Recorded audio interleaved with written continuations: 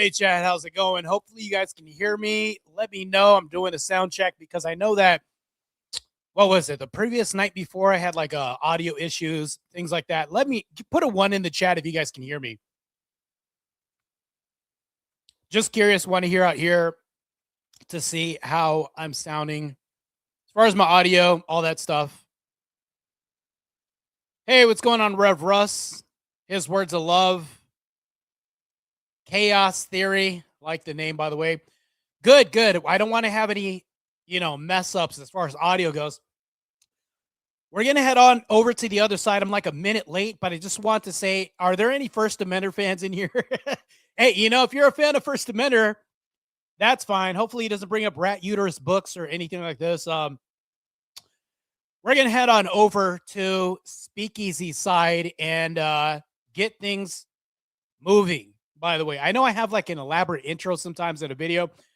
I was just inundated back to back with different debates. I had the debate with Wick last night. Hey, what's up, Thumping Weevil? Long time no see. One of my infamous mods, Thumping Weevil, in the chat. Tonight's debate will be blacks should pay whites reparations. I know, really crazy topic, but I can justify this. I honestly think nobody should get any reparations, to be honest with you. But if we had to pick a side, that's what this is. Thumping Weevil, you came during a night that's going to be crazy. It's me versus First Amender. He might spurg out. Who knows? But let's go ahead and make a move to heading over to Speakeasies just to get everything started. All right, let's share this screen real quick. Full screen. Here we go.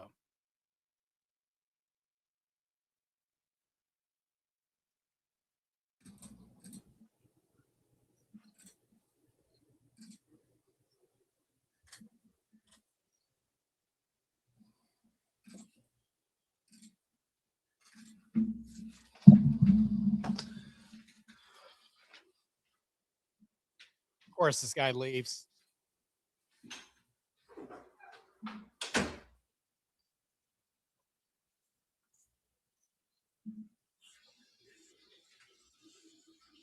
Good thing I heard that pop in before I walked away. I was just walking away quick to go to the washroom quick.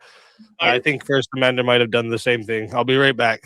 Okay, I'll talk to myself then. That's all right. No worries. I think First Amender's chat might hear you. I don't know, but oh yeah. I'll be right back. First Amender's chat. Hey, all the rat uterus books and rat uterus book lovers unite. Pleased to see you guys again. Hopefully there will be a different version of the rat's anatomy instead of like the uterus part. We'll see.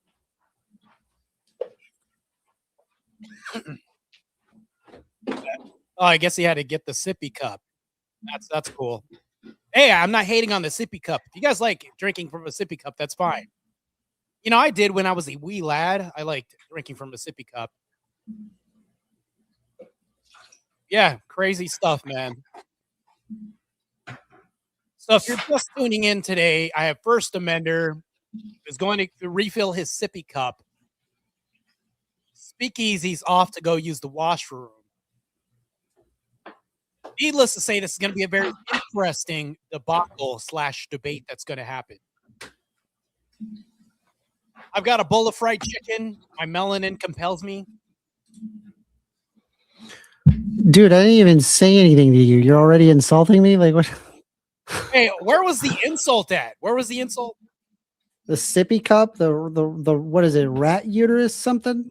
Oh, okay. No, there's nothing wrong with that. That's not an insult. That's an bro. We haven't even started. You're already aggro. Like I already know how this is gonna go. How is like that? I want to have a legitimate discussion. Like I'm sitting here spending time doing research, and you're coming in here already throwing fists. And nothing has even happened. Are you that sensitive? I'm just bringing up things that happened on the last debate. You did bring up a rat uterus book, didn't you?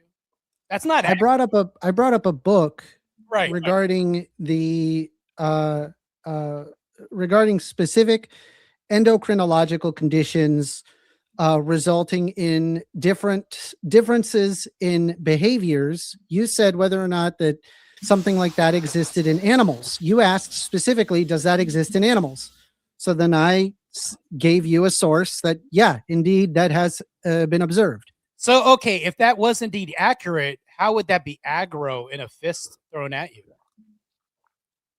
So, like, if I, for example, looked up criminal records about yourself, and then I started rattling off offensive criminal records, how would that be? If it was accurate, would that be offensive? No, not if that wouldn't be offensive at all. Not Oh, if it was well, to the subject. that would really be a shame if that happened in the middle of a stream. That would really be a shame, wouldn't it? I was a HSI agent, by the way, too. I support ICE, just so you know. So yeah, I would never have a criminal record. Jesus Also, Christ. the other side of it. All right, I see it's already getting heated up over here. It didn't even get started yet. Exactly. Like nothing has even happened. The guy's immediately being a douchebag. Like I don't even understand why you got to be a fucking baby back douchebag as soon as like we haven't even started. The guy's already fucking going completely aggro. It's obvious to me he's not interested in having a real dialogue. What he wants to do is just get dumb dunk points. The dude's a clown. Well, this is a fair critique. If you want to bring this up during the debate, you're more than welcome. But just want to make sure you guys know how it goes. The 10 minutes opening statement, 5 minutes uninterrupted rebuttal, hour back and forth, 5 minute closings, and then 30-minute Q&A. Both good with that? Yeah. I just know he's going to be very sensitive. He's going to move like this during the debate. I don't mind that. Yeah, I understand. What are we eating? I just had spaghetti. Oh, I'm black, so you know it's fried chicken. So the melanin compels me. Everybody likes fried chicken, though. I think you're crazy if you don't like fried chicken. That's what I say. Yeah, but point to me one Mexican that doesn't like burritos or tacos. Yeah, I can show you actually a couple. You'd be surprised. The anomalies exist.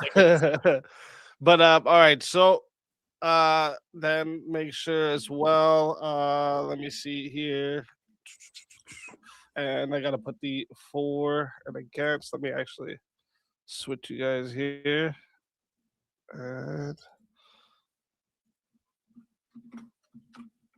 for and against. So Martae, you'll go first for your opening, since you're on the affirmative here, and then first Amender will go last in the closings, so that'll give one the first word, one the last. Let me put against here. All righty. All right, so both of yous are good to go? Yep. All right, and then yeah, it'll play my disclaimer, the intro song, gets people rolling in here. I'll introduce the show, introduce you guys, and the prompt, and then we'll get right into openings. And again, thank you both for being here, and good luck to you both. Let's get this rocking and rolling. All right. Warning. The information shared in these conversations and videos are intended for general knowledge and entertainment purposes only. It should not be considered as legal advice or professional guidance. Additionally, any documentation or references to specific content are solely for the purpose of discussion and understanding. It does not imply endorsement, promotion, or support of said content. The views expressed in these videos and or conversation are those. Hey guys, how's it going? I just wanted to bring it back over here because I know Easy has this intro of like the swords and the people like it looks like Muslim Shiites fighting. So if you're just tuning in right now, First Amender is already in his heels already. I brought a rag uterus when I thought he was on, and then I brought needs to start getting really sensitive.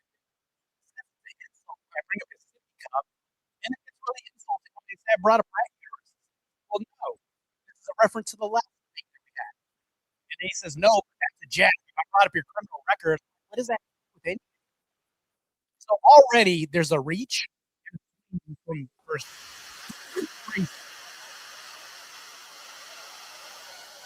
Okay.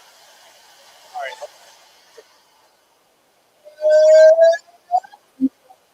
locked and loaded. Truth on my blade, every line's exploded. You swing your words, I counter with precision. Battle of reason, this is my mission. Raise your fist, let them know. No. Raise your voice, let it blow. Woo! We clash our swords of reason.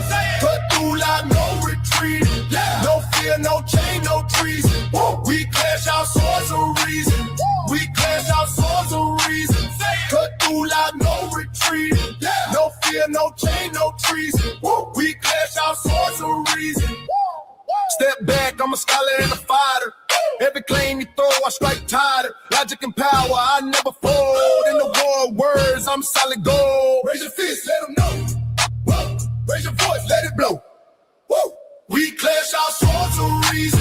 Cut through like no retreating. Yeah. No fear, no chain, no treason. Woo. We clash our swords of reason. Woo. We clash our swords of reason.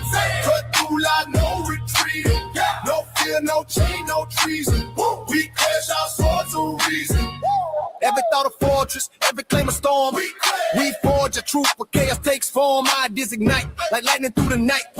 In the war of minds, we bring the light. Step in, feel the heat. Truth is my weapon, never beat. Raise them high, break the ceiling.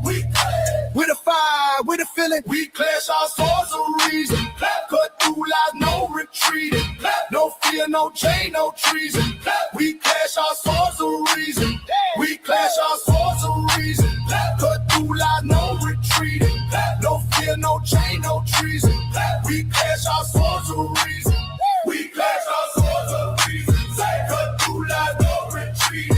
No fear, no chain, no treason. We clash our swords of reason.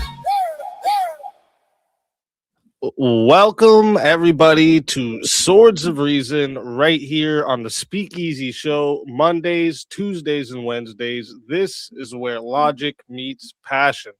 If you're new here, the format is simple. Each debater gets 10 minutes for their opening statement, followed by 5 minutes of uninterrupted rebuttals. After that, we enter the arena for a full hour of back and forth. This is where the arguments can clash and the iron can sharpen the iron. And then finally, each side delivers a 5-minute closing statement to lock in their case. When that's done, we'll move into a 30-minute Q&A. I'll drop a live Q&A in the chat. It's actually there already for you. But keep in mind, these super chats, PayPals, and Cash App questions, they will take priority. So if they fill up the entire 30 minutes, we may not get to the Q&A. So if there's something you want guaranteed to be asked, make sure you send it through one of those priority options. And then once the formal debate wraps up, we open the doors to a chaos and chill panel. This is where the community can hop in, challenge the debaters, ask follow-ups if the debaters choose to stick around, because that part is optional for them. But it's always where things get fun anyways. Today's debate prompt: Black people should pay white people reparations. And for the affirmative, tonight we have, stepping into the Swords of Reason arena, we have Martae Ruelas, a professional bodybuilder whose discipline isn't just forged in the gym, but sharpened in the battlefield of ideas as well. Known for his pop culture commentary, political debates, and openly sharing his walk with God, Martae brings a mindset built on structure, conviction, and accountability. And you can find his channel linked in the description below. So make sure you guys go check him out and show some support. And for the negative tonight, we have the first Amender, known for his sharp, hot news breakdowns, unapologetic political debates, and his bold Debate a Woke Liberal call-in show he does right here on YouTube. He's no stranger to live fire exchanges, and you can find his channel linked in the description as well. So make sure you guys go check him out and show some support as well. With that being said, we are going to get right into opening statements. So, Martae, whenever you are ready for your opening statement, I will start the timer up with your voice. Let me do a mic check. How am I sounding? Sounds good. Okay, I just want to make sure that my mic's not cutting in and out. It's been messing up since my debate last night with Wick TV. Anyways, back onto this. You can start my time, Speakeasy. Ladies and gentlemen, judges and opponents, reparations are a terrible ass idea. Let's be real here. They are divisive and unjust, but No one gets them because they're not a net good. Let's get this straight and let's get this out of the way. Especially blacks do not deserve reparations. I can demonstrate why.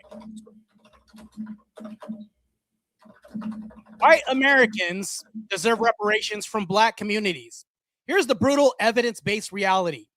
Reparations fail every test of justice and benefit. Slavery ended 160 plus years ago.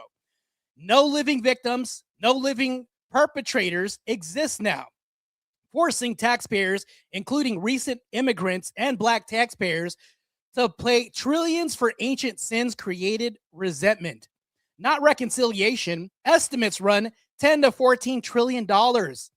If we're thinking about this, a massive wealth transfer that fuels inflation, balloons debt, and solves zero root problems. Lump sums rarely lift long-term outcomes. History actually proves this, which I can demonstrate. We've already poured billions into affirmative action, billions into welfare, and tons into anti-discrimination laws. More race-based handouts entrench victimhood, kill personal responsibility, and fracture society. Net good? Hell to the nah. Net disasters, if we're tallying real current harms, whites are actually the creditors. No white American alive owned slaves, yet black communities disproportionately impose massive ongoing costs to the systems. Cost white taxpayers largely foot. They largely bear this cost. Latest data hammers this home with a welfare whopping EBT drain. Black Americans, 13 to 14% of the population, make up 25 to 26% of SNAP recipients. USDA, this is from my 20 to 23 to 24 data consistently through 25 reports. Whites are the largest group numerically, 35%, but blacks are massively overrepresentative relative to the populace share. Trillions transferred over decades from working, mostly white taxpayers to recipients. Reverse reparations are already paid. Now add interest for the imbalance. Property value destruction also happens. Violent crime disproportionately involving black perpetrators. Historically, FBI patterns show black arrests 25-30% for violent offenses. Despite population share, slashes nearby home values significantly. So when blacks move in, let me cut to the chase. Property value goes down and plummets, costing everybody money.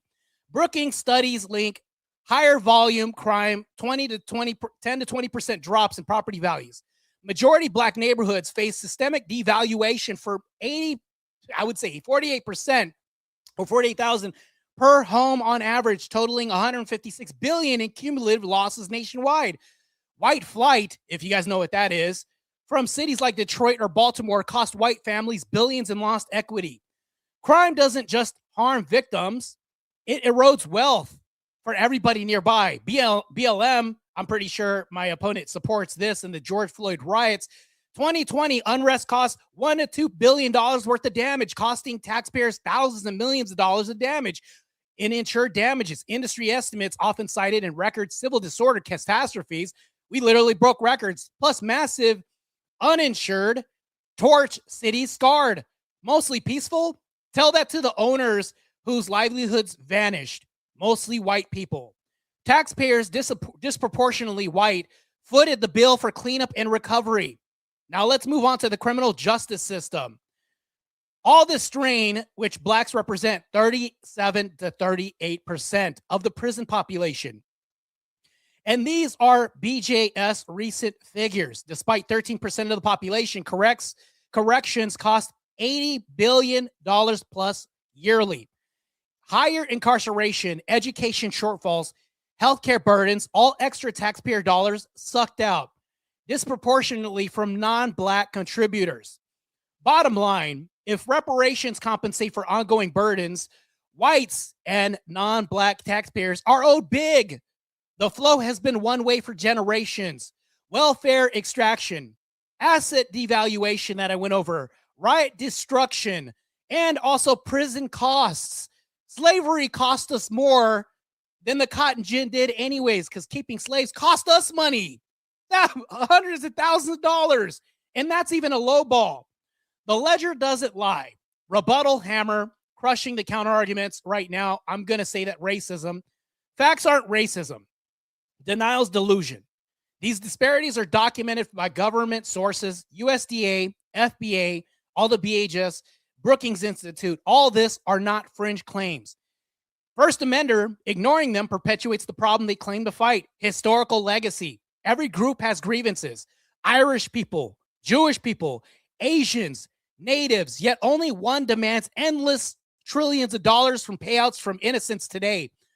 This is the qualification nightmare that we're looking at. Who qualifies? Mixed races, recent African immigrants, DNA tests. How would you even do this? The bureaucracy would devalue billions of dollars before a dime reaches anybody. And all this would be devoured before that even starts. If you even think about doing this. Matter of fact, you would even call me mixed race because my mom's black and my dad's half black. So how much would we get? A quarter? This would cost so much money to try to figure out anyways if we were going to get reparations. But we're talking about now. Blacks costing the systems billions and trillions of dollars. We can actually tally that right now instead of all of this that you would even be talking about, because I'd like to get into the devaluation of the money of how you come up with, how blacks come up with reparations. So perpetual score, settling scores destroys nations. Universal fixes, meaning school choice, real justice reform, economic incentives for all, building progress, race-based handouts, they poison it. Matter of fact, anything that my opponent brings up is going to poison the solutions. So we are going to reject reparations outright for everybody. Invest in opportunity for everybody. That's how we move forward, not backward into tribal debt, I would say debt games. So right now, instead of playing these games, I would say nobody gets reparations. But if you want to play the semantics game, I think that whites are owed reparations from blacks because of their inherent cost of the system, their debt. The prison system was a minority, I would say. And then not to mention this EBT, all this other stuff. And not to mention this, let's bring up DEI, which is inherently racist towards white people, costing thousands of dollars in taxpayer funds. And then not to mention this, but also safety concerns too. If you hire Shaniqua to fly a plane and she's unqualified because instead of hiring merit-based, you're costing thousands of dollars in injury claims and all this. She's higher likely to crash a jet than Samuel Struthers, who graduated on merit.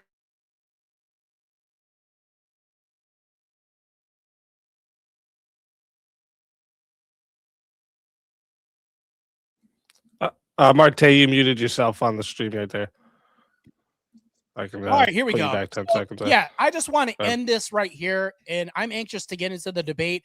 My opponent before the debate, I had actually brought up like the rat uteruses that happened in the previous debate, which was very interesting. He thinks that's a low blow. And I mean, he brought a sippy cup and all this. All these are not jabs. There is claims, not ought claims. He's extra sensitive tonight, so be wary. The guy might crash out. But back to this. First Amender, I'm here for a serious debate. I study for this debate and I prep for this debate. I'm ready to hear a serious debate from you, and I'm ready to hear your argument. I can see my time.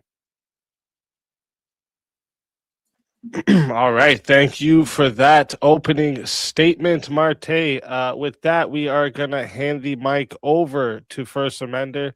First Amender, whenever you're ready for your opening statement, I will start the timer up with your voice. Whenever you are. The notion that Black Americans owe reparations to white Americans is not credible or a serious position in any mainstream historical, economic, or policy discussion. It is a largely rhetorical device that is used to deflect or mock legitimate debates about reparations for slavery and subsequent systemic discrimination rather than a coherent argument grounded in evidence or precedent. The core concept of reparations, whether for slavery, Jim Crow segregation, redlining, or other documented policies, rests on the principle of addressing specific large-scale harms inflicted by governments and institutions of identifiable groups with lasting intergenerational effects. In the U.S. context, this refers to the enslavement of millions of Africans and their descendants from the 17th century until 1865, during which enormous wealth was extracted through unpaid labor, followed by over a century of legal de facto discrimination that prevented wealth accumulation and equal equal opportunity. Economists and historians have estimated this scale and this stolen label and its compounding effects in the trillions of dollars when adjusted for interest and lost generational wealth.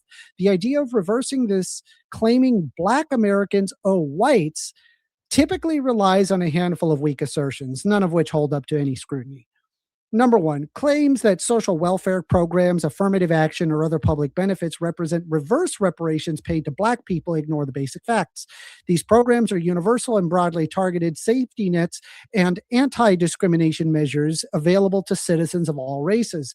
White Americans, as the largest demographic group, are the primary recipients of any such benefits. Social Security, Medicare, farm subsidies, and even means-tested aid like SNAP, they are not framed as racial compensation. They are responses to broader societal needs, including poverty that affects people across racial lines. Arguments about welfare or the government spending disproportionately benefiting Black communities overlook that systemic barriers rooted in historical discrimination contributed to higher poverty rates in some Black communities. But even then, the net flow of resources of American history overwhelmingly favored the building of white wealth through policies such as the GI Bill's unequal implementation, FHA redlining, and exclusion from the New Deal benefits in many cases. Any attempt to frame Black Americans as collectively owing whites inverts the victim-perpetrator dynamic entirely. Slavery and Jim Crow were state-sanctioned systems of exploitation of oppression enforced primarily for the benefit of white society at the time, suggesting descendants of the exploited owe anything to the defendants of beneficiaries or to society at large has no parallel in accepted reparations frameworks. When reparations have been paid elsewhere, such as Japanese Americans interned during World War II, Holocaust survivors, or Native American tribes, it flows from the responsible government or institution that harmed the group, not the other way around. No reputable scholar, economist, historian, or policymaker seriously advances the Black owe whites position as a legitimate counterproposal. It appears almost exclusively in online debates or opinion spaces, or as a provocative talking point to undermine discussions of racial justice, rather than a policy proposal with any institutional backing. Legitimate critiques of reparations for slavery, focusing on practical challenges, examples, who qualifies, how to fund it, political feasibility, or alternative approaches like road investments or education and economic opportunity, not on flipping the moral ledger to demand payment in the opposite direction.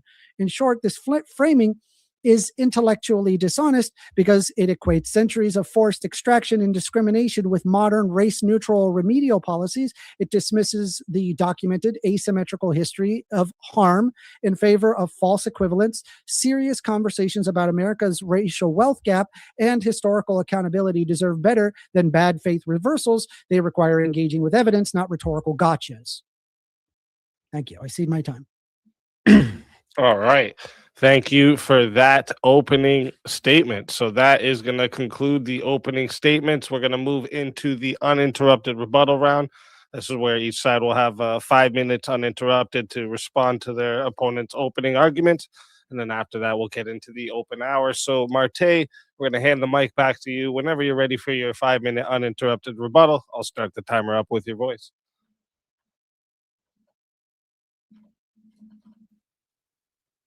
Can you hear me now? We're good? Okay, so my opponent talks about this and says that this isn't the current status quo or even brought up in current discussions, because right now, I will say why. Right now, we're dealing with immigration and other issues right now. The reason why we voted for our beloved president that you adore also as well, too, First Amender, Donald J. Trump.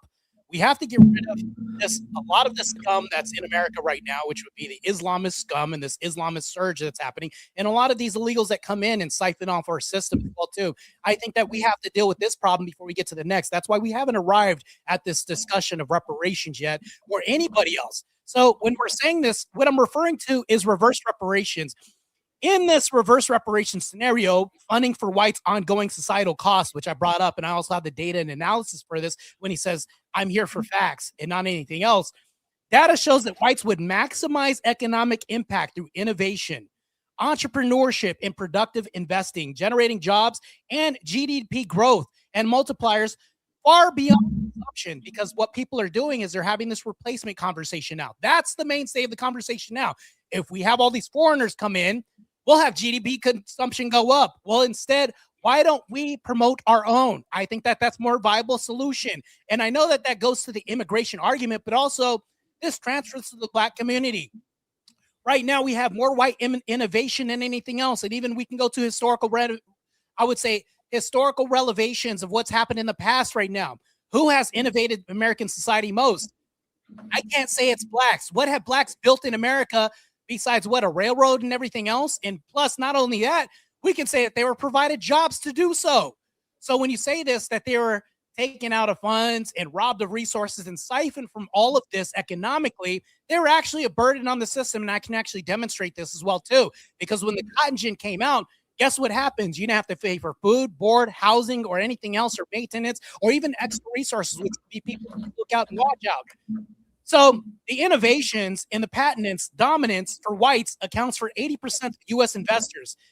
Patent recipients and all this are USPTO linked studies. Surveys show that 80% of Caucasians among patent holders.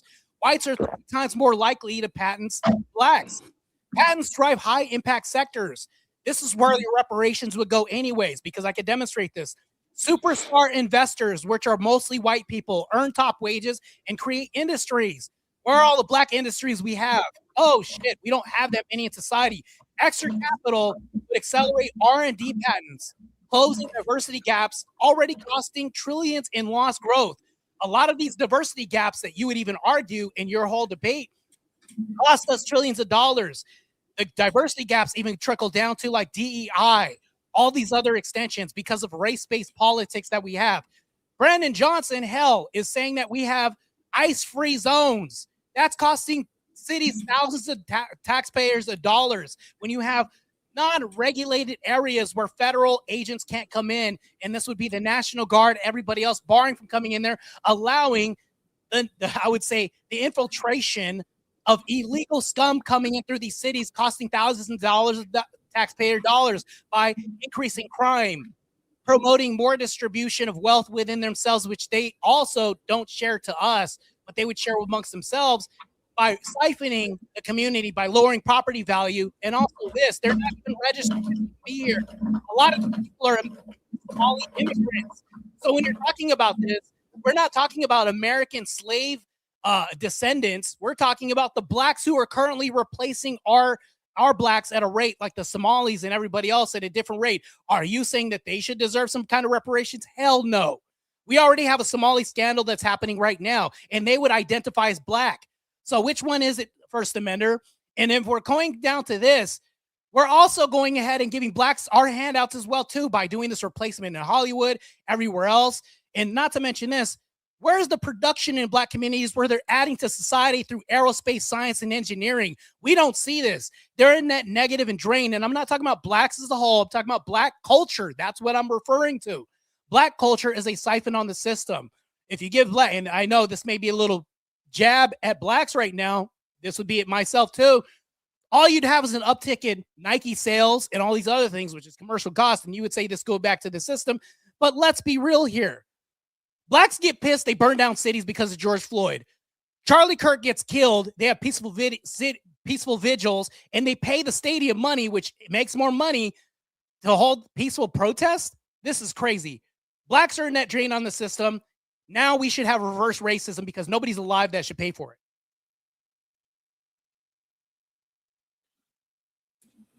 All right. Thank you for the. Oh, sorry. Thank you for that 5-minute uninterrupted rebuttal.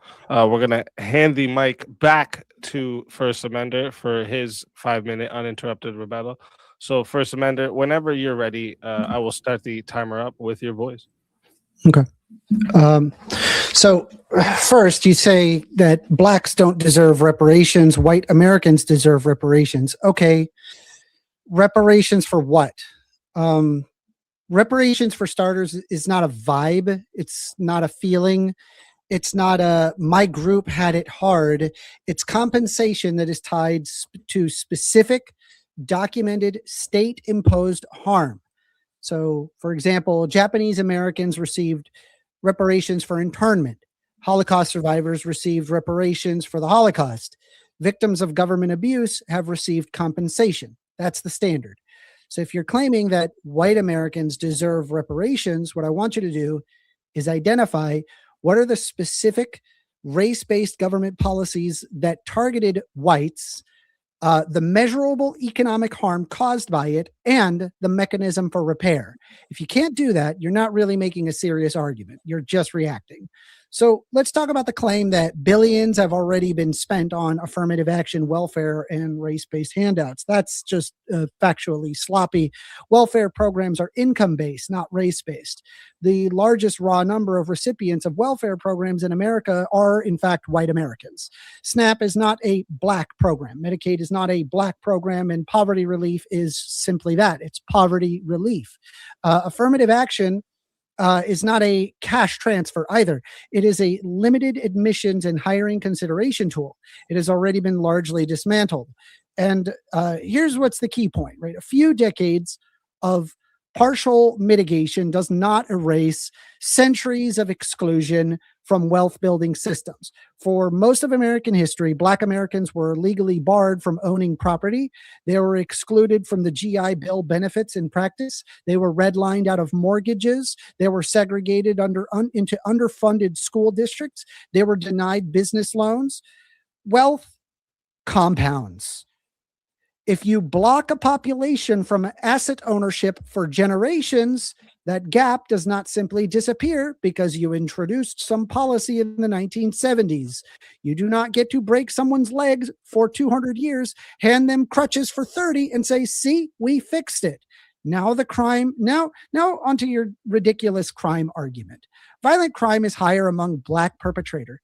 Crime correlates very strongly with poverty, concentrated disadvantage, and neighborhood instability, not skin color. When you control for socioeconomic conditions, disparities shrink dramatically. And where did those concentrated poverty zones come from? Redlining maps drawn by the federal government, racial covenants, urban renewal projects that were bulldozing Black communities for wealth centers, policing strategies that concentrated surveillance in specific communities. If you engineer the conditions that point to the outcomes of proof of an inherent flaw, that's circular logic. That's like setting a house on fire and then saying, wow, that house produces a lot of smoke. Must be the house's fault. Now to your ridiculous BLM nonsense. So, first of all, supporting the civil rights movement is not the same as supporting criminal destruction of property. I could support police reform and also oppose rioting at the same time. If you want to equate movements with their worst actors, then by that logic, every conservative should be owning January 6th. We don't do guilt by association. That's just lazy. So onto addressing your some internal contradiction you have here, right? You're saying that reparations are stupid, but also that white people should get them. So you actually can't have it both ways. Either reparations are illegitimate in principle, or they're legitimate when tied to documented harm. If they're stupid, then they're stupid across the board. If they're legitimate, then you need to show the harm. You don't get to reject the framework when it applies to Black Americans and then suddenly embrace it when you think it benefits white people for whatever reason. That's not principle. You're just applying some stupid tribal reaction. So on to regarding how much time do I have? Fuck, I only have 30 seconds. I guess I'll cede the rest of my time. I wish I had more time. All right. Thank you for that uninterrupted rebuttal. Great rebuttals from both sides. Before we move into the open hour back and forth, I just want to talk to the audience real quick. If you're watching right now, make sure you hit the like button, subscribe to the channel, and subscribe to tonight's debaters. Their links are in the description. And we host all kinds of debates here on Swords of Reasons, politics, culture, ethics, internet topics, anything where reasoning and passion collides. So if you enjoy the format, make sure you stay locked in because we got a lot more coming, and join the Discord, discord.gg/bearcave. If you want to get on to Swords of Reason, say you are interested in a topic, I can get you an opponent. So hit me up in the Discord there. Also, a reminder for the live chat, after closing statements, we'll be doing a 30-minute Q&A. I've already put the Q&A form there in the chat, so you can put your questions in there. But remember, the super chats, PayPals, and Cash App questions, they do get priority. So if they fill up the whole 30 minutes, we may not get to those questions. If there's something you really want answered, send it through one of those options, and we'll make sure it gets asked. And finally, thank you to both of our debaters for being here tonight and bringing your perspective into the arena. Whenever one of you is ready to open up the open floor exchange, just jump in and I'll start the timer with your voice. Yeah, crime is just a result of, I would say poverty is a result of a lot of crime. So when you say this, it's actually the inverse. To me, it doesn't really make any sense because, and let me go ahead and clarify this because actually you mischaracterized what I just said. So when I said that nobody deserves reparations, but whites do, that's actually not what I said. What I said, actually, let me go ahead and still man my own statement that I said nobody deserves reparations, but if anybody is more inclined to deserve reparations, it'd be white people, because what they could do with this is increase the GDP of our national sovereignty financially, and not to mention this, instead of outsourcing to illegal immigrants, and then not to mention this, but black people who basically just waste spending, and this is demonstrably proven as well too. Can I hear a response to that even? No, because you have a giant problem on your hands. Sure. I asked specifically, and I want to just get a confirmation with the moderator who had sent me the following on Discord, and allow me a moment to pull it up. Is this more whining and prattle right now from you, or like what's? No. I want to be very clear that this was your position. This was 1,000% your position. I'm the one. This is the way that it was. Stop talking. Go ahead. I'm making a point. Go ahead and make your point, First Amender. Speakeasy asks me, Martae, who you have debated on my show before, wants to challenge you specifically to the debate prompt. Black people should pay whites reparations. And indeed, if you look right below you on the Speakeasy podcast, it says specifically, Black people should pay white people reparations. And there inside your name, where it says Martae Ruelas, it says 4. That means you're in favor. In order for you to continue this debate, you need to agree that black people need to pay white people for reparations. Do you agree with that?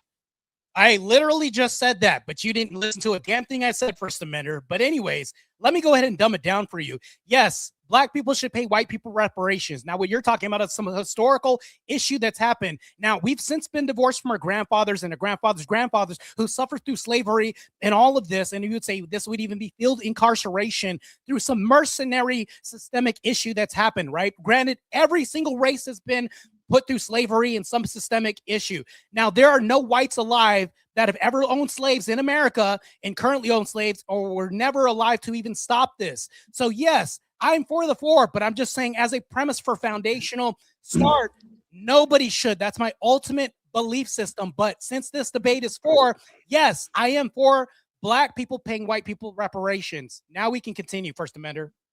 Can you define reparations in policy terms? What specific policy are you referring to where black people have to give white people reparations? So I'm sorry, white people. Yeah. Oh, gosh. Yeah, go ahead. Can you kind of like stop tongue tripping over yourself? Okay, back to this. I pointed out incarcerations and corrections, meaning like the 37 to 38% prison population.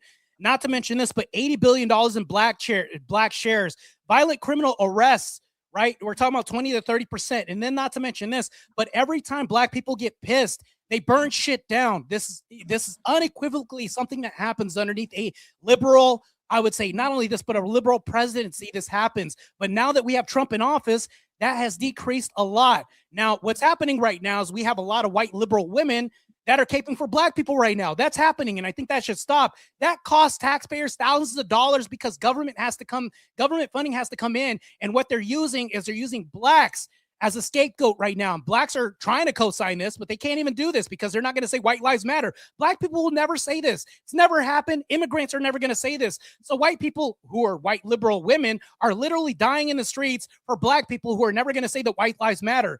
That costs taxpayers thousands of dollars in excess resources from government officials who have to come in and be hampered through arrests, who have to go ahead and not only this, but stop PDF aisles from committing more crimes, which that's literally what this is. I know I'm going over a few topics right now, but also property devaluation happens all the time. This is something historically you could even admit to. Blacks move in, property value goes down. Graffiti goes up, crime goes up. Mom and pop stores get robbed to the degree where they have to close up and close down shop because all of a sudden black people like to steal all the time. Why did the Asian or white person follow me around the store? Because stereotypes are mostly true. I cost their business thousands of dollars, not me specifically, but black communities do this. They don't give back. To be honest with you, I'm just being honest. The numbers prove this, and systemically, we can also demonstrate this as well too. All right. I'm going to ask the question again because you did not answer the question, not even a little bit. Can you define what reparations in policy terms? Don't spout off a bunch of things saying incarcerations and corrections, 38% of prison population, violent criminal arrests. Every time black people get pissed, they burn shit down. This happens under liberal presidency. This is decreased because of Trump. Graffiti, mom pop stores get robbed.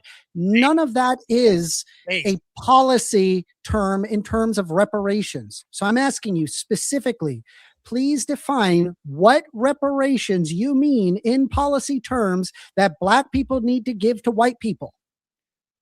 Okay, I can give a descriptor of this without putting a name or a label on this. So as I mentioned I would say my preface to the debate, the DEI spending, I mentioned that there's a $68 to $69 million a year in DEI that costs the system a lot of money. This is through accidents, injury claims, all this other stuff. There will be a reduction. And not to mention this will go right back in the taxpayer's pocket as well too, because we're hiring merit-based systems. We're actually costing more money because of feelings-based, race-based merit systems because of this. That's where the money would come from. And I think that's what you're alluding to when we talk about this. Now, granted, I'm not going to put some fancy slogan or any label on this, but if you're talking about reparations, where the money would come from, this would go right back into the system. Affirmative action, that's also in relation to DI as well, too. And not to mention this, but EEOC enforcement, $435 million for discrimination enforcement. All of this, race-based claims right back in Americans' pockets, increasing GDP. And not only this, but evidentially, I'm going to go on a little side tangent, but say whites are more responsible with all this budget cut compared to black communities at large. It's a fact. I'm just writing down what you're saying because you're going all over the place. You're not answering my question once again. Can you define reparations in policy terms, right? So when you say DI spending, 68, 69% spending in DEI, cost systems a lot of money, there'll be a lot of reduction in DEI, affirmative action, EOC enforcement, $435 million, race-based claims, evidentiary, side tangent, why are white people are more responsible for budget cut? None of that answers my question. It does. I'm going to ask you again. Can you define reparations in policy terms? What specific policy would you enact for reparations, specifically that black people need to pay to white people? Remember what I said? I'm not going to put a fancy slogan or title on this. We're talking about structured initiatives designed to acknowledge and redress and close the gap caused by a lot of the systemic issues that we currently have in society right now. State-sanctioned injustices, like what's happening with DEI.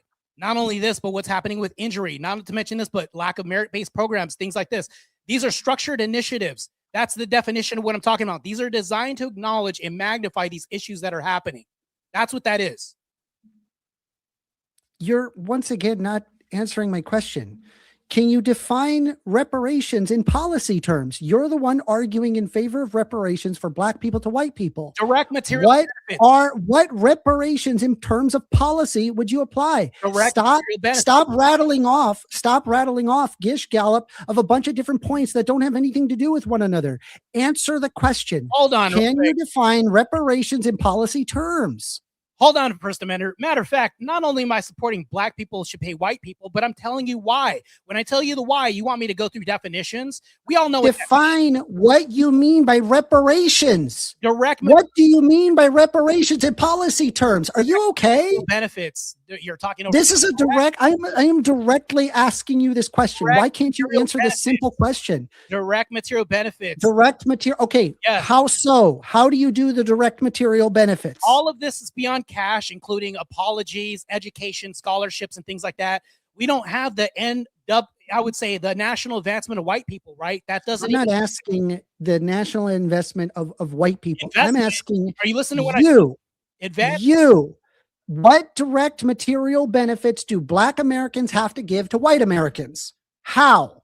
What do you do? I brought this up. Beyond cash, reparations can also include apologies, and not to mention this, but cutting DEI, cutting other programs that are race-based, cut out merit for the, I would say, for the common layman, things like this. This is one way we can do this. And remember, when I brought this up, it saves the taxpayer thousands of hundreds of dollars from doing this. We're actually doing things. This is just a common sense approach. And what you're doing is avoiding this by saying, okay, we're just going to keep these incentives for black people. For why? Because of their race? That's crazy. We're long gone from slavery and all these economic systems that you were saying was probably burdensome to the community, even redlining and all this. We're in 2026 right now. All you have is an emotional argument, bitching about a past that's long foregone right now. We're here right now. Set the slate clean and eliminate DEI programs and all these other things that are robbing our communities, and actually acknowledge the fact that black communities are costing thousands of dollars of taxpayers, and put this in the pockets of other communities who are more responsible with this GDP and incentivize the community to actually start with a common sense approach. That's all I'm asking for. You're still, so first of all, none of that is reparations. And so that is the direct material benefits. I don't know what you mean by what direct material benefits. What are you referring to? EBT is cash, right? And cutting EBT? Did I say cutting EBT? I'm asking you. Yeah, I'm asking you. Do you not understand? I don't understand what you're trying to say. Saying the word EBT doesn't mean anything. I'm saying, hey, you want to cut direct, you want direct material benefits. Black people have to give to white people. Stop talking. You asked me a question. You're asking direct material benefits. You're asking for, so what direct material benefits do you want to apply? Please define what you mean by reparations in policy terms. Go. Literally telling you right now, as you're because you're just filibustering. Explain it. You're doing it again. I'm on the route to explain. What a fucking idiot, dude. Let me know when he's done with his fucking idiotic nonsense. Is this a micro rage quit right now? This is crazy. All right, as First Amender gets a sippy cup right now, I brought up the material benefits that we have right now and the reduction of all of this outsourcing and waste that we have. This is crazy. The cope is premium right now. Oh, fuck. So what a douchebag. So the losses. Are you going to actually answer my question, or are you just going to make me drink more? I'm talking about a reduction of program and waste that we have, senseless waste.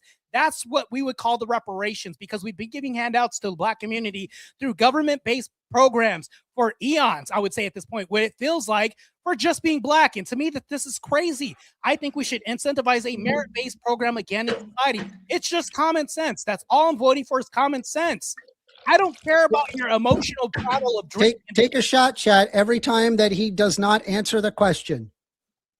Every time you don't like my question, I guess you're liberal. Okay. Down. So can you define reparations in policy terms? You started off good by saying direct material benefits, but what specifically? You can't just say direct material benefits. Give me an example. Give me policy wise. Yeah, cutting EBT is not reparations. That's not reparations. That's not what that is. That's not what that is. Yes. And also, FYI, cutting EBT, that affects the poor, not minorities. The poor is what are you talking about? By black people. So again, that's causing it is once again the overwhelming amount of people that accept that are poor is in fact white people in the USA by raw number, not by percentage, but definitely by raw number. So now I'm going to ask you once again, right? Can you define reparations in policy terms? You said specifically direct material benefits. So please go on. What direct material benefits would you apply in your policy term reparations? Go ahead. Can I talk real quick? Because you're still talking with your That was a question. Answer the question. You made a claim. I'm going to address that. Then I'll get to your question. What a fucking idiot. Take another shot, y'all. He ain't fucking answering the question. He's never going to answer the question. You know why? Because these morons aren't serious. They never were serious. Take a shot every time he doesn't answer the fucking question. Look at him crash out in the corner. Thousands of dollars. That's the way that we're going to have this money come from. I don't think that we're going to outsource this money from some imaginary place. It has to come from somewhere. I would look at the net losses of GDP, and not only this systemically from these handouts that we give to Black community. And when you talk about poverty, poverty is causal due to crime. Who commits crime? A lot of Black culture commits crime. And when I say Black culture, this is also bleeding over into white culture. I think that this is a net negative, costing the city thousands of dollars in our society, thousands of dollars, and setting us back into some form of slavery where we have to have immigrants come in and replace our population. That's what the Black community is literally doing right now. I think that if we can reset a standard that basically eliminates DEI and all these other programs, that would put money back into our pocket. Now, when you're talking about how EBT is not reparations, literally we're giving Black people handouts because they're making excuses. Where did this originate from? This was part and parcel from the Black community. Whites are adopting this because of liberal agendas basically coming in and trying to cater for Black people. That doesn't make any sense. All we need to do is revamp the culture and change culture and society to a merit-based program. That's all I'm arguing for. In reparations, this comes out of losses that we're making, basically because we're conceding to people because of their race and their skin color. That's ridiculous and stupid. It's just making excuses and handicapping the Black person from succeeding in the future. You can't even address any of this that I brought up. EBT is just simply a payment system like SNAP or WIC, for example. This is based on income, not on race. So cutting EBT would mean that you would want to get rid of wanting to feed the poor in what? To stop DEI or whatever. So again, none of this is policy. I need you to answer my question directly. Stop talking. Go ahead. I have four questions. We haven't even made it through the first. So I'm going to ask the same exact question again because you're once again not answering the question. Can you define reparations in policy terms? You started initially by saying direct material benefits. Great. Good start. Now, please explain, what do you mean? Define reparations in policy terms. Go ahead.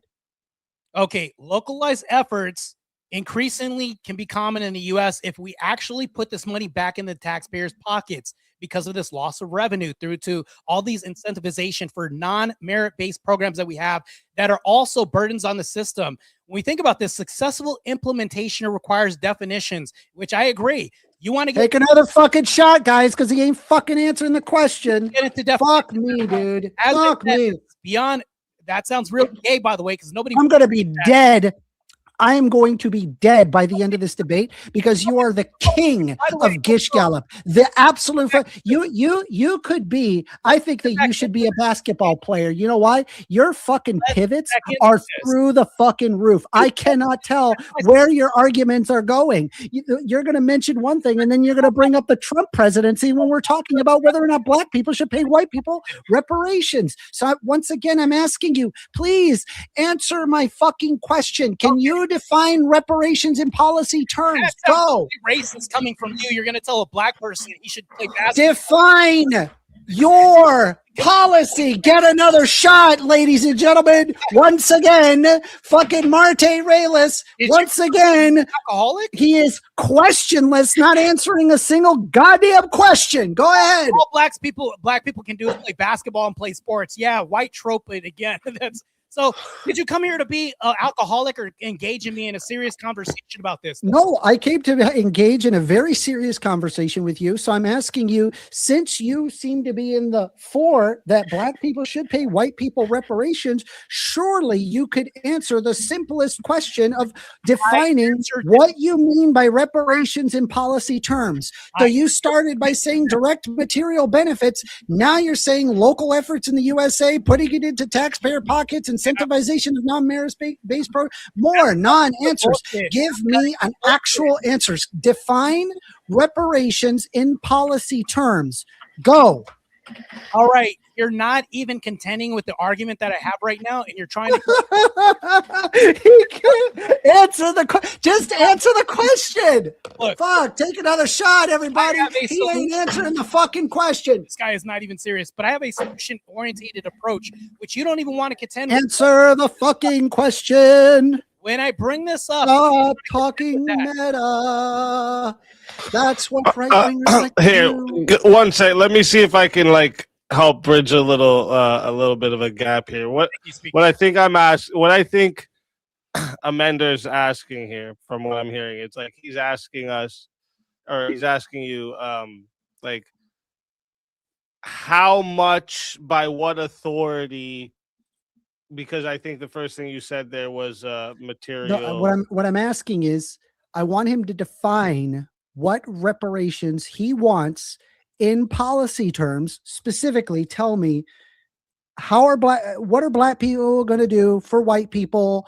What is going to happen? Where are the reparations? EBT is FYI, removing EBT is not a reparation. That's not what that is.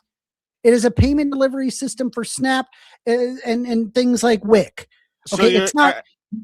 So just to be clear, you're asking him like who pays, who receives, what's the form of payment, what's the justification principle, policy. Yes. Yeah. So that's the breakdown. Okay, I was just trying to maybe this is from literally a question one out of 4 questions I have written down. So I think what Amender's asking is like, I think like the form of payment is a big part of what Amender's asking here and how that happens. Yeah, the form of payment was what I was talking about. If we cut these waste in these government programs that we have that just cater to people just because of their skin color and because of their race, we're going to have this go back into the taxpayer's pocket. Yeah, when I bring this up, he doesn't want to contend with that and says, okay, well, where does the money come from when I just explained where the money is going to come from? What this does is it's a beautiful program, and it's not having blacks go out of their way to do something substantial that they already do. I'm just saying to operate on a common sense approach, eliminate these favorable programs that just cater to people just because of their race and skin color. And if we eliminate this, we'll literally put the money in losses back into taxpayers' pockets just because of this. We can go across the board. This would be eliminating programs such as DEI. This would be critical race theory bullshit classes that we have. And not to mention this, the education rates would skyrocket, putting education back into black communities' pockets so that way they can earn more money. Take another drink, Chad. He ain't fucking answering the question again, but go ahead and keep going on your stupid filibuster. Answers your question. All of you goes back into their pocket. Let me ask you this. And what is a reparation? To do this, we have to start square fucking one because you have no idea what you're talking about. What is a reparation? Okay, so reparation is paying back people through maybe probably harm and experience, some societal impact that's burdened a society or people from harm. And I would say like the Japanese have gotten this because of the fact that they've been enslaved at a certain period, and it's just all this is just accommodations. Okay. You know what? I'm gonna help you out, right? Setting the bar back. Reparations, right, is an affirmative compensation for harm. Okay, that's what I said. It is write that down. I need you to write that down. I don't have to. I just elaborated on that. Okay. You know what it is. Great. So bringing up cutting a program. Yes. That's not a reparation, is it? That's all you're doing is reducing spending or access. Yes. Those are totally separate categories. A reparation is once again an affirmative compensation for harm, not reducing spending across the board. Great. Okay. So I'm going to ask you once again, you're not answering the fucking question. One more time. Can you define reparations in policy terms? And no, ending DEI practices is not that. And no, cutting EBT is not that. Please define, because you accurately defined what reparations are, and you know what reparations are. Okay. Give me a policy of reparations that black people have to give to white people. Go in policy terms. I'm going to address the first point you made, even though you answered a question. You're not going to go ahead and have you bite bullets that I'm not going to accept. Matter of fact, let's contend with this real quick. When you say that people are just spending money and we're just going to get this from somewhere, I've actually allocated these funds by cutting out these programs. That's crazy. It's a form of reparation. All of this is a form of reparation. Take another shot, y'all. He's once again not answering the question. What is wrong with you? That's a form of reparations because black people have been getting handouts for a long time. All this does is handicap the community from moving forward, keeping them in a slave state mind. That's all I'm saying. This is a very common sense approach. And the fact that you won't even accept this, you want people just to get handouts forever? No, I think we should have a merit-based system in America. And where we're talking about reparations. Yes, white people are being harmed by this. How is DEI not harming people? How is not race swapping harming people? How is not recruiting from other nations to replace ourselves with other blacks harming people? That changes our culture and traditions and everything else. Not to mention, this is beyond financial and monetary losses that we're talking about. This is cultural incentivization, loss of our religious beliefs and ideals and everything else. This is more than a financial loss that we're talking about. Reparations don't even have to be financial, First Amender. This could be the recoup of the values that we have as Americans. We don't have to lose on account of slavery that's been foregone. All we have to do is wipe the slate clean and say, blacks, because you cost us $3,000 during the riots and everything else, hey, guess what? We're not going to put up with this bullshit anymore, and we're going to eliminate all these race-based programs that incentivize the American taxpayer by having common sense approach. That's all I'm saying, First Amender. So just to keep the definition tight for both sides, I think this is what's going on here, what we're missing. So like usually in policy terms, it usually means like a targeted like a compensation transfer or a benefit, right? So like usually some type of cut would be a policy preference rather than a reparation. So are you saying that like you have using a different definition when it comes to reparations, or are you wanting to argue cuts instead? No, that's I just want like a so you guys aren't talking, like, clarify whether you're redefining reparations or making a separate claim. So I'll even clear this up real quick for you, Speakeasy, and I'll make this really plain to the audience as well too. The black community has been getting handouts for a long time. This isn't through EBT. This is also through systemic programs that we have, not to mention this, but handouts. And also societally, we'll even redefine things like black entertainment television. We have white entertainment television. It'd be racist. Whites are basically hamstrung all the time when it comes to educational programs like the NAACP. If national advancement of white people happen, oh shit, we don't have scholarships for that, but blacks have scholarships and free government handouts because of their black skin color and complexion.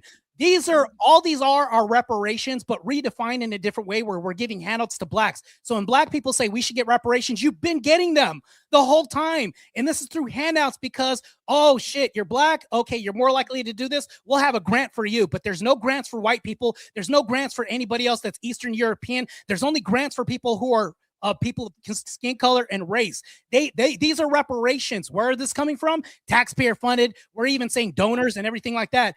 That's what I'm saying. That's my form of reparations that they've been getting in various forms. I'm only touching the iceberg on this too. All right. I have a diagram that I would like to share if I could. Speakeasy, can I do that? Yeah, sure. Okay.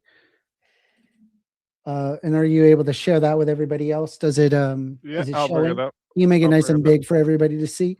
So this right here is what is called a pivot in basketball. Okay, where you can avoid what is happening. You could hold on. I just want to I don't even know why I'm showing this to him. He's an expert at this. He is God King of pivoting. If you could just please basketball, if you could just please do me a favor and just answer the question directly instead of spending and wasting my time with another pivot, I would really be very appreciative of it. Okay, you can remove that now. I'm happy. I hear what you're saying. So once again, I'm going to ask you once again. Can you define reparations in policy terms? This is question 1 of 4. I just did. You didn't. That you is my didn't. definition of you didn't. So explain it. Explain. Define what you ending DEI programs is not a reparation. We've already agreed that reparations are an affirmative compensation of harm. If you are referring to an affirmative compensation of harm, affirmative is not removing the funding for some perceived thing that you think of. That's not what a reparation is. If you're talking about we should remove these things and that would be reparations, that's not what a reparation is. That's not what it is. Your definition. You shouldn't have. Here's the thing. You know what's the worst part about this? You're the one that came up with this prompt. It's a You're the one that is asking me. No, it's not. You're an no, it's not. You're just an idiot. You don't know what you're talking about. You're just a moron that has no idea what he is talking about. Didn't even Google what a fucking reparation was, and then just wanted to pivot and talk about fucking nonsense while having no ability to even engage in the actual questions. Form of reparation, First Amendment. All right. Went over this and entailed this, and then you go over your diatribe of me playing. Now, let's try. Well, I mean, it's obvious to me that you're just going to pivot on the next fucking question. Okay. So rather than me ask you the same question, because it's obvious that you have zero policy, you have no accurate definition of a reparation in policy terms. So automatically already on this, on its face, you're not serious about this. If you cannot answer that simple question, you're not serious about this. So now we're going to go, no, but that's not a fucking reparation, idiot. Hey, idiot. That's not what that is. Hold on. Reparations. Reparations. Jesus Christ, man. We need to have affirmative action in your fucking college so that way you can fucking learn your freaking, your basic freaking logic here. This is fucking insane. Let's try one more time. Number 2. Okay. Number 2. Let's try it this way. Aspirin as a minor, as a youth. Please provide me what specific race-based federal policy targeted white Americans. Give me a very real race-based policy, federal policy that negatively impacts white Americans. That doesn't affect That doesn't affect white people. It does. DI only. No, it fucking doesn't. You're an idiot. You don't know what you're talking about. That affected minorities. That doesn't affect white people. And if anything, that affects white people positively. DEI affects the part that the fucking idiot right-wingers like to think. They like to think the idiot right-wing thing where they're like, oh, diversity, equity, and inclusion. That mean like black people and black people bad. Black people need be merit-based, despite the fact that we have created redlining laws and all sorts of stuff that specifically discriminate against black people and fuck everybody else. And we're going to give all the good stuff for white people, and then we wonder why black people do very badly. But once again, right, I'm asking you, right, what specific race-based federal policy targeted white Americans negatively, please? How does DEI help white people? You just lied to me. Go ahead. Okay, the part that Republicans like to think or forget about is called DEI, diversity, equity, inclusion, and then there's an A at the end of it. Did you know that there's an A? How does that help white people? That's the part that everybody forgets. It's called accessibility. So people that have, say, mental health issues, or if they have some physical malady, so that includes white people. That positively affects white people. Are you in favor of, say, handicapped spaces? Are you in favor of handicapped spaces? No, DEI has systemic. You're not in favor of handicapped spaces. Get rid of the ramps. Fuck handicapped people. That's not what I said. Matter of fact, you're mischaracterizing this right now. I'm asking you. When it comes to white people, this is have been overarching overcorrection of affecting white people. DEI harms white people. It doesn't aid in white people when it comes to DEI. Now, you can go to the minority of maybe handicapped people and all these other people who get in through DEI, but that program, once cut, will actually have a merit-based systemic approach to the job market. Matter of fact, if you eliminate, that's a net positive. We should get rid of DEI. You're arguing for handicapping black people so that way they can go ahead and be handicapped from improving on merit-based systems. Well, they can't even do this because you're handicapping them by giving them free handouts. Just because of the color of their skin, you're going to have a pilot flying your plane that's less competent to fly it compared to John, who has an education and more competent to fly a jet than Shaniqua Stevens. This is crazy. Merit-based program. All I'm talking about. You have no idea what you're talking about. Okay. You can't tell me that DEI also helps white people. I don't know how else to communicate this with you. I'm like, remove like you talking about podcast after podcast after podcast saying the same nonsense DEI bullshit. I'm saying take the time to actually read what DEI includes. So let's say, DEI isn't necessarily about race. Okay. What it's designed to do is remove barriers to make workplaces fairer and more inclusive. That's the American Disability. That also can benefit white. That's a fucking DEI. No. Yes, it is. Yes, it is. You're an idiot. You don't know what you're talking about. The separate what can benefit that we have. It can benefit white employees just as much as other people. Okay. If you have, for example, better mental health and psychological safety when employees feel respected and heard, that would be an example of DEI. That also affects white people. Okay. If you have, say, fewer conflicts, better teamwork, higher morale when people are feeling included, which also include white people. It's not necessarily race-based. Imaginary. Right? It's not. You're an idiot. You don't know what you're talking about. You don't know what you're talking about. Right? I'm trying to explain to you that DEI doesn't have to be race specific. There are non-race specific benefits that many people value. Okay. But you don't know what you're talking about. Things like, for example, do you support paid family leave? Yeah, I can say that could be a separation of that. Yes, for sure. Wait, that's DEI. That's a part of DEI that positively affects. Let's create it specifically. That will positively affect people that are pregnant, which is women. Women get positively affected by paid family leave. Also in favor of men doing that of paid family leave as well. Okay, but again, that's a form of DEI. Flexible scheduling, that's a form of DEI. Accommodating somebody for their disabilities, that's also DEI. Anti-bias hiring practices to ensure qualifications do matter. That's DEI. These are things that legitimately do help white people.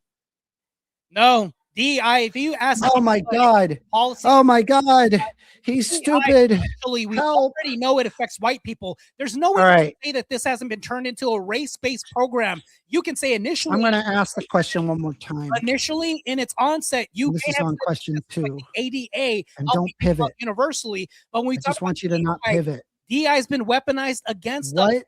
Yeah, I get it. You're stuck in podcast mode, right? That's not I'm trying to get you into conversation mode, right? No, you're just parroting the same shit that idiot podcasters say. So I'm going to ask you. I'm going to ask you once again: what specific race-based federal policy targeted white Americans? Because DEI is affecting everybody. That would positively affect everybody, including white Americans. I'm asking specifically. What specific race-based federal policy targeted specifically white Americans in a negative way? Go. I brought up DEI, which is a race-based program, and you don't want to contend with that, which is crazy. This is a fallacious. Because it positively affects white people too, you fucking moron. No, it doesn't. It doesn't. No. Look at but saying no doesn't make the problem any less wrong. Because I'm going to describe this right now. Oh, Jesus Christ. He's actually fucking brain rotted, dude. Taking up a shot. He's not answering the fucking question. I just want to try and steer us back because is there a way that we can someone here directly connect the DEI to the framework with the reparations? So I will real quick. DEI negatively affects. It has nothing to do with it. Actually, let him answer first. I can't. I have a shitty mic first of all, so when he talks, it cuts me out and I can't talk. So I'm fighting my mic and him at the same time too. But back to this. DEI affects everybody. So when we talk about reparations can be something like a handout, right? It can't just be a handout. This can be in the form of apologies, everything else, and a systemic change. So let me go ahead and actually detail this for you and make it really simple. This is a form of DEI when we put the money back into taxpayers' pockets because DEI is a net negative to society, which overarchingly is an overcorrection that affects white people. So when we're talking about this, the devaluation of this to society as a net negative would actually put money right back into American taxpayers' pockets. There's no way you could say DEI more impacts society in a good way because as a merit-based system, it doesn't work that way. We all know that this has been weaponized against white people. That's a proven fact societally as well too. It's been a net negative.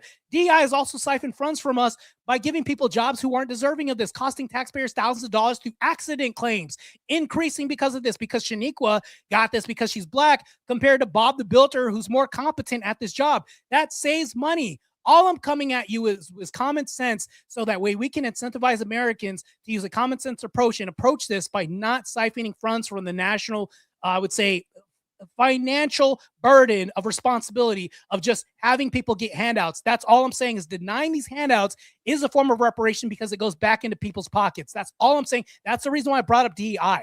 That's it. So I think what's happening is there's a definition dispute when it comes to reparations. Like, so the affirmative here you're saying is it can include a targeted like tax relief as a restitution, where the negative says reparations require the active transfer. So why don't both sides here argue why your definition preserves the meaning of reparations rather than stretching it?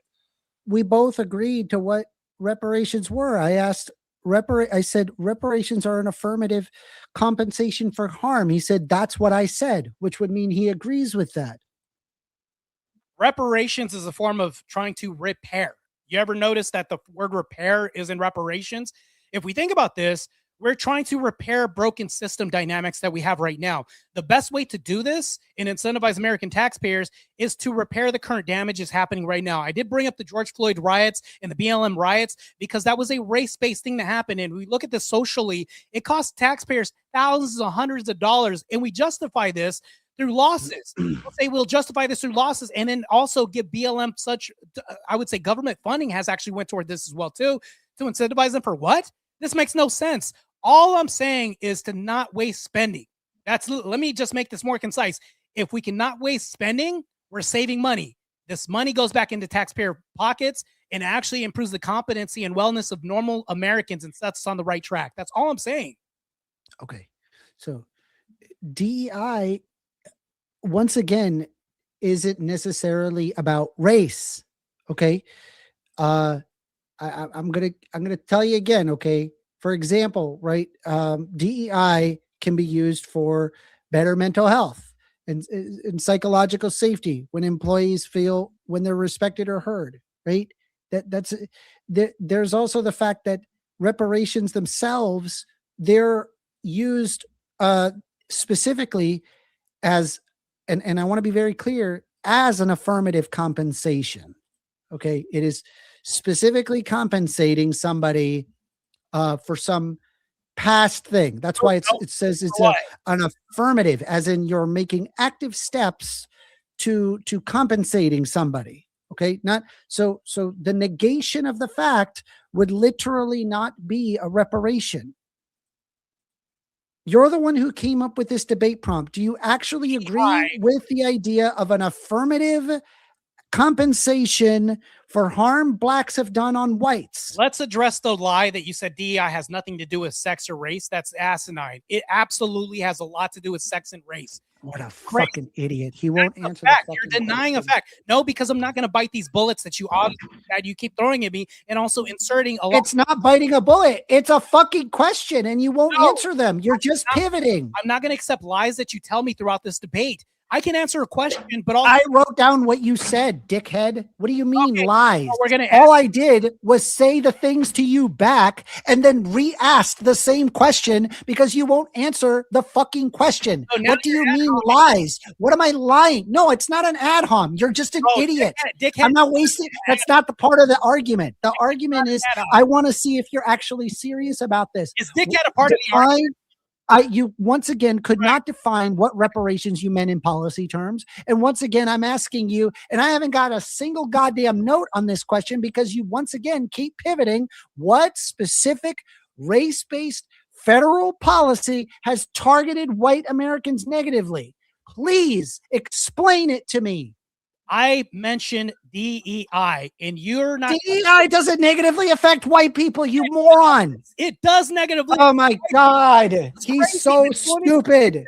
He is so stupid. It hurts. Hold on. Can I ask you, dude? Let Martae answer, and then Martae also, maybe you can also add in like specifically how DEI functions as a reparation mechanism, or they're like taking it away would. Okay, so if we're talking about DEI, I bring this up, and when I say that it affects, it is specifically targeted towards race and sex, and he says no. Well, diversity and inclusion, that is part and parcel with all this. When we're saying if you're white and heterosexual as a male, we'll turn you away because we need to have a balance and a quota of white people that are liberal women. And I would say overarchingly, that's what's happening right now. That's the mainstay of the nation as far as DEI. What he says is like in purpose, this is what DEI is supposed to do, but it's been weaponized against white men in America. Literally, this is what it's doing. And it's almost like he has got a veil over his eyes. And to answer your question, when we talk about this speakeasy, if we actually eliminate these programs, it will save us thousands of dollars putting money back into taxpayers' pockets who aren't responsible for this. We want to promote, I would say, merit-based programs. This isn't a merit-based program. All this does is handicap people who are begging for handouts from racism that has happened a long time ago that they never experienced. Matter of fact, like I said, there's not a white person available now that's ever owned America in slaves or also witnessed slavery or was able to stop it at the time. All you're going to do is penalize white people who are who have nothing to do with this. So if you woke up First Amender and you saw $400 from reparations taken out of your paycheck, would you be pissed? Jesus Christ, he's so stupid. He won't answer the question. You're not answering my question once again, okay? I asked you a question. No, because once again, you keep answering the question by saying it's DEI. Big Easy answered the question. You keep saying that the question is DEI. Big Easy asked the answer to the question isn't DEI.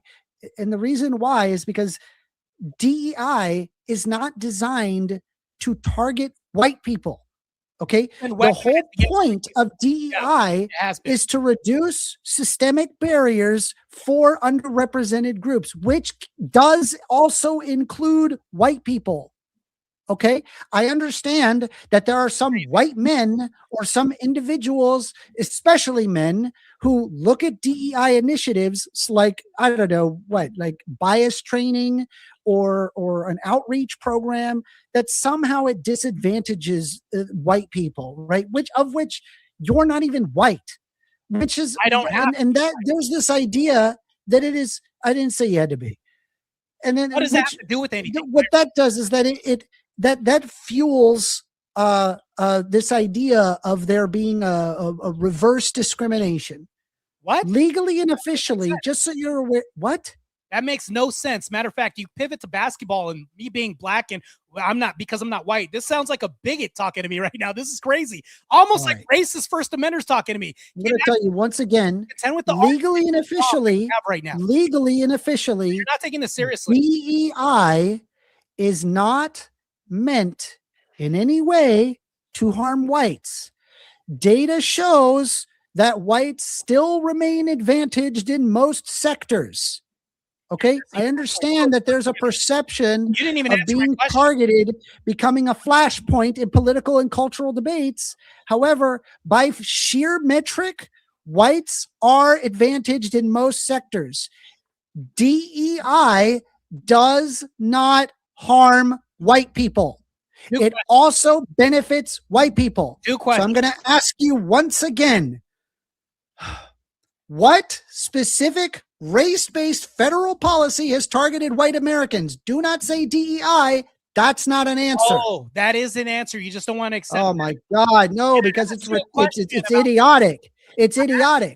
I just explained to you why it's idiotic, and it doesn't work. White Americans are also positively affected by DEI practices, whether you like it or not. It also includes accessibility, which also includes things like paternal leave, which is a part of DEI. That's all DEI. White people benefit from DEI. So I want to understand what specific race-based federal policy has targeted white Americans. Answer the question. Because 14% of whites are benefited doesn't mean that the other 75% are saying, okay, well, take a drink, everybody. He's once again not answering the fucking question. Doesn't mean that whites are.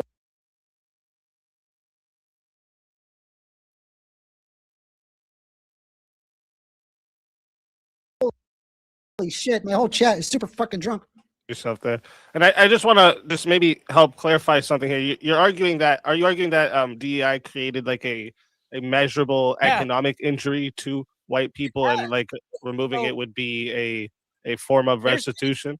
There's been a trickle down of there's been actually a catastrophic event that's happened in America recently, where not only DEI but other systems are affected by DEI too. Because I asked First Amender a question, two things: if he woke up and $400 was missing from his paycheck, would he be pissed about this? Even though he's never owned a slave or any of this other stuff, would he be mad about this? Probably yes. And also, I want to ask him a question. Would you want a DEI heart surgeon if this happened? Right. Most likely it's probably not going to be a white person, because if we're talking about the stark minority when it comes to DEI affecting him, yeah, it does affect the stark minority of white people in a positive way, but that's not what it's been weaponized for. When we talk about in DEI's inception, when it was created, yes, this was supposed to help everybody else, but that's not what it's been used for. You're denying the objective reality that right now socially, that this has been weaponized against white people. And when I bring this up, you don't want to contend with this because it destroys your whole fucking argument. If you acknowledge that it has positively affected white people, then that means that it is not a specific race-based federal policy that targets white Americans negatively. Please explain to me a specific race-based federal policy that negatively affected white Americans, please. So here's the thing, though. So when I bring this up, you don't ever want to address this. That's why we can't get past this. You just don't want to bite the bullet. You don't want to eat that when that is a specific race-based policy that we have. You just don't want to take it because you're saying, well, because one white person can benefit from this, it doesn't mean whites don't benefit from this. That's not the point. Overarchingly, it's an overcorrection of something that has systemically weaponized, been used against us as a whole. Blacks are affected by this as well too, because what happens is education suffers and we lose money. Not to mention that, but it also increases crime when we have less quality of teachers because they're just hired because they're black or whatever else like this.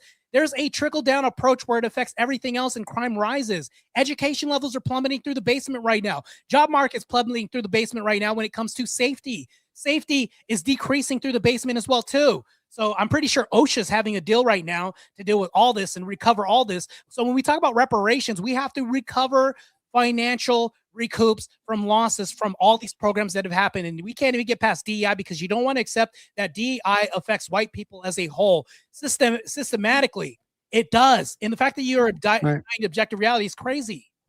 All right. Then define with me, what measurable economic damage did that policy cause? I just went over the whole detail about how this affects. No, you pivoted to all sorts of things that are unrelated to one another. So I'm asking you a very directed question. You believe DEI has caused economic harm to white people. Show me. Okay, are you done talking? Yeah, show me. Okay, as I've talked about with DEI affects hiring in the job market. And we're not talking about merit-based programs with education. You're hiring lower quality people. This jeopardizes systems and also decreases and reduces safety, which costs thousands of millions of dollars to taxpayers, which are mostly white Americans due to blacks and minorities through DEI hires. These are damages that need to be recouped, and we can reverse this if we eliminate this problem. And also this program that also caters to blacks.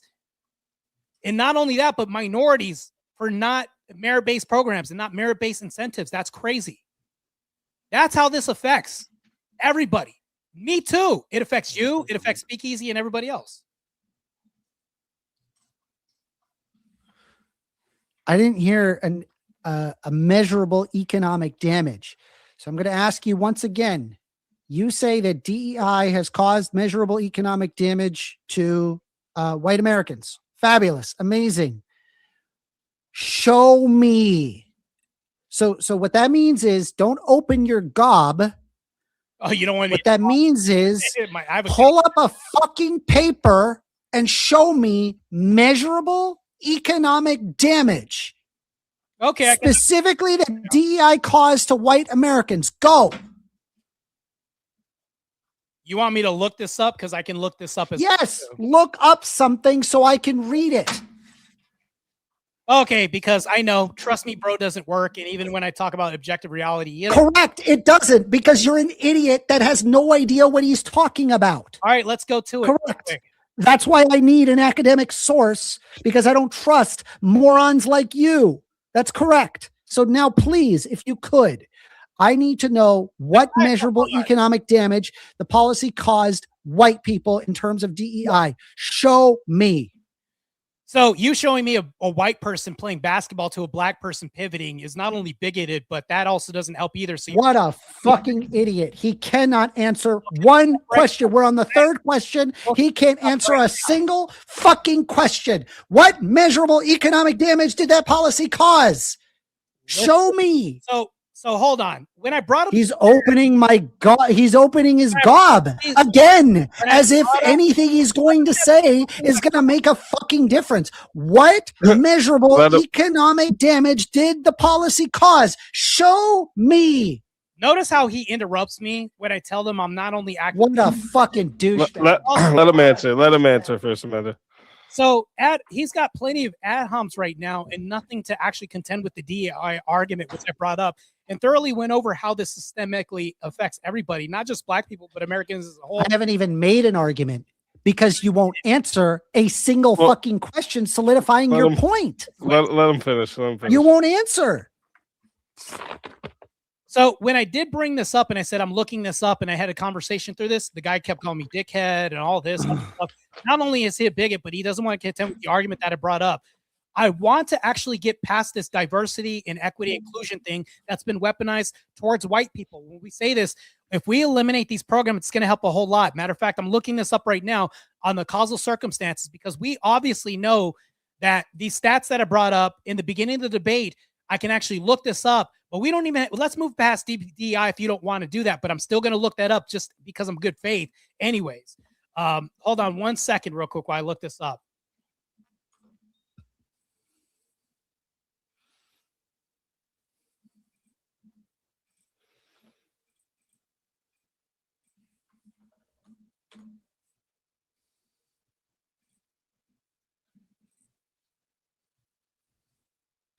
I mean, I think it would be like an objective reality that we can all see, but I don't mind looking this up as well, too.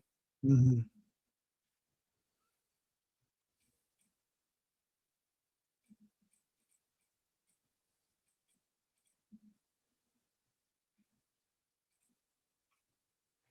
There's plenty of articles right now, but I want to get to a source because I don't want to give you everything else. Would love it. Right. That's what I'm leaning towards right now because there's so many articles right now, but I want to give you something that actually shows real metrics displaying how this handicaps. Well, so one thing that I like to use, just FYI, and I've used this this is many times. Have you ever heard of consensus.app? No, I have not heard of this consensus.app.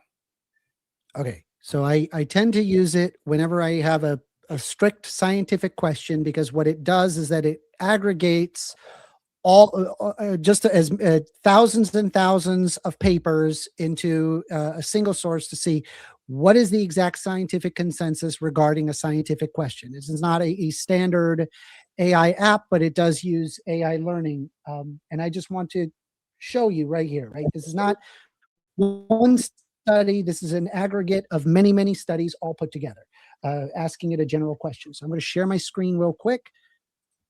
Just give me a second.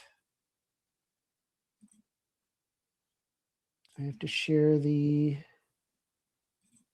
consensus.app. Okay. Do you see it? Are you able to make it big for me? Yep. Just a second there. Okay. So I asked, all I did was ask it a very simple question that anybody can ask it. What measurable economic damage did DEI cause? So the evidence on the economic effects of DEI programs is largely mixed, with no clear, reliably quantified net economic damage identified so far. Has DEI been shown to cause measurable net economic harm? So there is a study right here that says yes. It's actually a single paper back in 2023, and it said that it was a single commentary in a non-peer-reviewed news outlet claiming large-scale economic harm from the lack of DEI. However, it is lacking empirical data. There is, however, 90% no, by 9 papers saying multiple peer-reviewed empirical studies and theoretical models, often with larger diverse samples, found no measurable economic damage from DEI and sometimes report positive effects. So I want to just go over this, right? Because I really, what I'm interested in is I want to get to the truth of the matter. Okay. I want to understand where people are getting things from. I want to understand your perspective, and I genuinely want to have these good faith debates. I don't want to call you an idiot, but when I find that there is no substance behind the argument, it's incredibly frustrating. It's in the back chat. Speak easy. So hold on, no, bring it back. Wait, bring it back. What the research actually measures is, I actually have something that contradicts everything that you just put up, but we can go through this right now. What? Okay, so Pew Research. I have that in the back, but let's go ahead. Share it. We'll you can remove mine, and then we'll move on. Go ahead. What you got? Intern. Let's scroll down a little bit real quick. Let me get what you sent me up here. So this is what you. So when we scroll down, scroll down, and then I don't know if you want to accept the cookies or not to get out of your screen, but that's what we do right now. I'll even read this right now. More Americans say DEI practices help rather than hurt Black, Hispanic, and Asian women, as well as white women. In turn, far more Americans. Can you where are we? Sorry. Okay. Can you link this so I can read it? Right where there's a graph on the right side. Can you link it in chat so I can read it? Yeah, right there. Speakeasy, right there. Yeah. Okay. So I'll even read this right now. In turn, far more Americans say DEI hurts white men. Look at the Pew Research hurts white men than it helps them. 36% versus 14%. That's a huge gap right there. These findings come from 2 recent surveys. What is the title of this paper? Can you go to the top so I can read it? Because it just went to immigrant populations instead of the actual. I can send you the link in the back here. I thought can you just throw it in the chat? Yeah, I'd appreciate it. Yeah, views of DEI have slightly become more negative among U.S. workers. That's the title of it. You see it there in the back? Yeah, I understand that people view it negatively, right? But in terms of actual economic impact, that's not observed. We don't have any evidence of that. You just contradicted yourself. People observe this, and then you say it's not observed. People feel a way, but that doesn't make it fucking true. Feeling. You said it's observed, and now listen. If I'm, say, for example, if I am in a room filled with flat earthers, it doesn't matter if everybody in the room thinks the room is flat and I don't think the room is flat. It doesn't matter if they all mog me in a debate saying flat earth is real. That doesn't make it true. That's not how this works. Hold on. Do you know how just because people feel a specific way doesn't mean that the fact is real. So I'm asking you once again to please answer my question. What measurable economic damage did DEI cause? Show me an actual source. I understand that there's people that feel a specific way, but that doesn't mean a real measured economic harm. These are measured circumstances. So you're denying Pew Research right now with the 3 graphs. What a douchebag! You're not understanding at all what I'm saying. Real quick, not even attempting. This is more than just feelings right now. We're talking about the GDP. Not answering the question once again, chat. I am. One second. I'll let you finish your answer there, Martae. But we are coming to the end of the hour here, and usually when it's still a little fiery, I usually like to offer if you guys would both like another 30 minutes of open floor. No, I'm good. Go straight into questioning. There's no way we're getting anywhere with this moron. I'm 3 questions in, and I got no answer on all 3 questions. Not a single answer to any of the fucking questions. He could not answer a single one. I asked him, hey, can you define? Actually, this is best for conclusions. So go ahead. First Amender, the DEI argument. Do you want to whole claim? That's why. Do you guys want another 30 minutes or? No, I'm good. I've got work in the morning. Honestly, I really do. I have work in the morning. All right. Martae, I said you could answer that question before we get into the. So go ahead. Okay, so here's the thing, though. When we look at this, it's measurable as well, too. We're talking about workers being compensated. 47% of whites are shown that DEI practices hurt the workplace when it comes to white men. 29% of white adults say DEI practices hurt white women, which is a lower amount because that's white women. All of these were measured, and not to mention this, but there's also graphs that also elaborate how they're financially hurt as well, too, from the company aspect of this. And they're talking about DEI practices in the workplace. Companies are actually down from actually 16% to 21%. There's been a change in workers, and also not only safety, and all this has been elaborated in this peer research as well, too. Not only do the graphs talk about this, but you're denying the peer research that we're showing through graphs and also this. So whenever I bring up something that's peer research, which is also peer-reviewed research as well, too, you want to deny it, and you don't like this because you don't want to bite the bullet on this because it destroys your whole fucking argument. That's all I'm saying. All right. And so that is going to conclude the open floor. So first off, excellent exchange from both sides tonight. We're going to enter into the final phase of the debate here, the closing statements. I just want to remind you all in the live chat that the Q&A is there in the live chat. So get your questions in. But remember, the Super Chats, PayPals, Cash Apps, these will get priority. And if they fill up the whole 30 minutes, we may not get to your questions there. So if you got something you really want to ask, send it through one of those options, and we'll make sure it gets asked. With that said, we're going to move into closings. We're going to start with Martae, so that will give Amender the last word. So Martae, whenever you are ready for your closing statement, I will start the timer up with your voice. Okay, so I brought up the stats in the beginning and also cited my sources as well, too. And then when he asked me for an evidentiary claim, and then I brought it up. And the reason why we stuck on DEI is because he says something which is asinine and really crazy, by the way. That's not an ad hom, but the statement that he said is asinine. That's what I'm talking about, not him as a person. Meanwhile, he continues to ad hom me through this debate. Not once have I ad hommed him one time, because I just want to contend with the argument, because he believes that white people aren't negatively affected, which is crazy. This is a crazy notion. If you ask or even poll anybody, according to Pew Research too, they have shown that systematically this is negatively affecting everything. So when I bring up the riots, the way that the black community works is they literally cost taxpayers thousands of dollars. And then when I run this train of logic saying that when blacks move into neighborhood, property value goes down, gee, I wonder what this causes. And then he brings up poverty too, which is causal because of crime. This actually puts more white people in poverty as well too. So yes, EBT is closely affected by this as well too. So although I can say that EBT needs a total overhaul, because I think that we could change things, like if a black person robs from a grocery store, I think she should be cut off.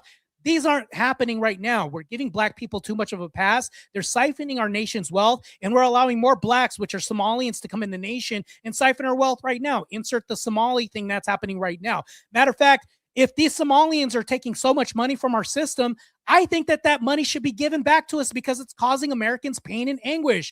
The reparations that we need are to repair damage and anguish. Are Somalians black? Yes. Should we get reparations from this incident that happened in Minnesota? Yes. That's a form of reparation when we reverse these systems and eliminate these programs that afford them the right to rob us in broad daylight when we're having these systemic issues that happen with ICE that are distraction from the Somali epidemic. That's also a demonstrably example of how blacks are costing white people and everybody else taxpayer funding and money. I don't even want to go over the diatribe over how much this has cost Americans in the long run, but also systemically, we have programs like the NAACP and all this. Meanwhile, whites can't have any of these programs. No whites can have any of these programs. They're literally denied this by causing pain. This is a reduction of scholarship, a reduction of opportunities, a reduction of business as well too. Because if I owned a white-owned barbershop, that's racist as hell. But if a black person had a black-owned barbershop, oh, kudos to you, you're good, brother. Let's stand up for the man, right? Against the man.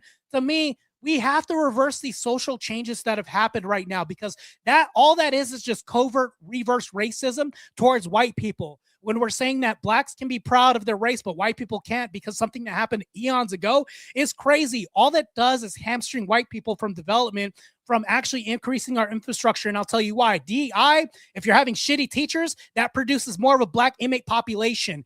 That's what I'm saying. So this also affects us systemically. So we have to babysit more people who are incarcerated, and recidivism rises up because of this. I've not only detailed this specifically, but First Amender wants to say, well, I don't like your source when I bring up peer-reviewed research and all this, and then also cite stats. Well, I don't like that. I don't like the DEI because originally its inception, from what I get from his argument, is it's not a racist program and it's not geared toward race. Well, actually, that's what it is. It's geared toward race and sex. And what has it been used for? He wants to deny the reality that it blocks white men from getting jobs who are actually more of a hard worker than a black person than Shaniqua trying to fly the jet, which actually you'd have Soul Plane Part 2, which would end up in just a fucking accident if this was a realistic thing. And let's face it, First Amender wakes up, $400 is missing from his check because his dream of incentivizing black people through reparations, even though he's never owned a slave, never, not only not owned a slave, but never seen slavery himself, but he's going to wake up and see $400. He'd say that there's a robbery that happened. And although he may not respect the federal government, he would respect the IRS if they took this from his funds. And then not to mention this, First Amender goes into a hospital, bless his heart if this would ever happen. I'm not praying that this happens. He doesn't want to have a DI heart surgeon, which would mostly be a black person or some guy from India or something like that. The reparations are damages from recouping compensation from the inept programs that we have right now. So DEI, and not to mention this, but the reparations can be, and when I say reparations, that is a form of reparations. I end it right there. All right. Thank you for that closing statement. And with that, we're going to hand the mic over to First Amender. Whenever you are ready for your closing statement, I will start the timer up with your voice. So the claim that we started with was that Black Americans somehow owe white Americans reparations. We've asked for specifics. What federal policy are targeting white people? What measurable economic harm did it cause? And there was no answer. That's because the reason why is because there actually literally is no historical or legal basis for that idea. That's why I've asked those questions.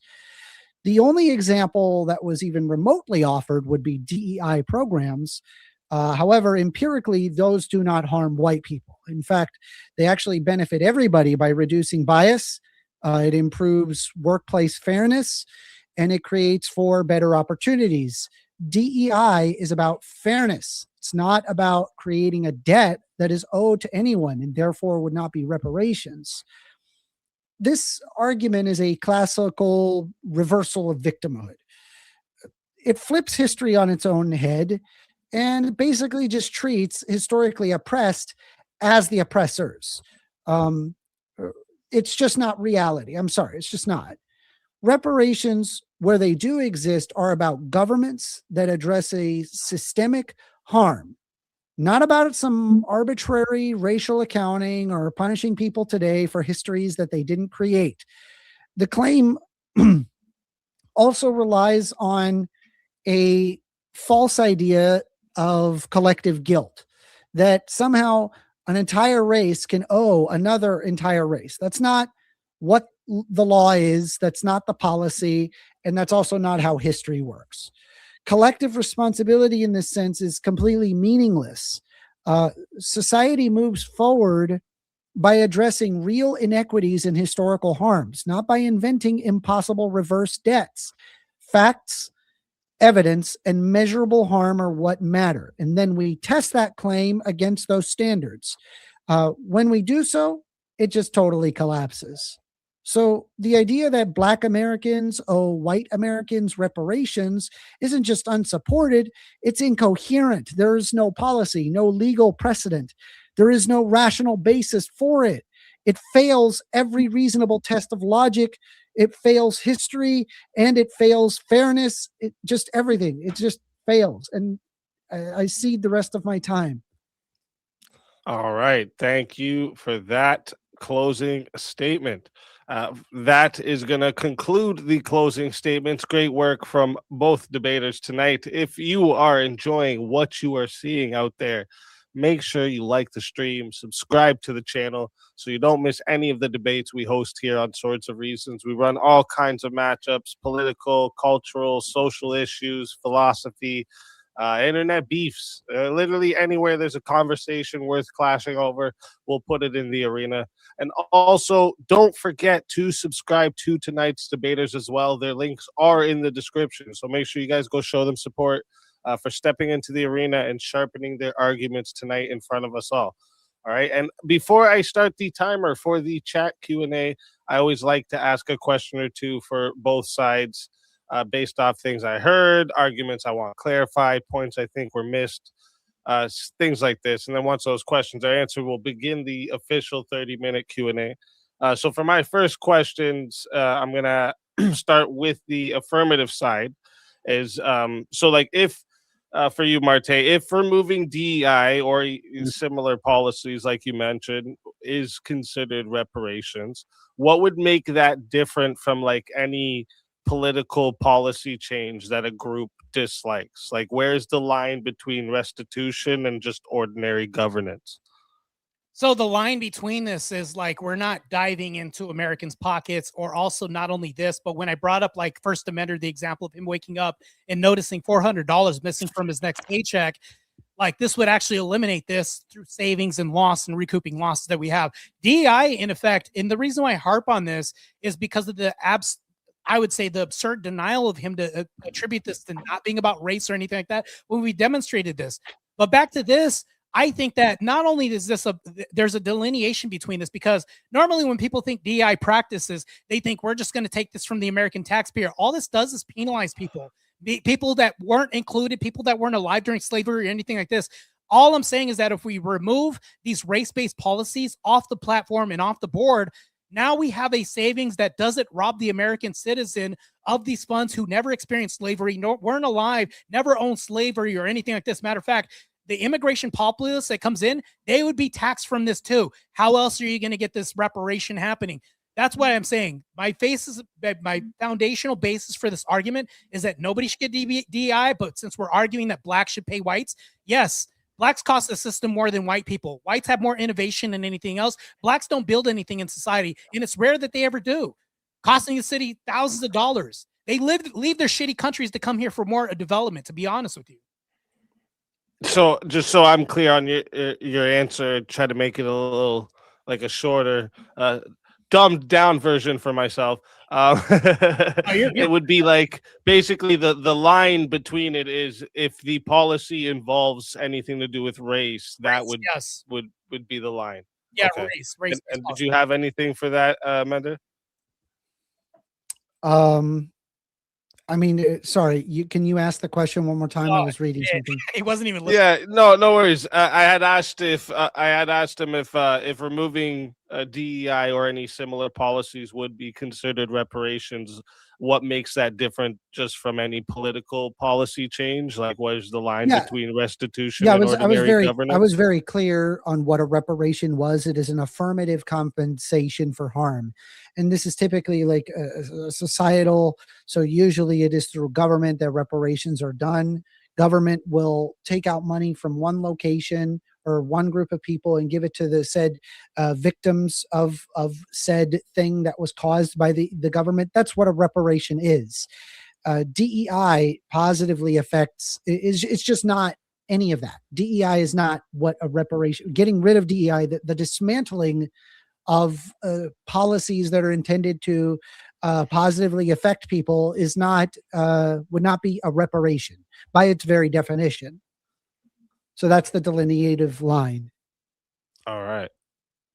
And then my second question for you, Martae, is so it's kind of what Amender was asking, and I kind of just want it to be like clarified so you get to just fully explain it, is like, what was the specific measurable economic harm that you believed white Americans have suffered that is like to justify the reparations? What do you think about this? The societal harm that we see is there's not like it would be like an abstract metric that we're looking at right now. The reason why it's hard to even delineate is because to even and I'll walk this back real quick a little bit in my favor, by the way. If we think about giving reparations to black people, what I brought up in the beginning of the argument is like, okay, cool. Talk about giving reparations to black people. Hold on. Can I what this debate is about? Let him answer. Let him answer. You can respond after. I never interrupted you during this whole argument. How unprofessional of you to do this. I don't care. You're a moron. You're a walking SSRI. You deserve to be interrupted because you are a moron. All right. Just let him answer. Let him answer. So when I talked about this, it's like incremental when we talk about this. So First Amendment kind of interrupted me. It kind of threw me off, to be honest. That's crazy. Ask the question again first. No, it's basically the same question he was asking earlier, just so that you get to answer it with in full. Is what's the measurable economic harm that white Americans have suffered that justifies the reparations? The reason why it's hard to delineate and why we need a clear distinction of like cutting programs is because in order to figure out like who deserves reparations and where they should go from, the oversight and cost would actually cripple our budget to some degree to where it's like just wasting spending. So that's what I'm saying. In order to do this, I'm skipping over the part of saying we don't even need to do that. Just cut these programs that are race-based in order just to cut through the bullshit to where we're not harming white people anymore, because DEI specifically harms white people. Let's be honest with you. When he says it doesn't, it does. That hopefully that answers the question directly. All right. And do you want to respond to that now, Amender? So the reason why that he can't actually delineate an answer to that is because, and I'd hate to say it, there is none. I asked specifically if there's any scientific backing that DEI negatively impacts white people. And the only thing that could be found was an article that had no sources or attribution. The other dozen articles or so said no to that answer, to that question, where it is specifically studied. The problem is that the issue that you're pointing out doesn't exist. At least empirically, it doesn't exist. It's all in podcast world where they like to argue over these silly things that do not exist. And then they rage bait all sorts of people because it gets people to click and like things. And it's fucking idiotic. And you're hook, line, and sinker into so much idiocy that you're willing to actually play Uncle Ruckus for other black people. It's fucking wild. Racist of you to even say that. That's just insane. You're calling me a coon. Well, you are an Uncle Ruckus, dude. You're calling you are Uncle Ruckus. Am I a coon? And you wish you were white. Oh, so that's so racist right now. You're calling me a coon? That's crazy. I just feel that you would feel that way. I'm just a coon, right? I play basketball. We play basketball. What do you want me to say? I eat fried chicken and watermelon. Actually, that's delicious, by the way. I'll even agree. Everybody likes fried chicken and watermelon. I have no idea why that even sticks as a race. Also, I brought up basketball because you're pivoting. You're the king of pivoting. Oh, how convenient. That's why I brought up basketball. And yes, white people also play basketball. I don't know what but maybe you're trying to DEI your way into this. No, so the loss of employment right now and opportunity decreases also affects white people. And also when we're talking about I would say the harming in media through white people as well too. I once again point out that there is no empirical basis behind what you're saying. All you have is mafifis. No, your fifis don't care about your facts. Use your facts are there, and regardless of how you feel, the facts don't show that DEI has negatively impacted white people. You troglodyte. You freaking knuckle-dragging caveman moron. You're a moron. You have no idea what you're talking about. I'm a black ape now because take more Trent. This is crazy. Why don't you go take more Trent? All right, let's get on to my next questions here. All these racist tropes right now. This is crazy, bro. All right. So my next questions here, and we'll go for the negative side. So for you, Amender, so do you believe, just so everyone knows your position clearly, like, do you believe reparations are ever justified in principle? And like, if so, it's kind of two-part. If so, what would be the criteria that must be met? And then you could say like why this doesn't fit. Were you asking me? Yeah. Okay, are DEI, did you say are DEI policies ever justifiable? Was that the question? Oh, no, sorry. Sorry, my apologies. Do you believe reparations are ever justified in principle? And like, if so, what's the criteria that must be met? I've looked at the measurable impact specifically towards where Black Americans got negatively affected over the history of the United States. And honestly, the number is so astronomically huge that I have no idea how I would even approach such an insanely high number. I don't know what I could possibly like.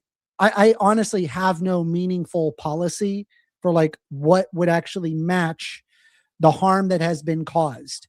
And I would probably want to seek alternatives. I would probably want to see Black communities and how we could potentially help out Black communities and impoverished locations.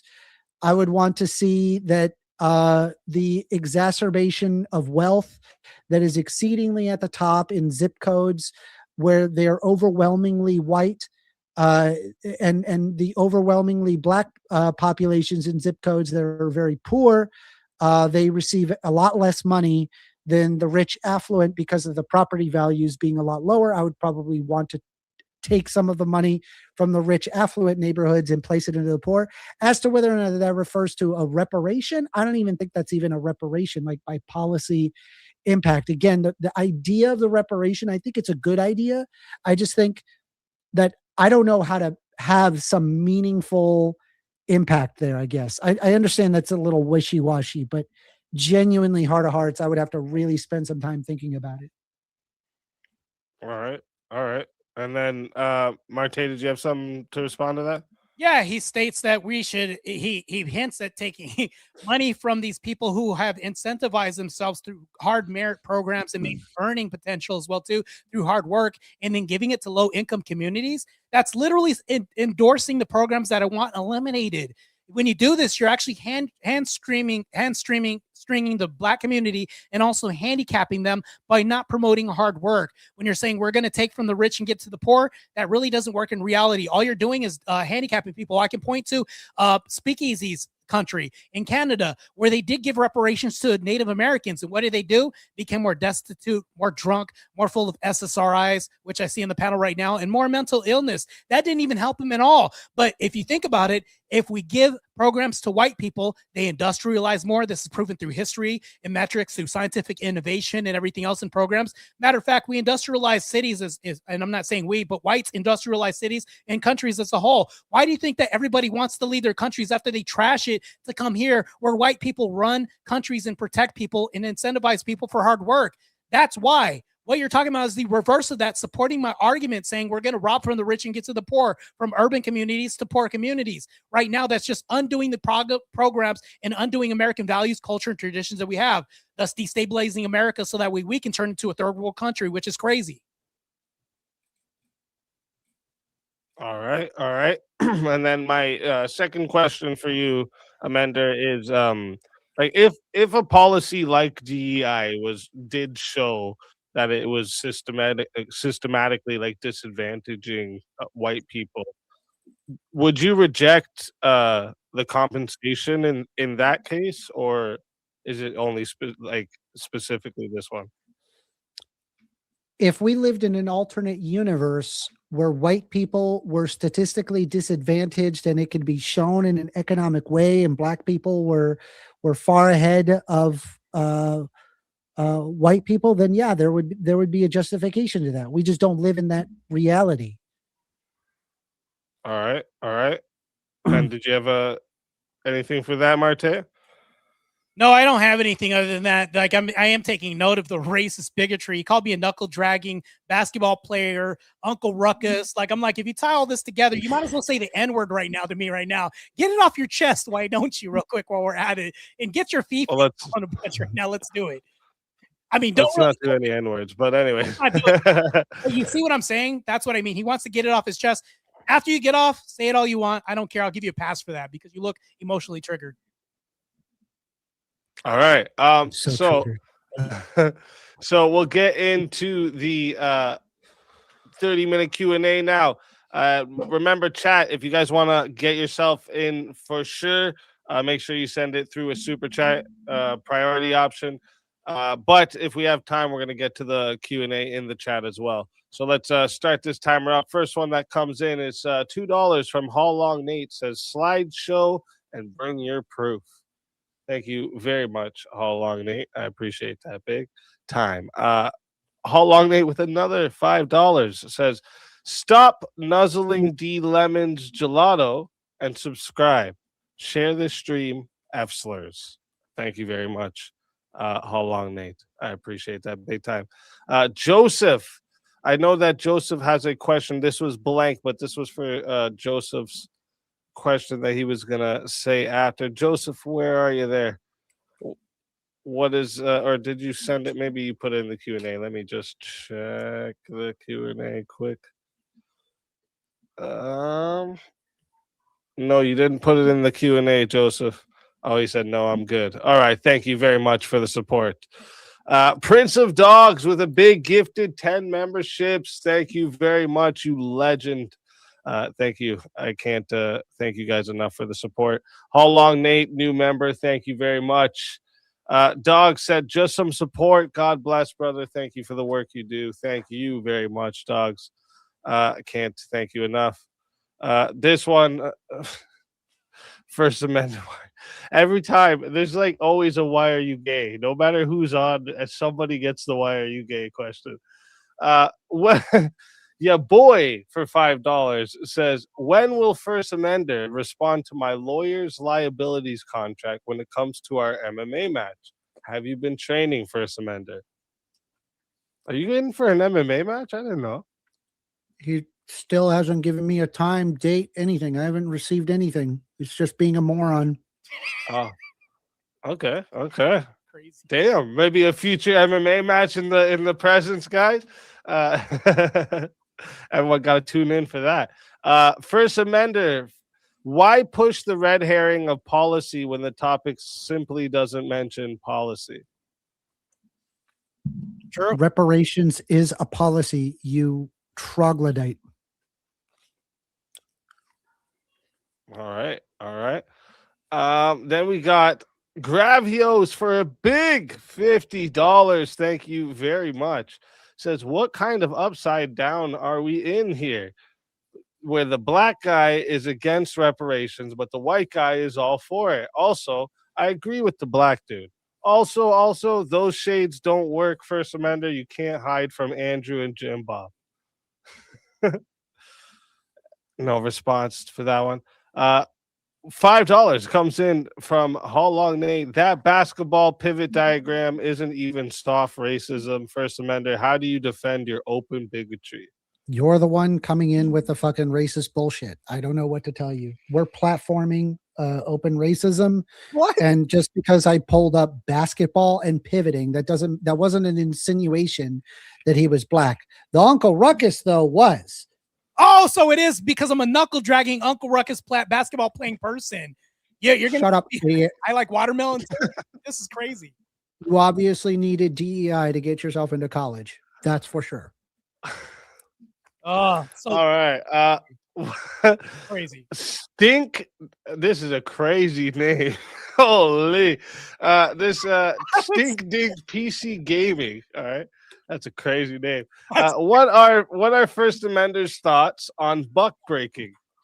It's fucking. Damn, this is crazy. I remember seeing the documentary. I thought it was wild. That's all I have to say. You would all right. Documentary for sure. I'm glad you didn't bring your buck breaking book and not your uterus book. Yeah. You asked for specific animal studies. I gave you an animal study, and you get freaked out that I bring up an animal study on it. Like I don't know why you're harping on like, hey, give me the evidence for that. It's funny. I give you the evidence, and then you're like, what is this rat uterus book?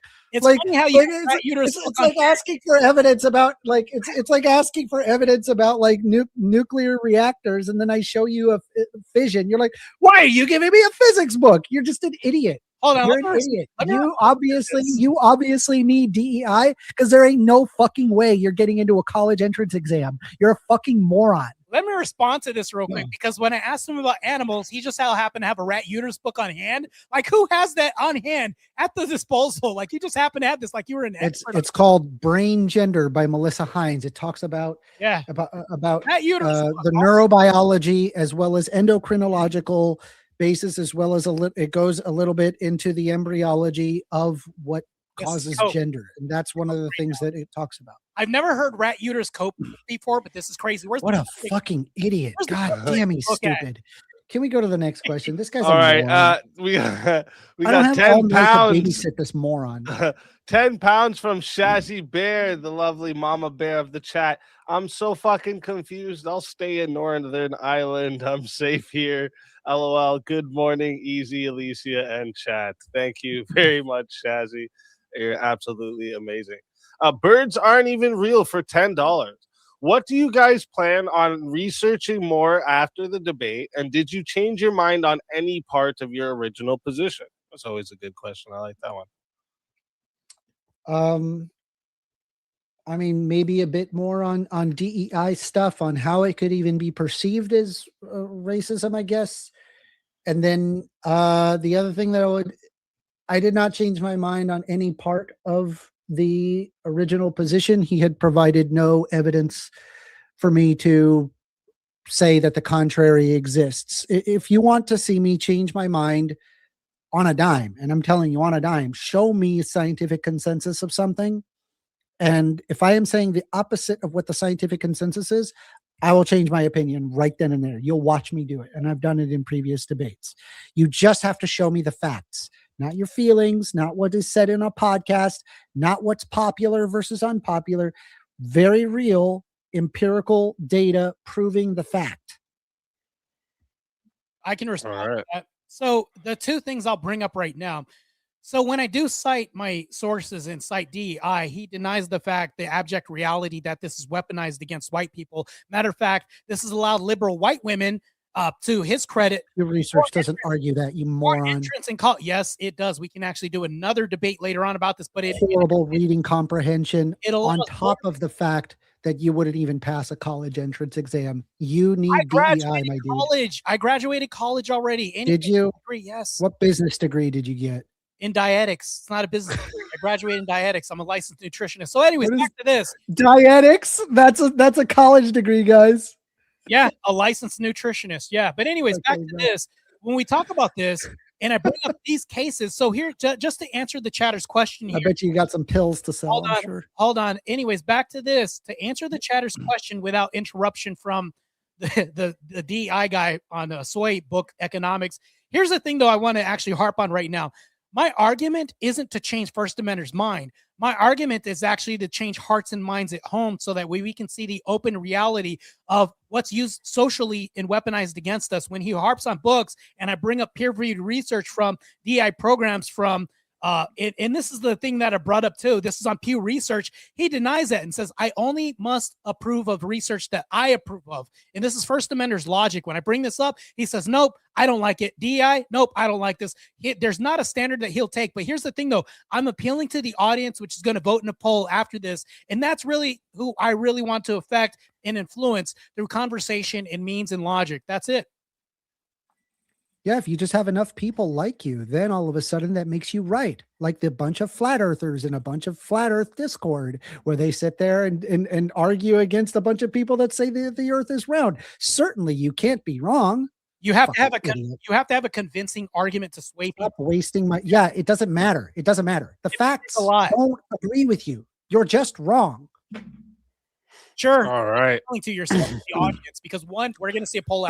Popularity doesn't mean you're right, you idiot. That's called an ad populum fallacy. You're just being an idiot. Wait, hold on. Jesus Christ. Can we move to the next question? I'm tired of talking to the moron. I'm tired of trying to spoon feed this fucking unironic child. I'm done. I never brought up right or wrong. Question. I brought up a poll because I'm trying to. Please, can we get to the next question and stop? I don't want to listen to this idiot. All right, just let him finish it. We'll get to. I never once brought up right or wrong, so that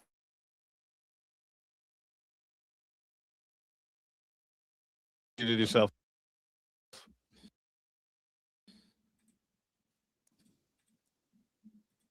Can you hear me now?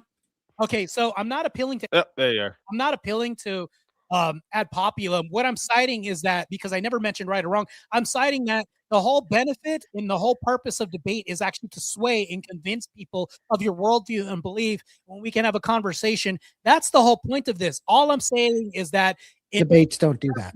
Debates do this. What is a poll? Empirically, debates do not do that. What do polls do? They show the empirically. Debates do not change minds. People come in with a preconceived worldview, and then they listen to a debate, and then they agree with the people that argue their position. Okay, that's by your and then they just get self-affirmed in that. That's what happens in debate. That's not actually what a real formal debate does. If you have the goal that I have for debate is to try to learn from what the other person has to bring to the table, but you didn't bring anything to the table. All that you brought was just rhetoric with zero actual argument, no policy, no substance, no answers. I asked question after question after question. All I gave you was 3 questions out of the 4, and you couldn't answer a single one. You didn't know an answer to any of these questions. You've done precisely 0 research. Your research is podcasts. My research is actual scientific studies with real empirical scientific backing, not some fucking podcast. So hold on. Fucking idiot. I'm going to talk to the audience just for 1 second without interruption. Oh my God. It doesn't matter. It doesn't matter what the audience thinks. Take easy. Give me 30 seconds. I don't care what the audience thinks. Yeah, let him get it off and we'll get to the next question. Let me get 30 seconds real quick. So when you say that debates don't affect anybody, but there's a poll in the end, and then not to mention this, you're negating the fact that we can have people who are lukewarm fence sitters at home that may be undecided. What is the undecided vote? Think about this in America. It does matter because that pushes the vote from one side to the next. Can we get the next question, please? I'm almost done. Just let him finish it up. Just let him finish it up, Amender. Almost done. I want to get off of Mr. Bones' wild ride. Real quick, hold on. When presidents are running for candidacy, their decisions affect the nation. When we're talking about swaying the vote, these debates matter. I can talk about a debate in the home when you're trying to argue to buy a new car because it's not financially responsible or not. Debates happen all the time. Debates shift social circles all the time. To say debates don't matter is really an asinine statement to make because we can see it's all around. In order to influence people, you have to have a good argument and present your case and convince people. That's what matters. We're convincing ourselves even. We have internal monologues all the time and even internal debates. That's stupid to even say. All right. Next one comes in from How Long Nate says, First Amender, you mean you encouraged all 8 of your chat to drink when you say to? So I'm a small YouTuber, therefore I'm wrong.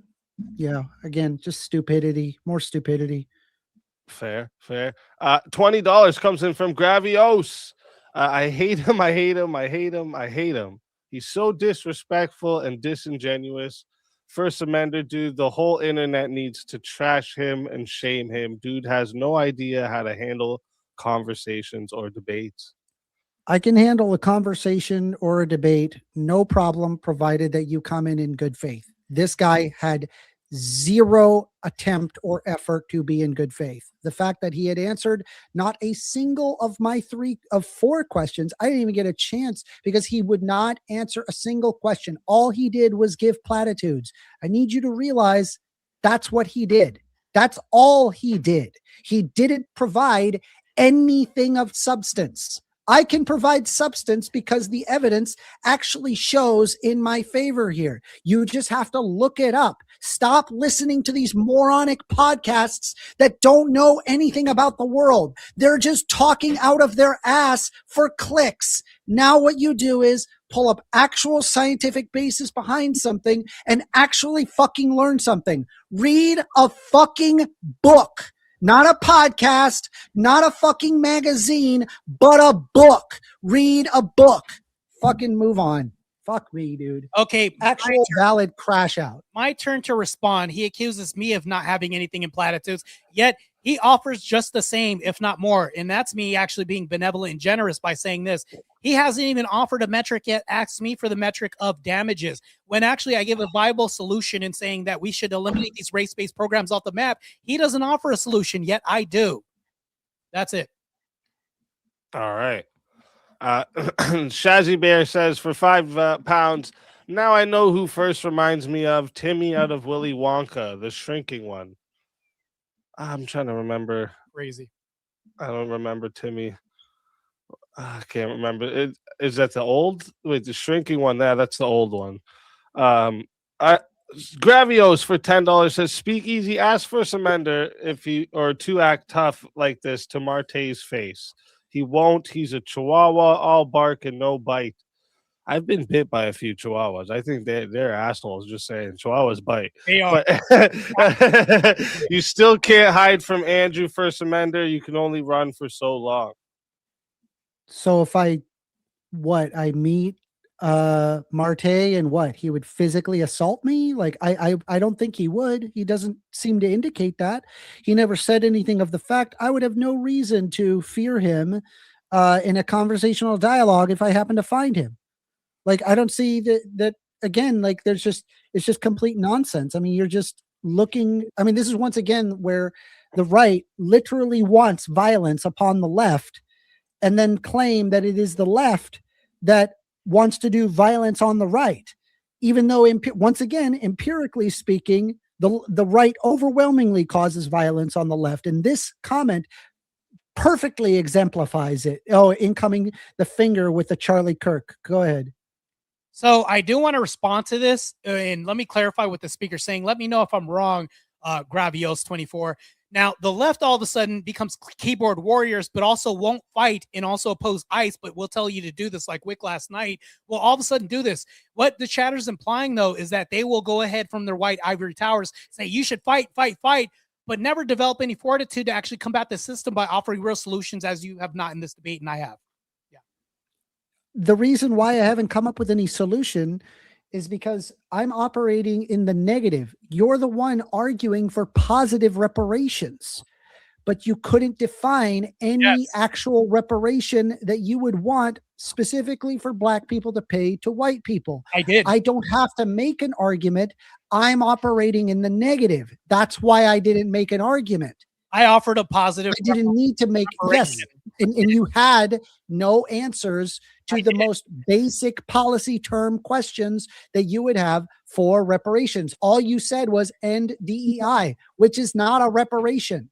That's a form of idiot. That's a form of reparations. Yes. Oh my God. Move on, please. This fucking idiot. All right. The next question comes in from Cap'n Planet for $5. Says, what measurable economic damage did slavery cause blacks? Show me. What measurable economic damage did slavery cause? There's trillions of dollars of economic damage. Let's get a number. Don't just assert this with no proof or anything like that. All right, let's pull up consensus.app and I'll ask that question. What measurable economic damage did slavery cause black people? See how he can't do the same thing that he asked me of? What you're asking, and so I'm able to pull up, I'll just pull it up. What is the consensus on this? What is an actual measurable amount? And then we'll pull up the papers. This is the difference between you and me. I can back this stuff up, whereas you don't actually back anything up. You just have your fifis that you found from some fucking podcast and you didn't read a single fucking book. I guarantee you that you wouldn't even be able to name the last book you've read. You probably don't read at all. You don't know anything. All right. So economic harms of slavery to black Americans, what researchers can quantify. Slavery and its aftermath has produced trillions of dollars of lost wealth in persistent income, education, and health disadvantages for black Americans that remain measurable today. There was wage theft under slavery, 12 to 13 trillion, land or price-based, and 18.6 trillion to 6.2 quadrillion, wage-based 3 to 6% interest in cumulative losses to descendants of the enslaved, value of lost freedom, 16 to 35 quadrillion, 3 to 6% interest via an analogy to Japanese American internment reparations, unpaid wages to people enslaved and alive in an emancipation, 7 billion in 1860, $200 billion today, which is not compounded. Current black-white per capita wealth gap, anywhere between $352,000 to $400,000 per person, about $795,000 per household. Anyway, there are various numbers here. I mean, they're here. You can look it up. I mean, it's there. Back chat real quick. I'd love to see this. Mm-hmm. Why is this not shared on the screen? Oh shit, you can't. Oh, do you have something? Oh, sorry. I didn't notice you shared something else there. Let me Let me just remove that, make this big. Yeah. So right here, wage theft under slavery. Here's your numbers. Value of lost freedom, 1635. This is again using just consensus.app, and you could see the various citations, wealth implications of slavery and racial discrimination for African Americans. There's 54 citations. It's a 2020 paper. 2022 paper, the cumulative cost of racism bill for Black reparations. I mean, we can pull up details and see exactly what it says in each one of these. But yes, there's quantifiable amounts that slavery is. I don't know why this is even a question. I'll be honest with you. Anyway, go ahead. So that's not quantifiable when we look at this. So that would be, I would say, an assumption. That's literally what quantifiable. It's a quantity that has been quantified. You fucking idiot. Dude, we need to DEI this guy back into college. You need to be able to quantify this. We need to trace this to the origin of where you got this accumulation of data. Right now, these are just assertions of the thing. And not to mention this. It's listed in the source, you fucking idiot. Historical association. It would be listed in the paper, you idiot. Do you know what biases are when it comes to data and research? When you look at this, what's the name of this? All the scientists disagree with me because they're biased. It's not because I'm wrong or the fact that I haven't done any reading on this topic whatsoever. No, all scientists wrong, but me right. Me very right. Me watch Matt Walsh. Matt Walsh right because he say black people bad. You're a fucking idiot, dude. If I wanted accumulation of polls from gamblers, why would I take a poll from gamblers? The citation comes from a Black society or even a Black organization. Of course, that's extremely biased. That's why I asked for the sources. When you show me accumulation of data and it shows a Black organization, that's extremely biased. That's crazy. All right. Next one, we got $2 from Prince of Dogs, just showing some support. Thank you, Prince of Dogs.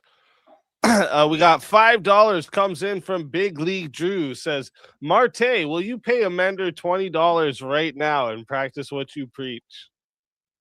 Yeah, but this hasn't, my program actually comes out of taxpayers' pockets through no longer attributing a loss by eliminating race-based programs. So that way, that solves the problem of having to take it from American citizens or taxpayers, but putting it in their pockets. That's actually practicing what I preach by eliminating these programs that are also just catering to race-based politics. That's how we come up with the dollars. All right. All right. Then we got T. Gillies Pie says, where's my boots for Amender? Bullshit is getting too deep. Thank you very much for the $10 super chat. Then we got Greg Dorgan for $10. Says, First Amender, tell me how hiring with race consideration is not racist. How hiring with race consideration is not racist. So quotas have never been implemented. That's something that was actually, they were implemented several decades ago. They were banned specifically for the exact thing that you're talking about. And if you actually look at the outcomes of hiring policies, it is still overwhelming that that whites are benefiting in terms of job placement in comparison to minorities. So once again, I understand that everybody's upsetty spaghetti about it, but there really just is no empirical basis behind it. That's the issue. Use your two eyeballs and look socially around you. We can do that, right? That's possible. First Amender. Hey, look at your two eyeballs. You can see the earth is flat. See, now the earth is flat. Fucking idiot. Who wears glasses inside, by the way? So anyways, back to this. Next question we got here is from Trench Deacon, $10. It's or a statement. First Amender be like, no, not that source. Gives me a peer review source from my pink-haired commie Coomer University. Get on your knees while I appeal to the secular humanist authority. That's crazy. Thank you, Trench, for the $10 super chat. That's a really weird thing to say. And also, if all of academics is disagreeing with you, either all of academia is wrong or you're wrong. Wait, hold on. Let me address this. All right. Liberal academia that's become more feminized and liberated from. Yeah, it turns out when you like research and do facts and actually do fact finding, you end up becoming more liberal. It's true. You mean the fact that we've had it's true. You tend to become more on the left when you become more educated. That's very true. I agree. Usually people who are very uneducated and know literally dip diddly squat come up with idiotic things like this, and then they basically parrot it because all they know is some idiot podcast and they don't do any reading, and they become a dietitian. Go ahead. Hold on. So gender studies didn't come from conservative mindset. This came from liberal ideology. And all these bunk programs are in liberal universities. All of that is just asinine think that doesn't get real jobs and garner interest post-university. So that's nonsense. It doesn't make any sense. I'm sure. Yeah, it doesn't. All right. Next one that comes in, $5 from Big League Drew, says he always crashes out. Thank you very much, Big League Drew. And then another 5 comes in right after that from Big League as well. It says, are blacks as a whole doing better or worse since the 1964 Civil Rights Act? Worse. They're actually doing better by virtually every metric. I've looked this up.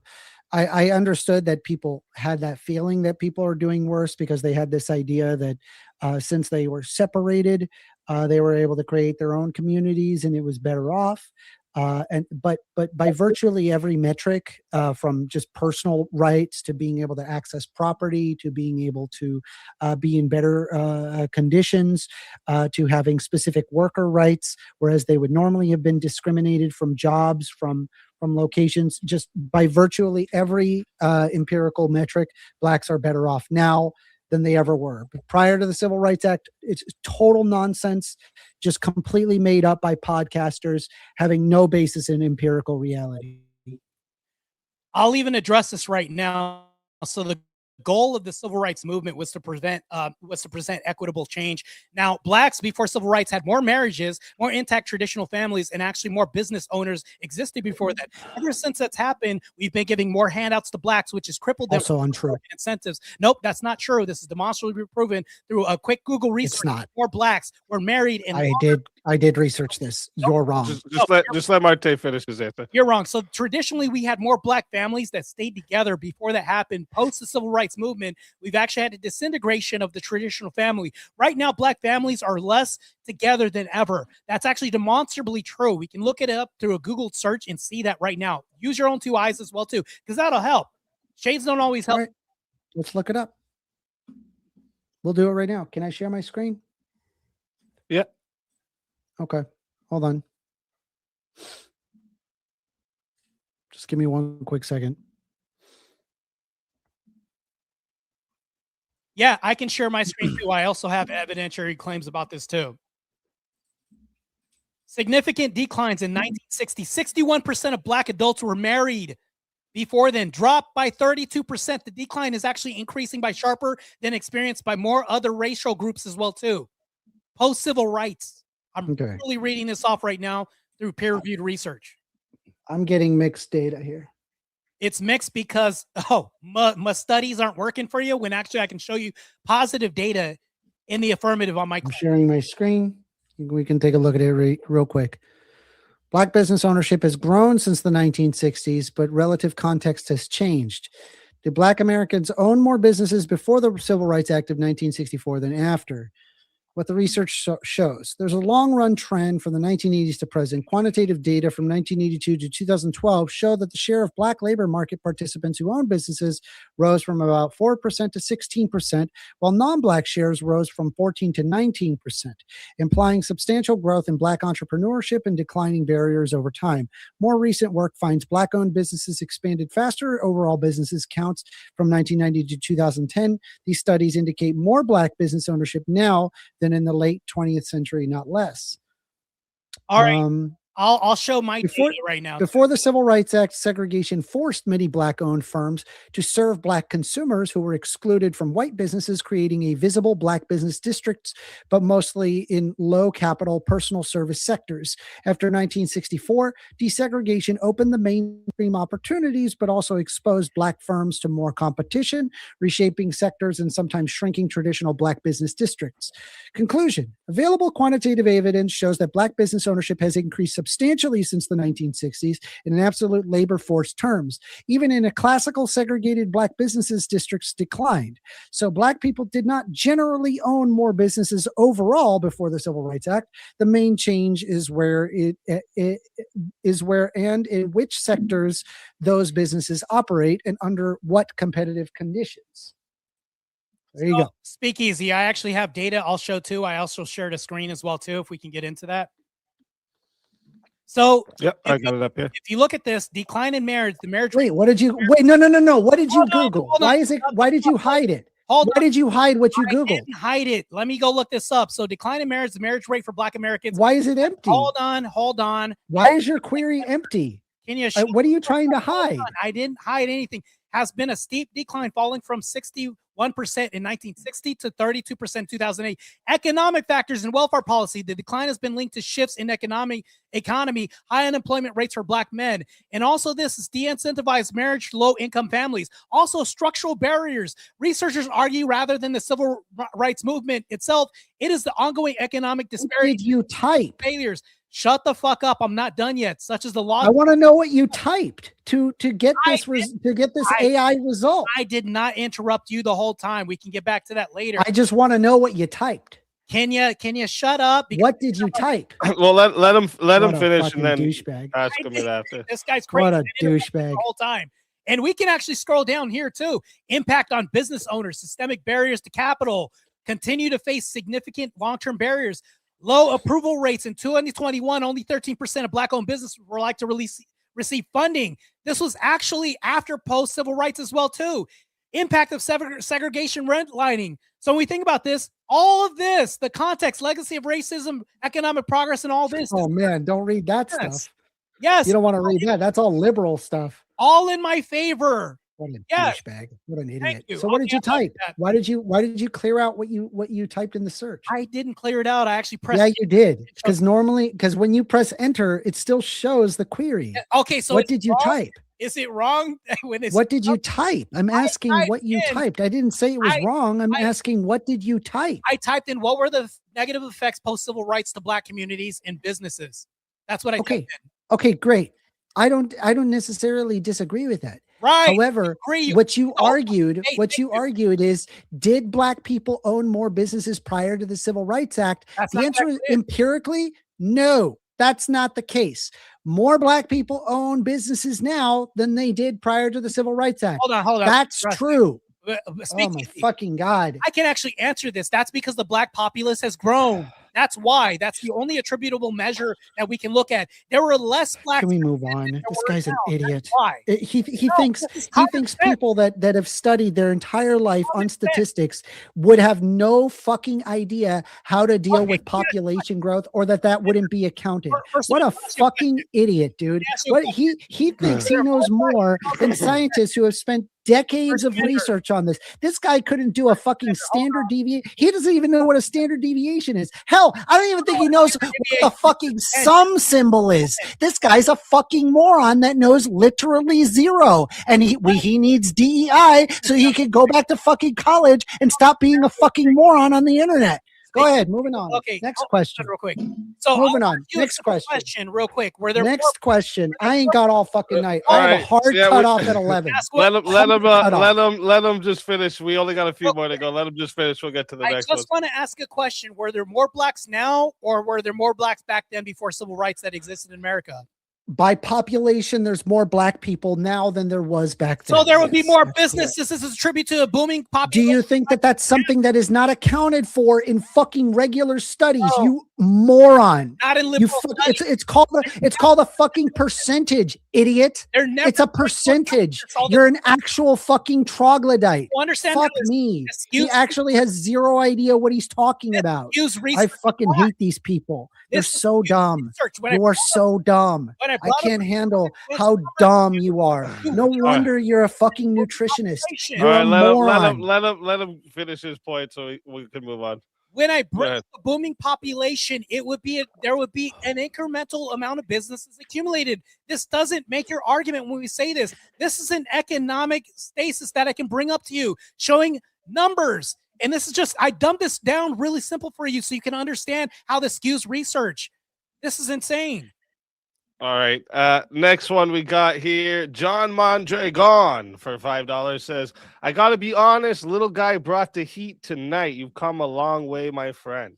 Appreciate it. Thank you very much for the $5. And sorry, would you say there, Amender? I talked over you. My bad. I appreciate it. And just out of curiosity, right? Because you're just so educated on this.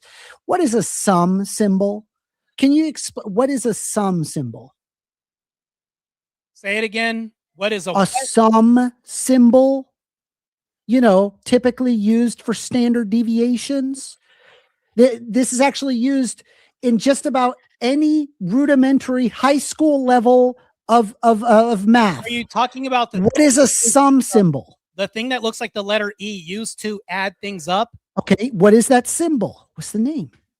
Starts with the first number. It means sum. That's what they talk about this. Starts with the first number. Sigma. It's called a sigma. Jesus fuck. Yeah, dude. good for you. Go ahead. Moving on. Another moron. No, it just means you don't know anything.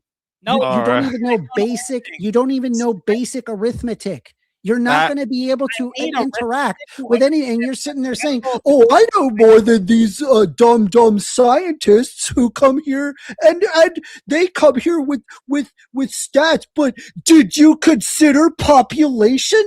And then the scientist is sitting there, whoa, no one, dude, I never thought of that. Fuck. Holy shit, I gotta undo all of this. I didn't think about population at all. I had no fucking idea. Holy shit, you are so smart. Where did you get your degree? You're a fucking moron, dude. Speakeasy, if you notice, the guy talks about basketball. I'm Uncle Ruckus. I'm a knuckle dragger. Now he says these people. I mean, this just adds up right now. The guy's a bigot. Let's go, bro. We got $5 from Avarice. Says, did I miss the PowerPoint? No, Avarice. Both of them didn't bring a PowerPoint for us this morning. Tonight. No, normally both of these debaters will have some type of presentation for us. Yes, you do, yeah. And not one of them did today. All right, so you didn't miss that. Didn't have any real metrics on it, that's why. Scott for $5 says, can First Amender argue without righteous indignation or tone policing? Regardless of whether or not that I am incapable of righteous indignation or tone policing, I'm not wrong. You actually can't prove me wrong because I've actually done my homework. I actually know what I am talking about. And this moron has nothing but podcasts. He doesn't actually do any reading. He doesn't actually understand any of these studies. He doesn't read any studies. He just looks at Twitter or whatever fucking nonsense and becomes a goddamn quote unquote health professional. Fucking idiot. He's a moron. All right. And next one comes in from Greg Dorgan for $10. Says, First Amender, you contradicted yourself saying hiring is no longer quota based. What do you think DEI is? Just no numbers to meet, but race considered? Quotas? I'm going to repeat it one more time because you could just look this up. Quotas have never been, I'm sorry, let me repeat that. They have been, but it has been decades since it has been banned. What the fuck do you think DEI does? Just no numbers to meet, but race considered.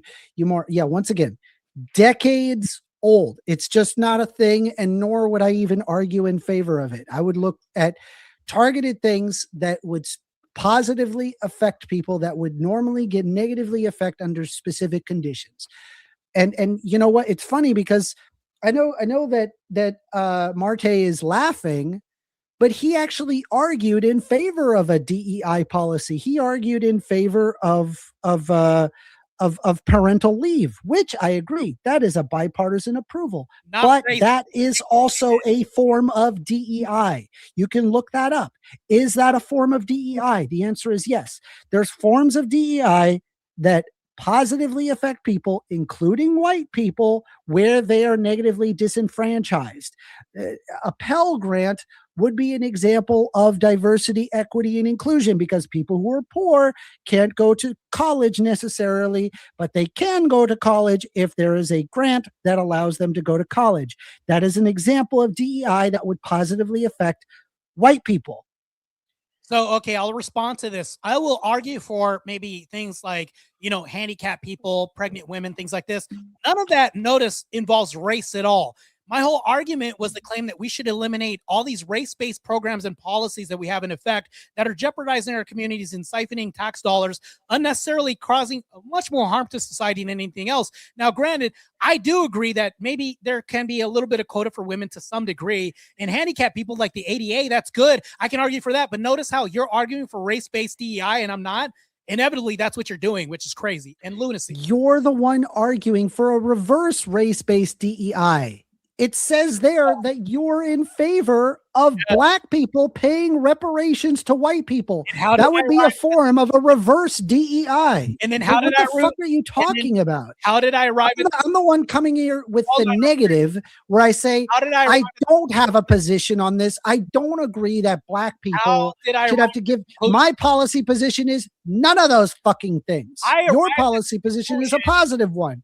Fuck me, dude. I gotta spell this shit out to you. You're a fucking moron. I arrived at this conclusion through oh my god. Can we just move on? Not taking money from taxpayer citizens. This is a different form of reparations. You did say it's not reparations. It's just a different form of reparations, which is not siphoning the system through loss of dollars by robbing people who were never involved in slavery, any of that bullshit. That's crazy. I offer a solution and still you don't. All right. Vigilante for $5 says, Martae, were Jim Crow laws a good thing? Did getting rid of Jim Crow negatively impact both white and black people? I think there's a mixed consensus on this, to be honest. Hold on, I can actually. The black guy is saying it's mixed. We don't know if Jim Crow laws were good or bad. That's great. I love it. Clipping that. If you think about God, holy shit. The black guy is like, man, it's mixed. We can't figure it out. No, it doesn't. What? There's nuance. Listen, there's nuance to Jim Crow laws, guys. Guys, we should hear out the Jim Crow laws. I want to be discriminated on. Discriminate on me, daddy. Please step on me, daddy. You have a fucking fetish for a fucking boot on your back, bro. Okay. What a fucking idiot, dude. What a fucking let Martae answer. What a moron. Holy shit. This is a fucking deer arguing for there to be more cars, bro. Hold up, Amender. Hold on. Let him answer. I'm not justifying this. I'm saying this is what happens when every race has been enslaved. If you look at Europe, Christians were enslaved, and that's what happens. This is what happens to conquered people all the time. And matter of fact, historically, races get conquered all the time. This is what happens. I'm not justifying that this happens. Everybody some people were incentivized during Jim Crow. That's why it's mixed and nuanced. Some people it negatively impacted, and then some people it didn't negatively impact. When we talk about this, we need to create a distinction between the two. There were blacks who weren't penalized in Jim Crow who didn't even live in the States. This did exist. So the two things can be true. It depends on who you are at the time. All right. Next, we only got a few more here. Next one, World Radio, $5 says, why is First Amender dressed like Keith Gill, Roaring Kitty from GME? I like the look. I think it looks cool. I've been growing my hair out. It's been going over my head, so I put a headband on, and I'm like, hey, let's get some glasses. It'll look kind of cool. That's what's up. $2 from Bandit says, what does first A mean, or 1A, sorry, mean? I hate these people. Right-wing chuds. Not being right-wing necessarily. I can discuss and have discussions with right-wingers. I don't have an issue with right-wingers.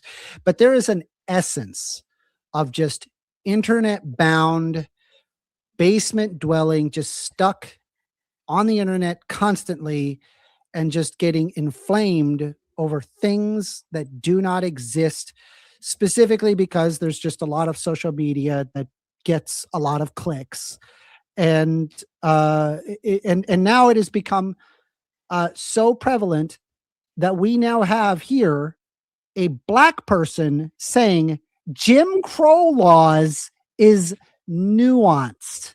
So that's the type of person I hate. I hate people that are immune to facts, if you will. They refuse to acknowledge realities of situations. I'll ask you a question. And this is your right-wing chuddery. First Amender, is slavery a nuanced discussion? No. Oh, this is bullshit. All right. You're disingenuous and bad faith. Let's move on. That's crazy. Prisoners are a form of slavery that exists today. Yet if we release all these, I don't argue. I don't like. Stupid. I don't want prisoners to be used as forced labor. I agree with you. That should be abolished because I believe that is slavery. We shouldn't take killers and put them away. I don't believe. No, I did not say that. I did not say you can't incarcerate people. I'm saying that they can't. You cannot force them for work for profit. Yes, that's the problem. Do you lose? I know we can. I know we can right now. I'm saying I'm providing you my moral position, which is I don't believe we should. What's morally wrong about having a PDF file pick up trash on the side of the road and give back to the community? Can you tell me what? I don't think that there should be a profit incentive towards prisons in general. I think what it does is it incentivizes reasons to get more people imprisoned. And because that there's a profit incentive behind it, more people get thrown into prison as a result. I understand it seems appropriate to apply a retributive justice on somebody that has done a wrong thing.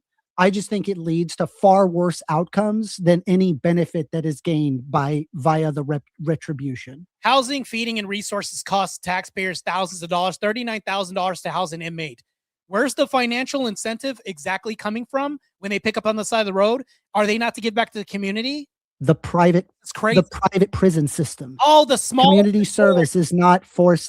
Community service is not profit via forced labor. It's free labor. There would be no money that is exchanged between whoever is receiving the service to who's providing the service, the prison. That's the difference. Majority state prisons or private prisons? I'm not against. I'm FYI. I'm not against community service. I understand that there is a necessity to community service. You just don't know what the fuck you're talking about. You're once again a complete fucking idiot. You don't want PDF files to get back to the communities, the people that are going to be released. They should at least give back because they violated minors. That's an idiot. Move on. Even say that. Can't handle this fucking moron. That's crazy. All right. Next one, last two here. First one of the last two. Bandit says, "How does helping whites? How does helping whites improve DEI?" How does helping whites improve DEI? We already help whites through DEI. How? There's the Pell Grant. That's one. Parental leave. That's another one. Non-discrimination based off of skin color. That's another one. That's discriminating. Period. DEI is non-discrimination based on skin color is discrimination, and it is not discrimination to discriminate based on skin color. Do you not listen to yourself talk? You're a fucking idiot, dude. Holy shit, dude. DEI is discriminative towards. Dude, how much lead is in the walls? How much lead did you eat as a kid? Notice how he's not continuing with the argument right now, Chad. Yes, because you literally contradicted yourself in a single sentence. I didn't. You didn't say anything even remotely logical. What am I supposed to? I'm sitting. You're sitting there saying the rain isn't wet. I was dry out in the rain. I'm like, what the fuck is happening? What? Yeah, let's read this. All right. We got the last question over here. Martae and First Amender, you're both men, humans with superior male intellect. Today's society's earners as a whole, which group is a bigger contributor financially and shows return on investment? White men. Tell me how I'm wrong. I mean, I think that question is ignoring shit. White men. Tell me how I'm wrong. Yeah, so that question is ignoring the socioeconomic issues of the past and why it exists right now. That's true. That's the case. No. That's why they earn less. I agree with you. White men earn more. Great.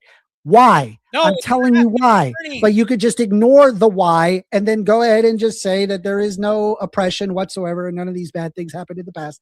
And we could just ignore all of it. And we could just whatever, who cares? Like, I don't know. It's a fucking idiot and idiot responses with zero solutions. Just total fucking idiot. Yeah, well, because you're a fucking idiot. Any logical argument I make is going to go right over your head. Logically, it doesn't matter. Logically, it's a fucking idiot. Logically, let's move on. Superior nations, who's creating fucking aerospace, Uncle Ruckus ass fucking moron, and not to mention this, but systemically help infrastructure as well. It's been the white man. To be honest, why are other nations fleeing to come to our nations? It's because of the white man. Yeah, it's true. And all right, very good for being racist by calling me Uncle Ruckus, the black trope. Oh, real quick, last one that came in there, just real quick, said you said right wing Chad's wrong. Yeah, good one. So that right there is going to wrap up the Q&A for tonight. Thank you to everyone in the live chat for all the questions, the engagement, the support. It's seriously what allows me to keep bringing you these debates and conversations, and the entire Swords of Reason experience week after week is because of you guys. I appreciate every single one of you. And of course, a huge thank you to our debaters for stepping into the arena tonight. Again, a huge reason we're able to bring these Swords of Reason experiences weekly for you guys is because of the debaters. So make sure you guys go and check them out. Go subscribe, send them money, all of that.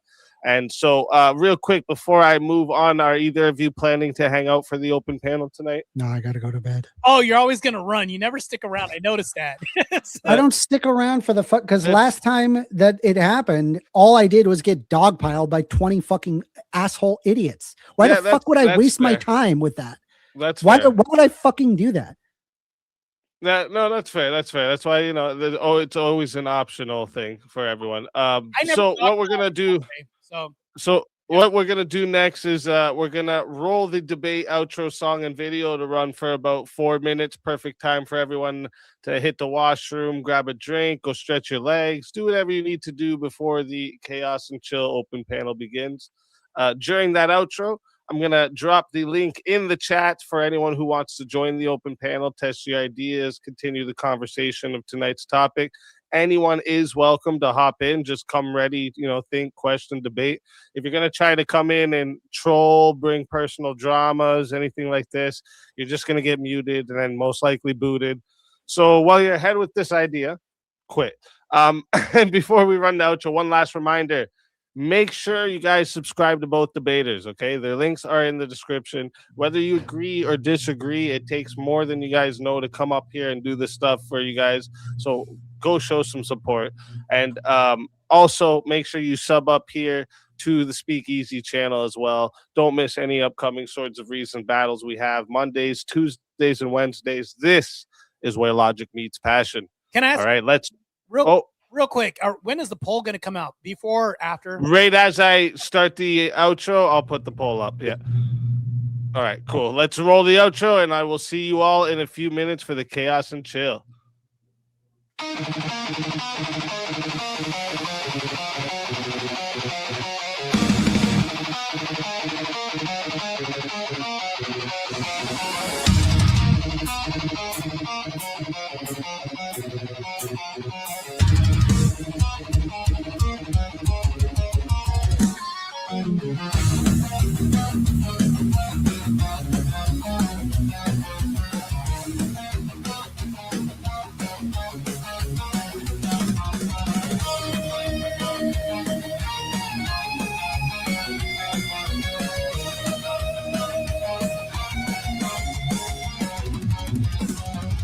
Step into the circle where the echoes collide.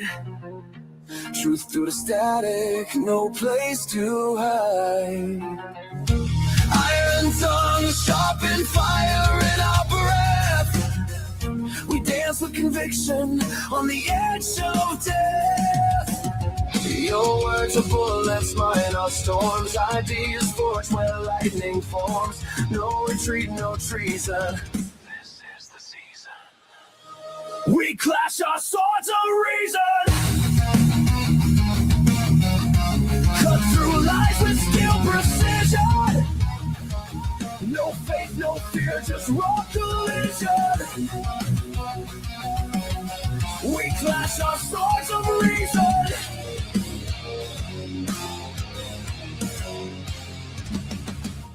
Facts burn brighter than a prophet's flame. Egos crumble, but the truth remains. Every scar, a mark of thought's crusade. In the battlefield of minds we've made. Speak your truth, but bear the cost. Every claim can still get lost in the war of voice and vision. Feel the friction. We clash our swords of reason. No silence left for indecision. Ideas break with loud precision. We clash our swords of reason.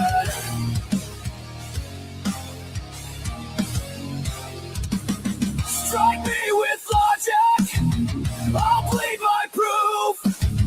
We cut through chaos to carve out truth. Let the sparks fly, let the echo scream. This is no debate, it's a metal dream.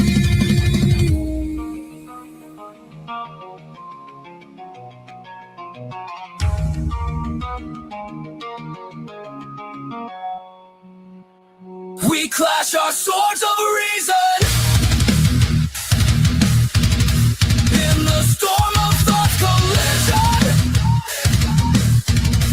Forged in fire, pure precision.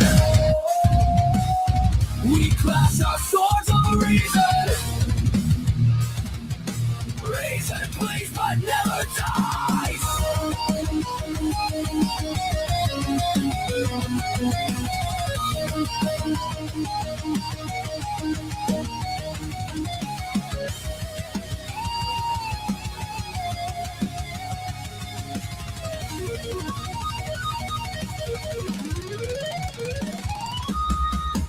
No surrender, no retreat.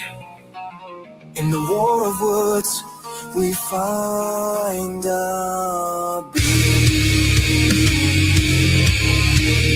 Swords of reason.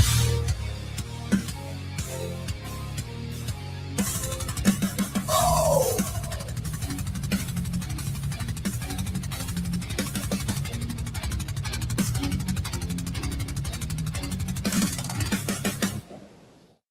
And we're back. Oh shit, I didn't move the overlay. Hold up. There we go.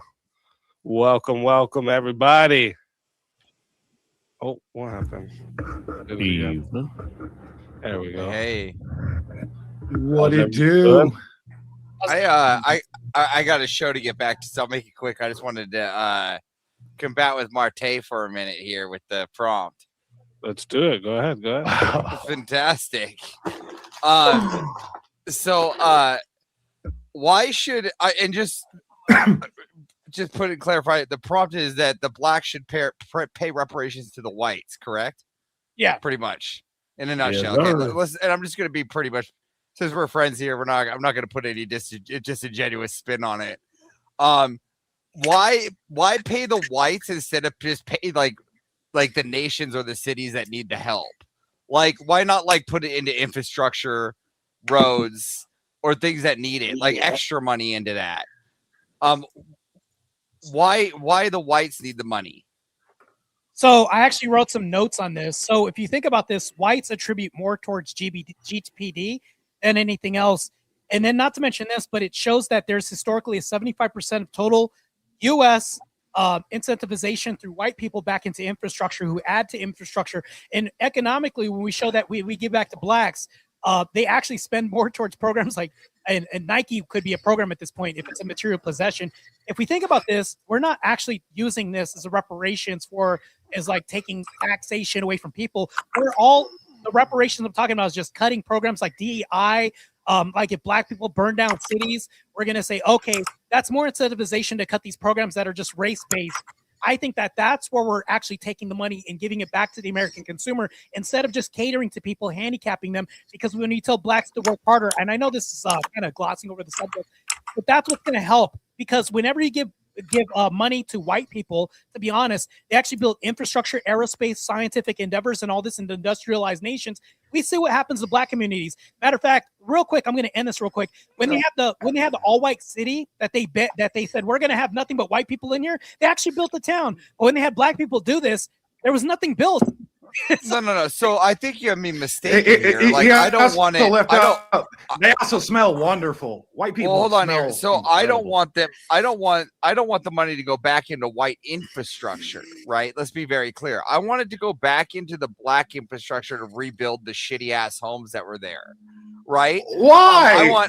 Wait, hold on for a second. Hear me out here. All that money's going to do is end back up in the hands of pimps and politicians. Crazy. Yeah, well, you could say that, but like, let's say we put it back into like a housing. Let's say we put it back into like a housing market or something like that, like, or we can actually sell these houses and then like incentivize the money into the housing to incentivize people buying these houses that are run down in these shitty ass neighborhoods. It doesn't matter if you're white or black who moves in. We incentivize at least rebuilding those neighborhoods. I agree. I mean, I get it. It's good in theory, but like, it's clear to me as the years go on when I hear these type of arguments, how none of these people ever spend any amount of even insignificant time we're not. Well, again, I'm not talking about. I'm not talking about incentivizing. Like, until you change, you have to buy the house to be incentivized. Hear me out, Avarice. You have to have stake in it. Until you yeet money down the void. Until you start yeeting money into the void. That's all you're going to do. That's all I do. We all ain't big dick powerballing like you. I'm sorry. You say until you eat money into the void. That's all we do. That's all I ever do is eat money into the void. What are you talking about? What I'm getting at is that's all there is until certain like fundamental cultural elements are addressed. Like a whole culture. I would rather Chicago. I'd rather Chicago look like Chicago again than look like a fucking dump pile. But I'm saying you could throw $1 billion, 200 billion, $1 trillion fucking dollars at it, right? And you're not going to change anything until you fundamentally change the culture. Look how every year in California, but that doesn't help. But sure, we can the homeless. Yes, we can change the culture of those cities, but that doesn't require giving the money to the white man. I just say what white man is important, not the communist degenerate white man, because all that money's going to do is scratch his back and scratch the back of all his. So now we're going to pick and choose which white man. I'm not going to fix the problem. Like, pretty much. All the white men line up. Duck, you get a check. What I'm saying is the NGOs. I mean, you might as, to be honest, you might as well. I mean, you'll have this. How much Irish people? Listen, I'm just saying, like, I mean, I'd rather have money thrown at incentivizing programs to like fix cities or fix the areas. Maybe incentivize the people to fix look how much culture. Money. Maybe look how much money. It's like when they put more money into something. But maybe we can send the money, instead of sending it to the white man, we can send it to a propaganda technique to propaganda the black culture to make it more white. Well, we just stop sending money. Then every black man is what? Remember, white people don't have culture. Then every black person is just black Obamas. They just talk like the white man. No, it's one thing to talk like absolutely the white man. No I know all kinds of. Maybe we can have like Trump funds instead of the Obama funds. I'm just saying, why does the money have to go to the white man? Why can't it go to some system or better doctrination system, nice hair, or even to a better? I think it'd be better. I think it'd be better put in some kind of universal program. It doesn't have to be the white man, but the white man. Again, you're right, but you're right, and that's not just the white man, which is like I'm just going to keep it real with you. Man. What, like, we're fucked once white people cook themselves. Like, that doesn't. The problem, once y'all niggas are cooked, dude, we're all fucked. Like, we're counting on y'all. Okay, all right. Here's the thing. Y'all got to Larry Bird this shit, dude. So hold on real quick. So to answer what he's talking about just directly real quick, we're not exactly directly paying white people. So when we think about this, STEM fields exist of 67% of people in the workforce and 92% of agricultural construction from the workforce. White people also attribute 67% of agricultural management and other infrastructure jobs like aerospace and all this. So if you pay these infrastructure jobs more and we eliminate these programs that just incentivize just race-based politics, it goes to white people naturally when we actually put back into the system. Sure. Again, that's not saying that we should just give it to the white man. We should incentivize programs. If those programs target primarily white people, sure, but we shouldn't just say duck, duck, goose to which white man gets a check. No, that's not what I'm saying. I disagree. I actually agree with you. We shouldn't do the duck, duck, goose. But when we talk about the infrastructure and we're giving back to aerospace, science, tech, and all this, they're monopolized by like 92% of white people. And then not to mention this, but 96% of take back education. Let's start there. But what I'm saying is that we should. Yeah. What I'm saying is that we shouldn't even just look at we shouldn't just look at just putting it into tech and seeing how big and bad our guns are too. We should also think about how are we going to fix the cities before they collapse. We just make new major cities. Then we keep going on to the next new major city. A part about being hold on. A part about being on the right is about being conservative. How do we go and conserve our once in great cities? By eliminating, there needs to be a push for positive natalism, and by that I mean like the reinforcement of the nuclear traditional family, and it doesn't have to go off into like religious context. It can be a which has nothing which has nothing to do with redistributing the it has everything. When like look at black women, right? Race laws is about is economic. Because this is probably the biggest problem with the black community, which I have suffered. But Trench, what's the prompt? Reparations. I've got a solution. Who gets the who gets the reparations, boss? It says the black people should pay reparations to the white people. Hold on, Avarice. Instead of paying the people that go on to Maury, have the people that go on to Maury pay the people that have to watch that bullshit. It doesn't have to be. I don't even think it has to be like a financial reparations to white people. It could be a cultural thing where you will go to school, or else we're gonna arrest your fucking parents. Yeah, Tomahawk, you will go to school. That already happened. Will go to school. Yeah, it doesn't really happen. I mean, Kamala Harris did it kind of once, and that was that. Martae, did you go to school? Do you know what a summation is? Huh? No, that's why it's right wing. No, he's right wing. We're not educated, right? You like how that nigga fucking assumes nobody's been to college? Never. Like, who hasn't been to fucking college? I just watch podcasts. That's all. Apparently, that's all I do. Yeah. Apparently, looking up peer-reviewed research center. And Jerry Springer. You sprinkle a bit of Jerry Springer right in between. It really helps. That nigga put down 2 years of junior college at the fucking community college and thinks he's got a master's degree. We Rich Award. If you're talking about did I listen into the debate? No, I've been busy as fuck. I waited till the Q&A and then I waited some more.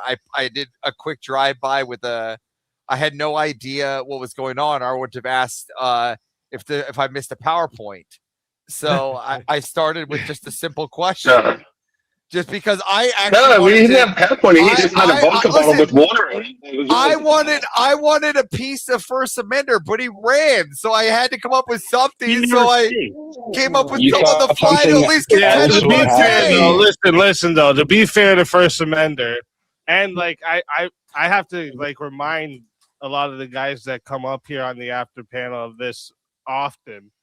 A lot of the times, right, what happens on these after panels is it's one guy on the one side, and then a bunch of people on the other side come up, and they start dogpiling him. One person will ask a question. You're right.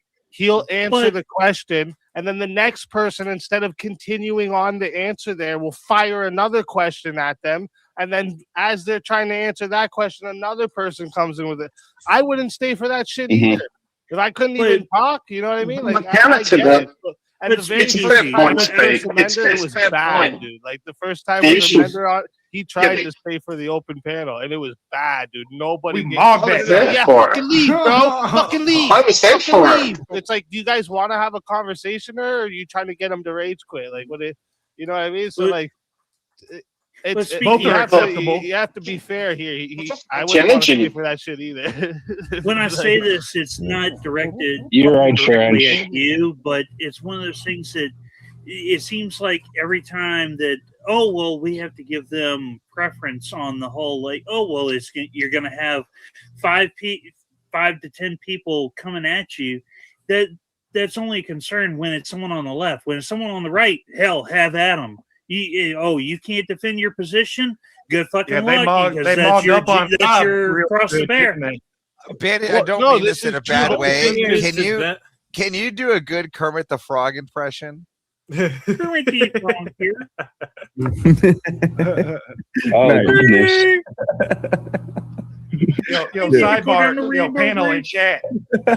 Look at Easy over there looking like crap Jesus. I see you, blood. I see you. No, with that fucking hair, dude. But yeah, to Shit's be insane. fair, I understand it. It's like it's and what you're saying about the like, when it's someone on the right, have at it. Yeah, they will pile themselves up against people when they have the backup.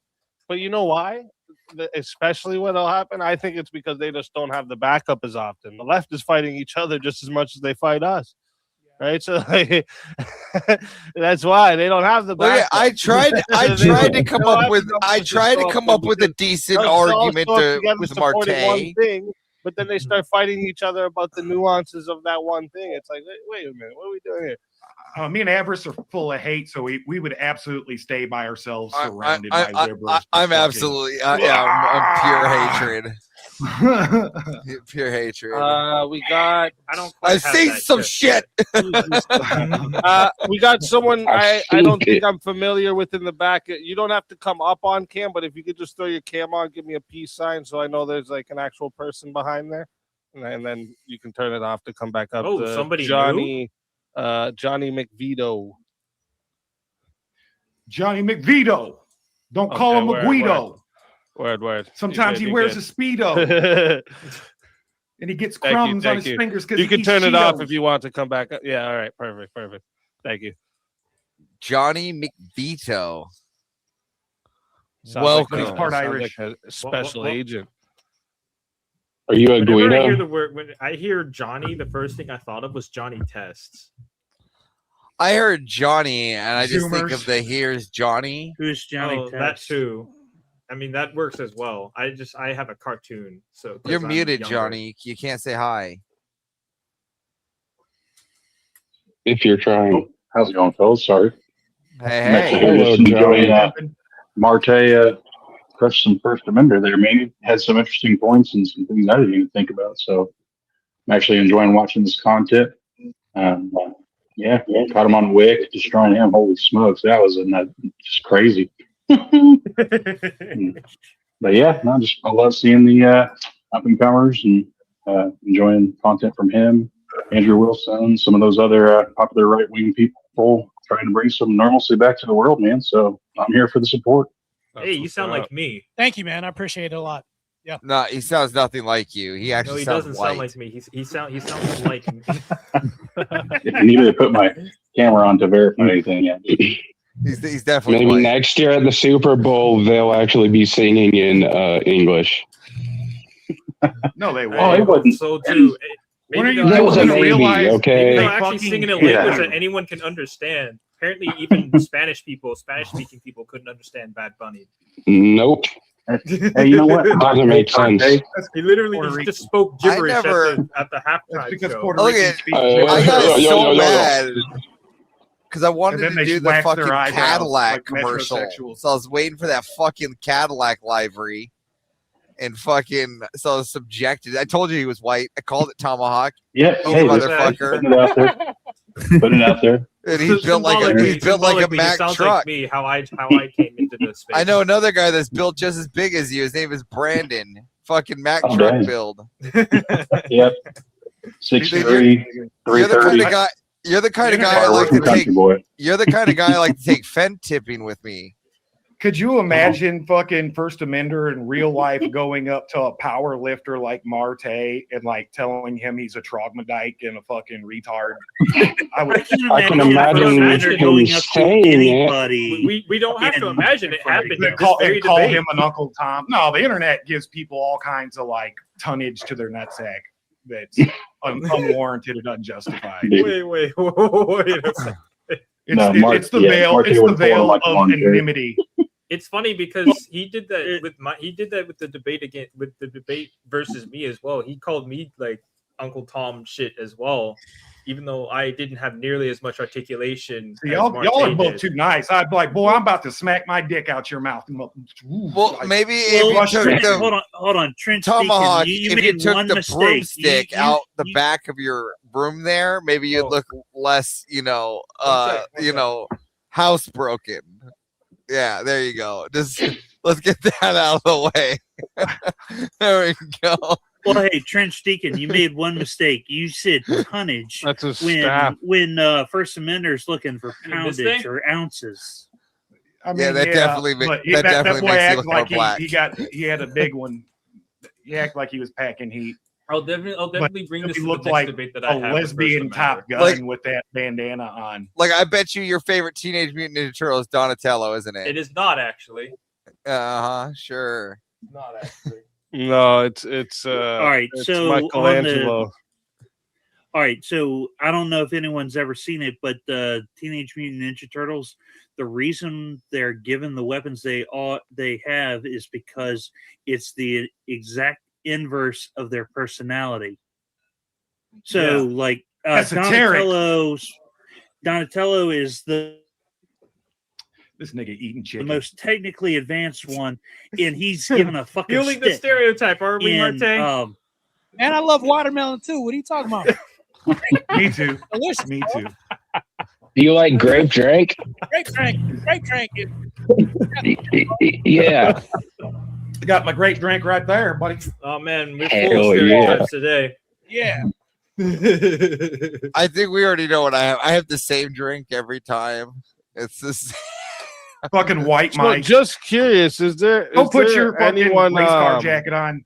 Is there anyone else that has anything like on the topic that was of tonight, like what their thoughts are? Oh yeah, there was one thing. It's like, I don't know how many of y'all know like old black necks that are like have been married for 20, 30, 50 years, right? It's like a whole aspect of black culture that is virtually non-existent today. Like, and that was kind of like you Well, I mean, kind if of hovered black, over if that. you're gonna say black culture in America, is that what you're saying? Because like, Yeah, black culture. And you guys kind of hovered over it when you were talking about like things being demonstrably worse for the black community post segregation or desegregation, excuse me.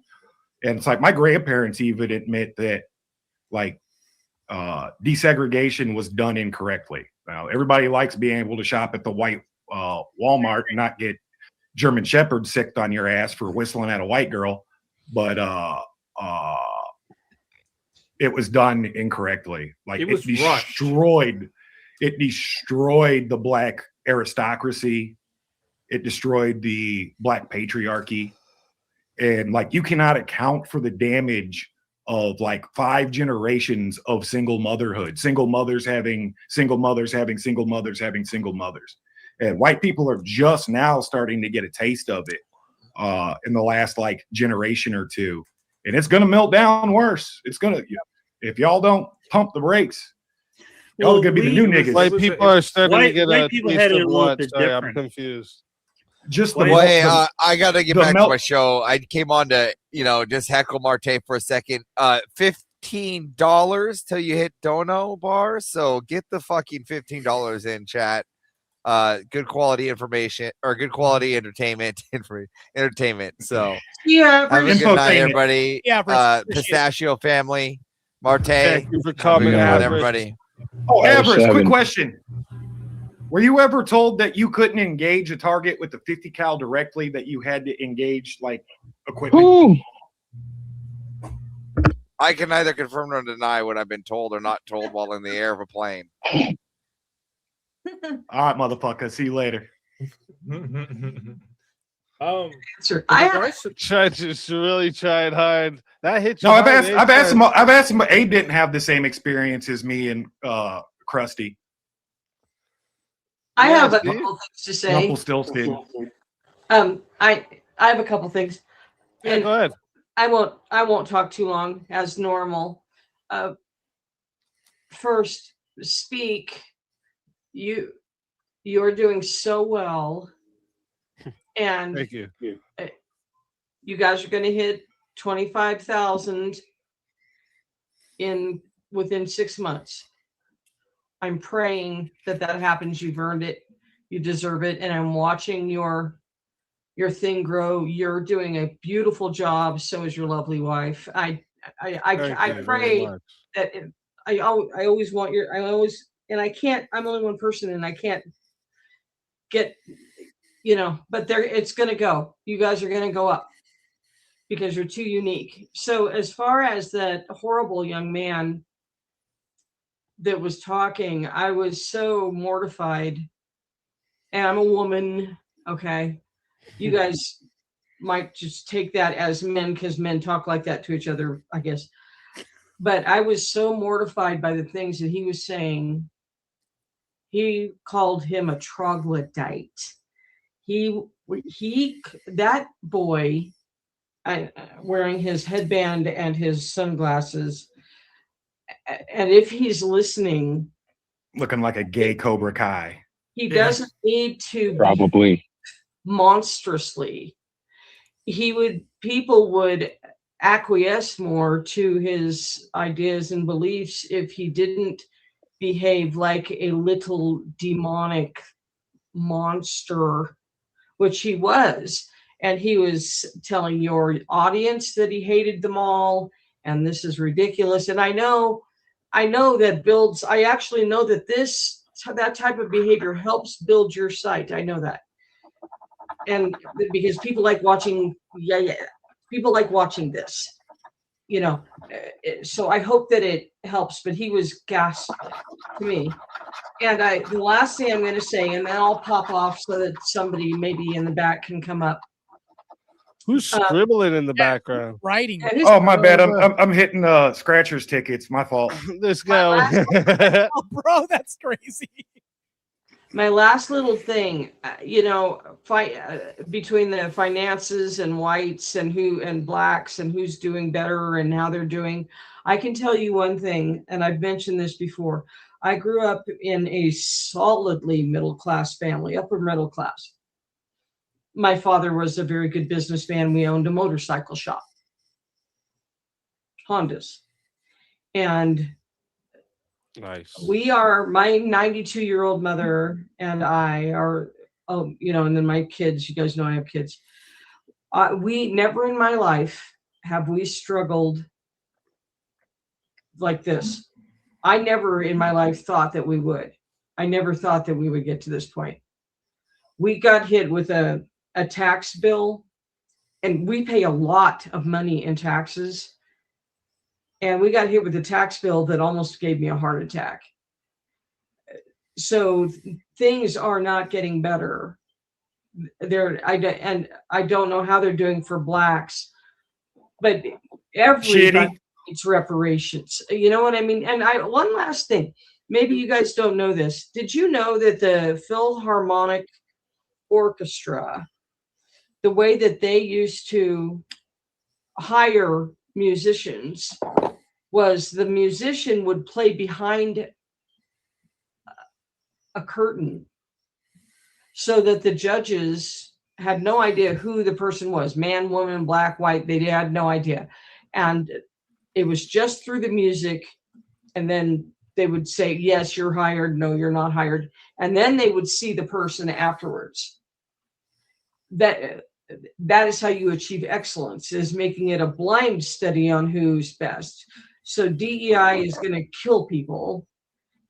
But it's really out of control, and we are all in terrible trouble. And that poor little guy who, I don't know if that's just his thing, but it was Now, monster. some people you can tell they've just never been punched in the mouth before. Yeah, they've never been punched. I think he'd probably be cool. Once he gets socked in the mouth, watch that dude be like the coolest nigga ever. Yeah,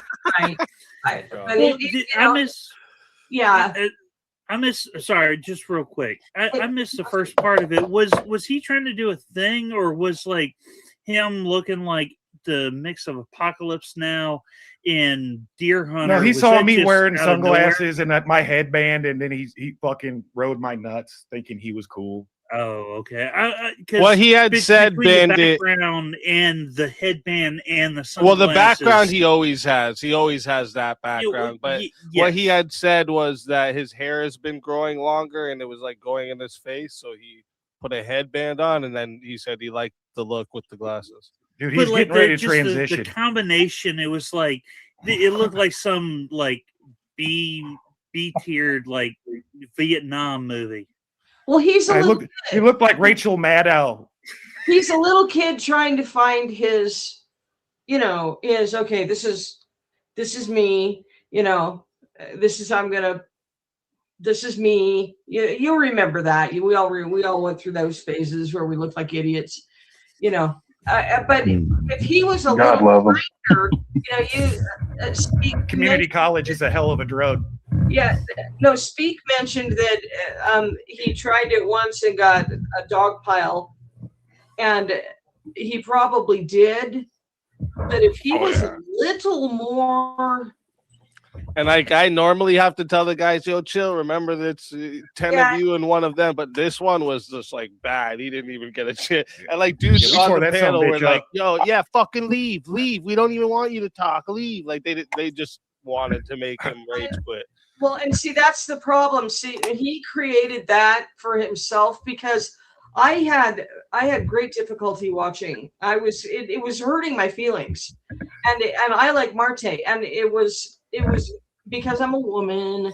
It was making me feel bad. I mean, I actually had tears coming down because those were terrible things.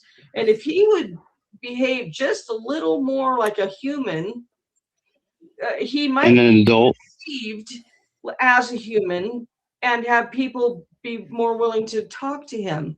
Anyway, gentlemen, if it makes you feel any better, Premonition, I am sure Martae has not only heard worse, but has also said worse himself. So, yeah. That is, you were right when you said, I don't know if it's just like a way men can deal with it because they say this type of stuff to each other. Yeah, we get pretty vulgar. Yeah, and then, Martae's he's a good boy though. Yeah, he's a nice guy. Men, they stand. He's almost baptized. Men used to stand. I'm proud of you, nigga. I'm proud of you. I got baptized in the Orthodox Church last month, so yeah. Oh, congratulations, bro. Do you guys remember when men used to stand around the engine of a truck with a hood up and talk and cuss at each other and drink their beer? Were you guys around then? I still do that shit. I saw that. Yeah, that's like nowadays. I got a radiator that needs to get changed tomorrow. We're kind of doing that right now. You'd have 6 I'm guys doing there, it right now. In under the hood, and that's how I remember men. Or they'd be hovered around their pew pews, and comparing them, and that I'd be actually involved in that. But that what you packing? What you packing, base granny? What you got? What you sling? She's on 9 mil. A 9. Yeah, that's right. I figured you'd have a 45 for some crazy reason. I've got it. No, I had her as a 44 Smith or a 44 Mag. I've got a 9, and I have what I won't say what I have a longer. Oh, you can bring up that AR. Don't be shy. Yeah. Thank you. That's there. You go. Yeah, I won't say it. Come take it. You have the thing that fell in the lake during an unfortunate boating accident. Yeah, you know what else? Last thing before I go. Anyone, I've mentioned this before. If I've got you in my sights, you're probably not going to get away. From pretty much any distance. She probably had something retarded like a 454 Casul fucking raging judge. She's blowing fucking melon holes inside of motherfuckers. Hell yeah. That's right. I think she's the kind that's has got that old school Mosin with the 7.62x54 dialed in. She has no right to be able to hit anything, but she can. Oh, I can, and I've got also from the 1893 Springfield Armory. Ooh, M1A. Bolt A action. Garand. Oh, okay. I had the wrong caliber, but I'm right. She just proved me right. 30-06. 30. Yep. So anyway, you guys are lovely. Speak. I will be here to watch you, and you gentlemen, I'll make room for everybody else. You guys are all so lovely. I think I'm in love now. Thank you. Later, base granny. Always a pleasure. Okay, we'll talk to you guys later. See you Take soon. care. Bye. So First Burger's favorite argument of transsexuals, are real. Men are transsexuals or whatever. So what if he took that against Manar? Who would get dogpiled more in the after panel? Somewhere in those sentences was a question. Are you asking if the debate topic was First Amender likes to bring up if he took that against Manar, do you think that either side would be preferred for the dog pile? Yeah, I'd be rooting for Manar. Well, dude. yeah, That'd everybody would be Same. there would be more people on Menar's side for that topic for sure. I'm sorry, I can't. Manar could root for breathing, and I couldn't side with Manar. Well, that sounds close. So this Sunday, that's gonna be my apprentice. It might have to my be new this nigga. Sunday because I don't want to fit him into my regular schedule. But this Sunday, would be insane. It was going to be another day if something had got pulled out. But so this Sunday, he wants to debate me about if what was the topic? I'm not a real Christian. That is going to be the debate topic. He wants to Okay. debate everyone if and they're then a real Christian. I told him all he's gonna do is, because what he did your wants a Bible say? moderator. Hold up, because he wants a moderator, right? Because at first I said it's if the topic's just about me being a fake Christian, then we can just handle that. Two topics. Then we have a second topic, and then he said, "Yeah." So I said, "Can the second topic be Islam is not good for society?" And then he said, "Yes." He just got destroyed on that. What a dummy. Dumb boy. Yeah. Wait. You have to word that in such a way to make sure that he has the negative, because he's gonna mealy mouth that in such a way that no matter what the topic is, if you have the positive, you're not going to get a word in edgewise to be able to prove your point. Oh, this is easy. Easy's a pro. It's easy work for me. Trust I'll me. be right back. He knows his style. And I've been actually wanting someone to take this exact topic How for a many- long time because how I many have times is he gonna I have call a your really dog? good couple angles to hit this with, right? And I think people are gonna start using my argument after I lay it out. So this is one I've been excited for, and that's the only reason, because of the second topic. I want to do it for sure, and I don't know who the fuck his moderator is gonna be. He doesn't want me to bring a moderator because they said they're all too biased towards me. So I'm not allowed to 2v1. find a. I'll be your right? moderator, Easy. I'll I'm moderate not the allowed fuck to out find that a shit. moderator. He I'll go said, talk- I'll go talk to I my think he boy. said something about work academics. Who is that again? Why does that name sound familiar? You need to beat him good into a fucking little puddle of jelly so I can mold. Do you him know who back that up is, the right way. Martae? Oh, Mr. His other name is Yeah. Mr. Work, isn't it? Yeah, Like, that's I remember him. Yeah, Oh, okay. I yeah, know yeah. who that is. Yeah, I put he's that another- nigga to a wall. Yeah, he's another TikTok. Yeah, speak. brain He's looking. dude. Be sure. I hope you know that with Mr. Work also going to moderate that debate, it's going to be a 2v1. That's fine. He's not going to be. Yeah. He has no experience. He's gonna have 7 people with him, bro. Their moms ate a bunch of Tylenol. I thrive in that shit. I like that. Yeah. I was careful. actually He's like, I run the fucking Spurg circus. What the fuck you talking about? I don't know how you guys do it. I don't. I thrive in these. I go to like a lot of the open panel purges that I do is me going to these panels where like the whole panel is against me.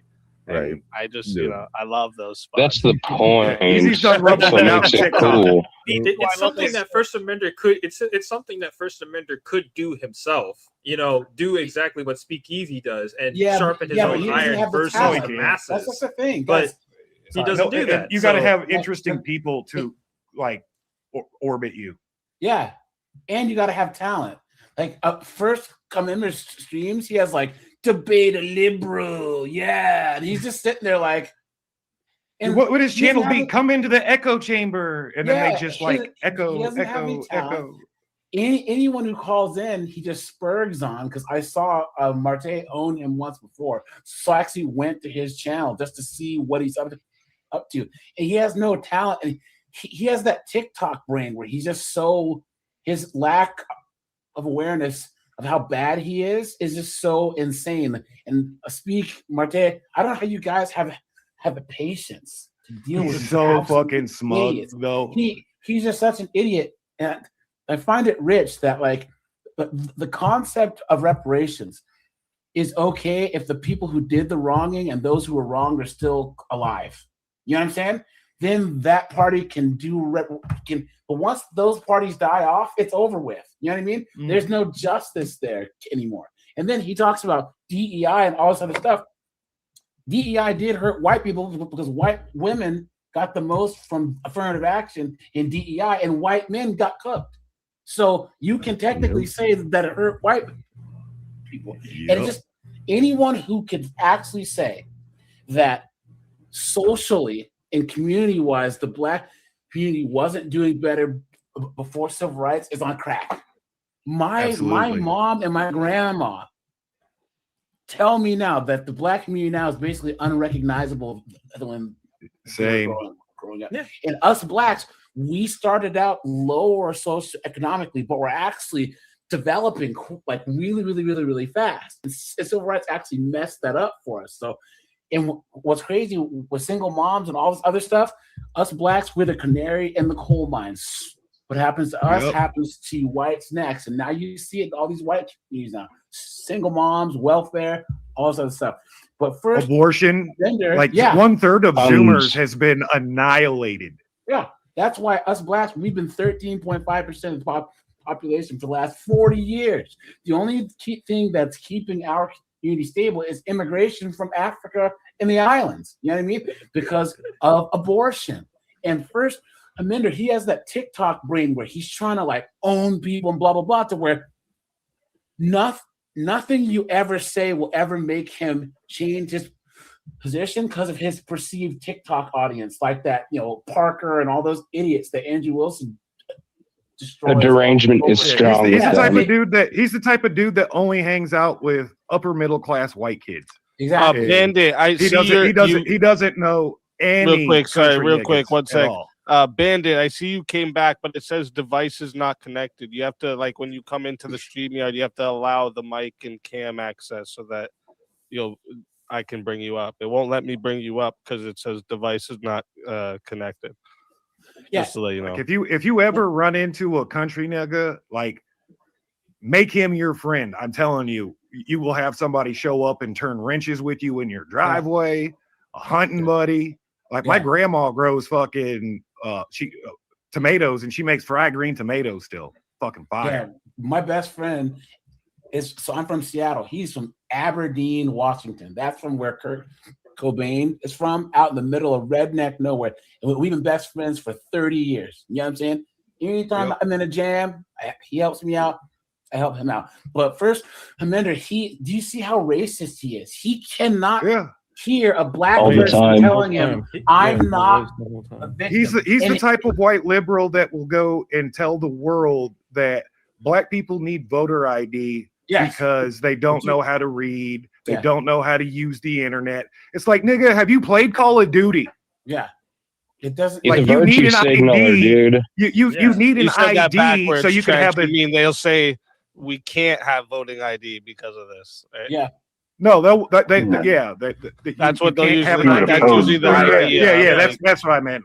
We can't have voting That's ID. right. We know what you because meant. We've seen those. Yeah, you know, the minorities of the world. I'm a little retarded. And then if you tell them, I knew what you especially- meant, though. I knew what and you then if you tell them that actually you can, especially if you're one that is of the skin color that they're talking about, they say, hey, actually, yeah, we can because we need it for other stuff. They will immediately go into KKK mode. Yeah.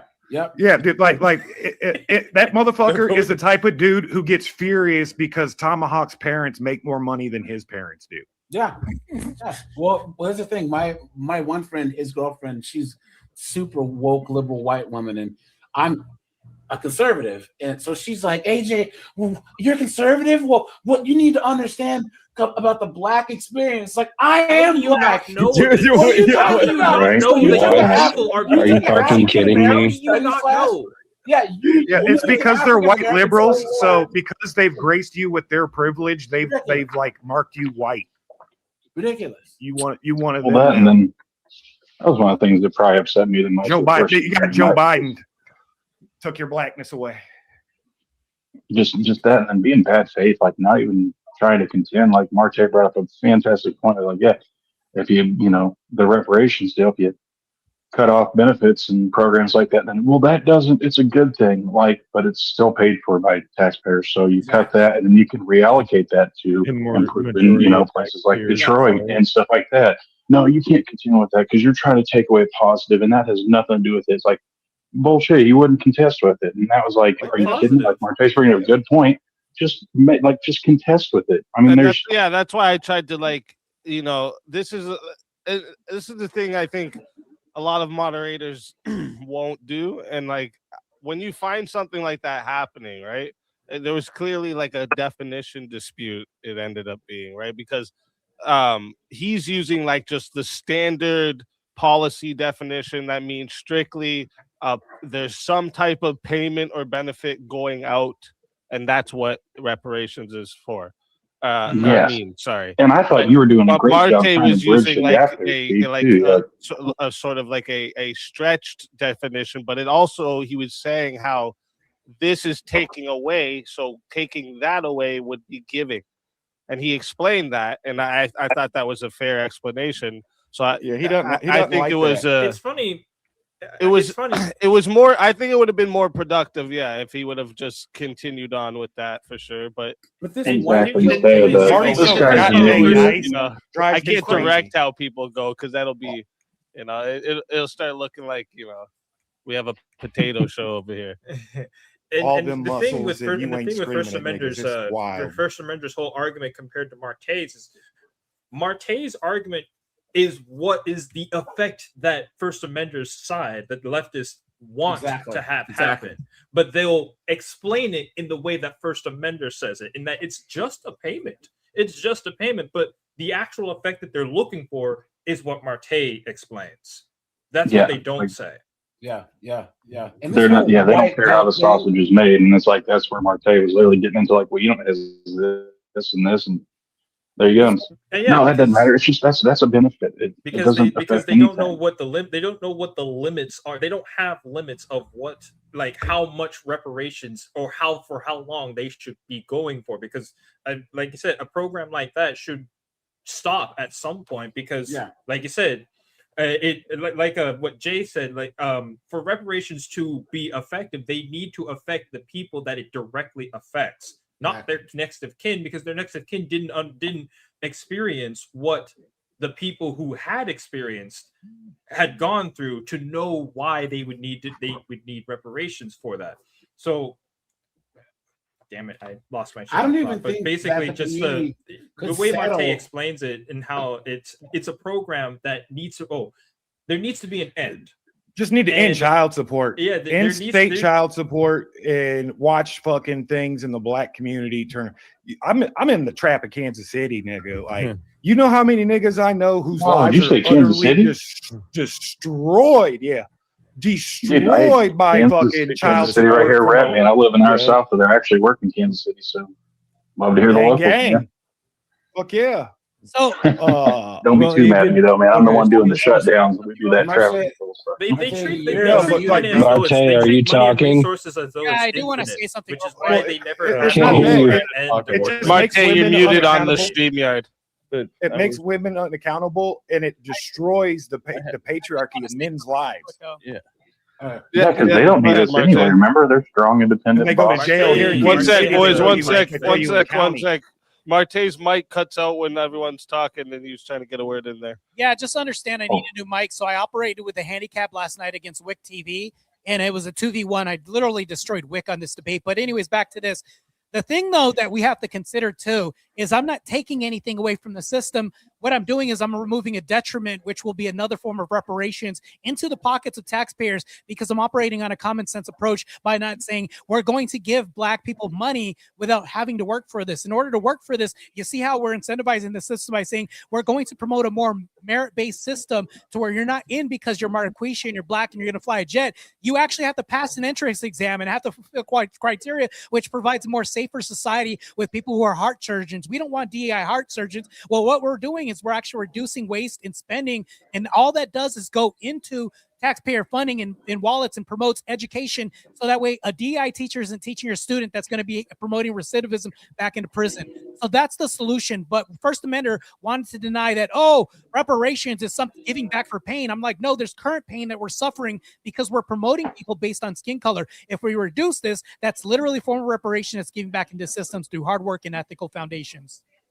Yeah. Yes, exactly. And that's like when that's even answering his second question too, with the same deal. It's like, hey, well, what policy is in effect that negatively affects white people? And then you called it out right there, just spot on. It's like, look, here's this. We have more airplane crashes. They're costing this. There's 66% of planes that get wrecked because, and there's only 10% of that from the, I'm trying to find the exact framing there for the word, but you hit the nail on the head with that. And he wouldn't even contest with that. Well, that's not a policy that negatively affects it. And then DEIA, and then trying to add a letter, and it's like, look, this isn't like LGBTQ. Just going to add the whole alphabet to DEI. DEI is, diversity, equity, inclusion. And then when he's trying to throw in ADA standards, is that It's- Asians and throw off this the act- whole DEI go ahead. thing, anyways, because my home school district where I went to high school, Asians aren't considered students of color because they do so well, right? And then UT Austin had a big DEI event, and it said no whites and no Asians allowed, right? So, like, do they really want diversity, equity, and inclusion when the Asians don't count? Apparently not. Or they get penalized they have to score literally 10% higher to get the same merits as That's why someone else is like, and then anyone else is it's wild. But Martae, 100%, man. That merit-based systems. If you're good at your job, you should have it. Should always be a meritocracy. Thank you. Never not. And people honestly, You were in law enforcement, Marty, right? Yeah, Martae, yes, I believe he was. Yeah, I was an agent with HSI for a couple of years, and also before police, and also corrections for a year. So check this out, dude. What would you think that for back child support, the incarcerated population, what for debtors, the debtors jail, what percentage of them do you think are black? I actually don't know. I'm kind of slightly ignorant about that, but I can also admit to this. But First Amender, if you notice that he will never say where he's wrong or it's got something wrong. I at least have the objective. No, this wasn't a call out. No, it's just like I understand. It just had me thinking. I just Googled this because it really got me thinking. But like half of the child support debtors jail are black dudes. Literally half of the population. Wow, that's crazy. Yeah. Yeah. So like, if you get rid, like, just the net benefit, not just to the black community, but to the greater male population, of getting rid of these debtors jails for not being ransomed by the state for some worthless bitch to abscond with your child. That's nuts. Like, I can't think of anything more fucking satanic, bro. Well, look at Kentucky. I agree. Yeah, but they have the automatic custody law of that passed, where it's automatic 50-50 custody, and divorces went down 40%. I mean, I'd even be cool. I'd even be cool. Like 50-50 is great. Yeah, but I'd even be cool with like a judge, like unbiasedly sitting down and being like, clearly you're the better parent. But Trent, you're the one with all the money. You're the stable one. And they have to weigh this too. Like single dads, like the statistics are night and day. Single dads have a much higher success rate. Like their kids turn up in that normal, like in the normal statistics. Whereas single motherhood, children automatically operate with a handicap. You're like, but your chances of being SA'd, abused, criminality, chronic poverty, all this like multiplies by that the judges get by power. The percentage of that money, though, guys. That's what people don't get. The feds match 70 cents on the dollar for every child support. The black women have married the state, and they take money from all the working men who are the tax harvest, and they give it to these bitches. And if you can't pay off that debt, they throw your ass in jail. Yep. Go, Martae. So I know my mic. I need to get a new mic. So I have a Cash App $ Martae Ruelas. By the way. But give me a new mic if you guys can. But anyways, back to this real quick. I know you guys are talking, and I get over talking real quick. I'll donate on your next stream, now go. Right, but I do want to say that my solution also ends that in the interim because there has to be an outcome. We are looking at outcome-oriented solution. I did want to interject and say none of this has anything to do with race relations. When it does, Trench wisely pulls out that the majority that are affected are black people. But if we can change the DEI standards from teachers who are more qualified, we end up with less prison populations and people paying. Oh, for sure. And then I dream of a world where all the teachers are veterans. A lot of this fixes itself if we fix that, but I never got to the other programs that need to be eliminated in the other ways that we can actually have reparations donated towards white. Like what I said with avarice is I said, no, we're not giving to white people. We're giving to industries which are monopolized by white people. And to me, that just makes sense. You're literally giving to white people. It's just the way that we're doing. Sounds more fair, firm, and consistent, and less racist when I say that, right? But just think of all the taxpayers' money paid for majority by whites to the programs of the welfare state for single moms and that are mostly black. I mean, I would think that at some point, even cutting that money off at some point would equal out to that money, like that money being saved at some point would equal back out to that money having been wasted the last 50 years. 60 years, I remember, and 70 years. To speak on another point of First Amendment, you know how leftists like to say, "Well, do you have that specific example that so specific?" They want the peer-reviewed study, a peer-reviewed study and all that. Well, from the Yaya Sisterhood of Traveling Pants. It's funny because Martae tried to address this. He mentioned needing a specific study of how DEI affects the industry. Not only did Martae actually pull up numbers for this, but even absent numbers, there's a culture. There is a very much a cultural difference that the only way to really know that to know that this exists is to be able to look around and see in culture, in society, where you'll actively see in conversations how most people just talk down on white people and being like, oh, we don't need white men in this area. There's not really a way to quantify it, but even if you could without the quantification, you just see it in demonstrations in culture. You see it in movies all the time, and games all the time, and in almost all sorts of media. You have everybody just going.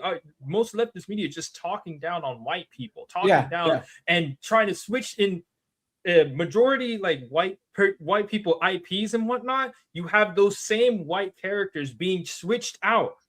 Literally, y'all still getting dragged through the demoralization process. But here's the thing: don't let that bother you. But the thing is, with someone like First Amender, they don't see that as a bad thing. Yeah, well, because he's in that, he worships on that altar. Yeah, exactly. Since he worships that, he doesn't see the fact that demonstrable cases of race mixing, of race switching, of talking down on white people all the fucking time, and all the pieces in every piece of media, they don't see that as quantifiable evidence. Yeah, they need the shit that Martae produced, which was, numbers and graphs that actively showed, hey, white people quantifiably in this industry are being negatively affected by these programs. But even when he didn't, he still didn't accept that, of course. And this white guilt thing is so played out too, dude. Like, exactly. White guilt. Don't even there's go too into many white guilt, people. It's like, first remember, here, delete yourself then.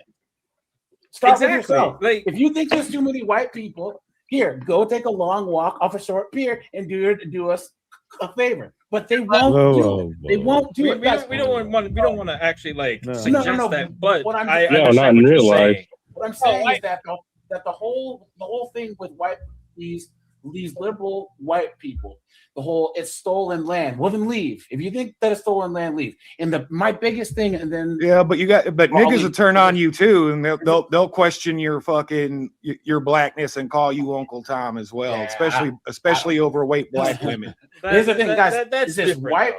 We get into a different. I can't talk about politics with my dad. Me neither. My entire family has sufficiently drank. White women have done the okie doke, right? Where they're trying which is crazy because they're like hardcore Baptist, and like every aspect of their life is conservative. Verna Desar sent in $5 here and had a question for everyone. He said, speaking of jail, how would you rehabilitate someone in jail? Disclaimer, no right answer. I'm just interested in people's answers.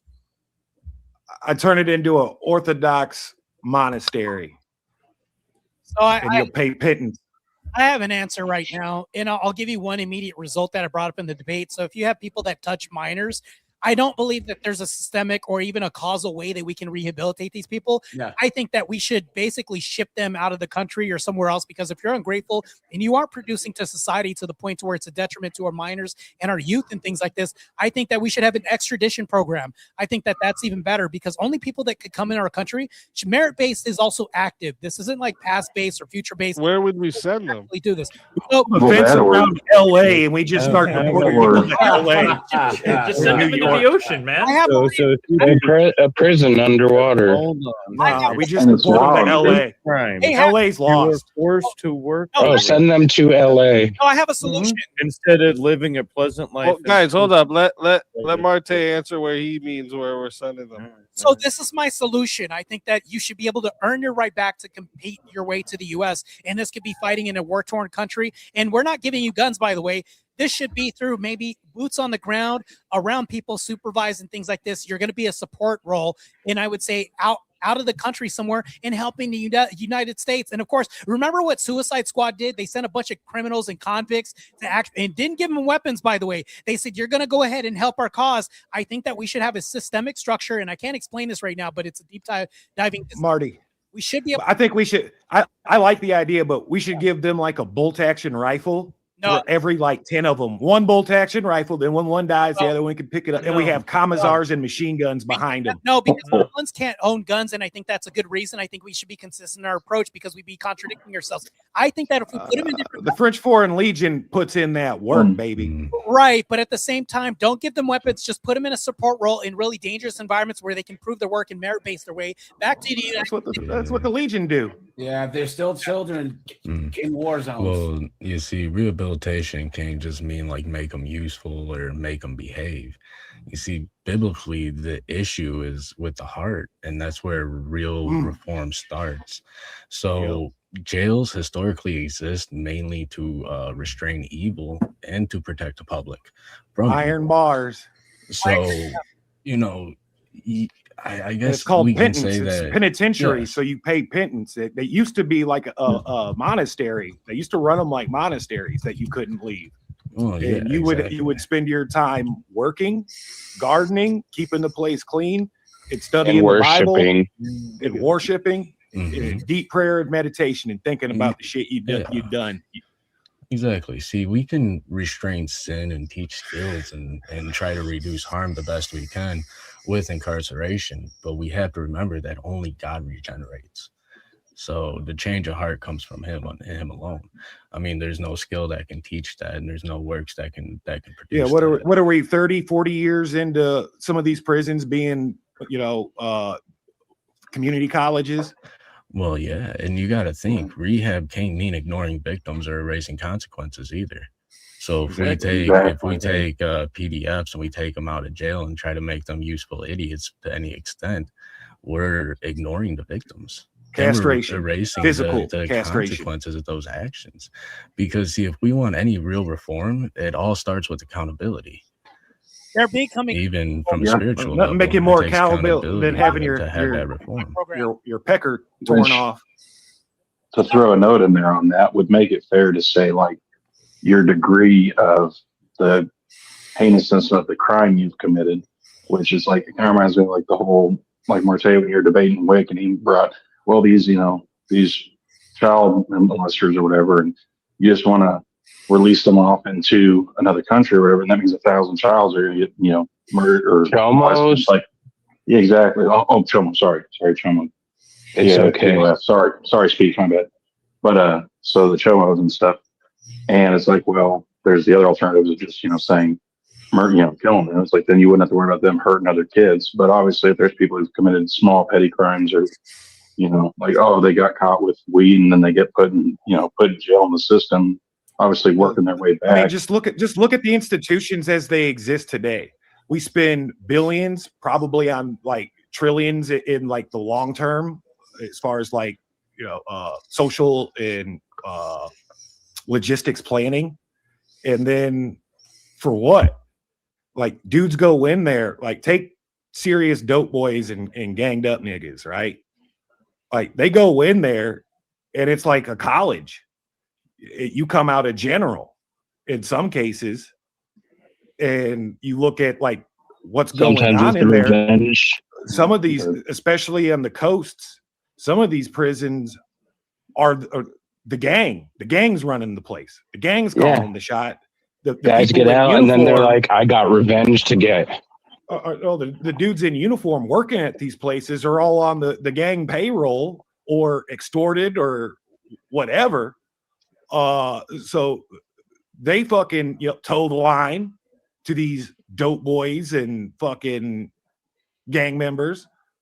So but like it's another one of the endless money pits where we could save so much money if we would just do the right thing and turn them into real places of penance.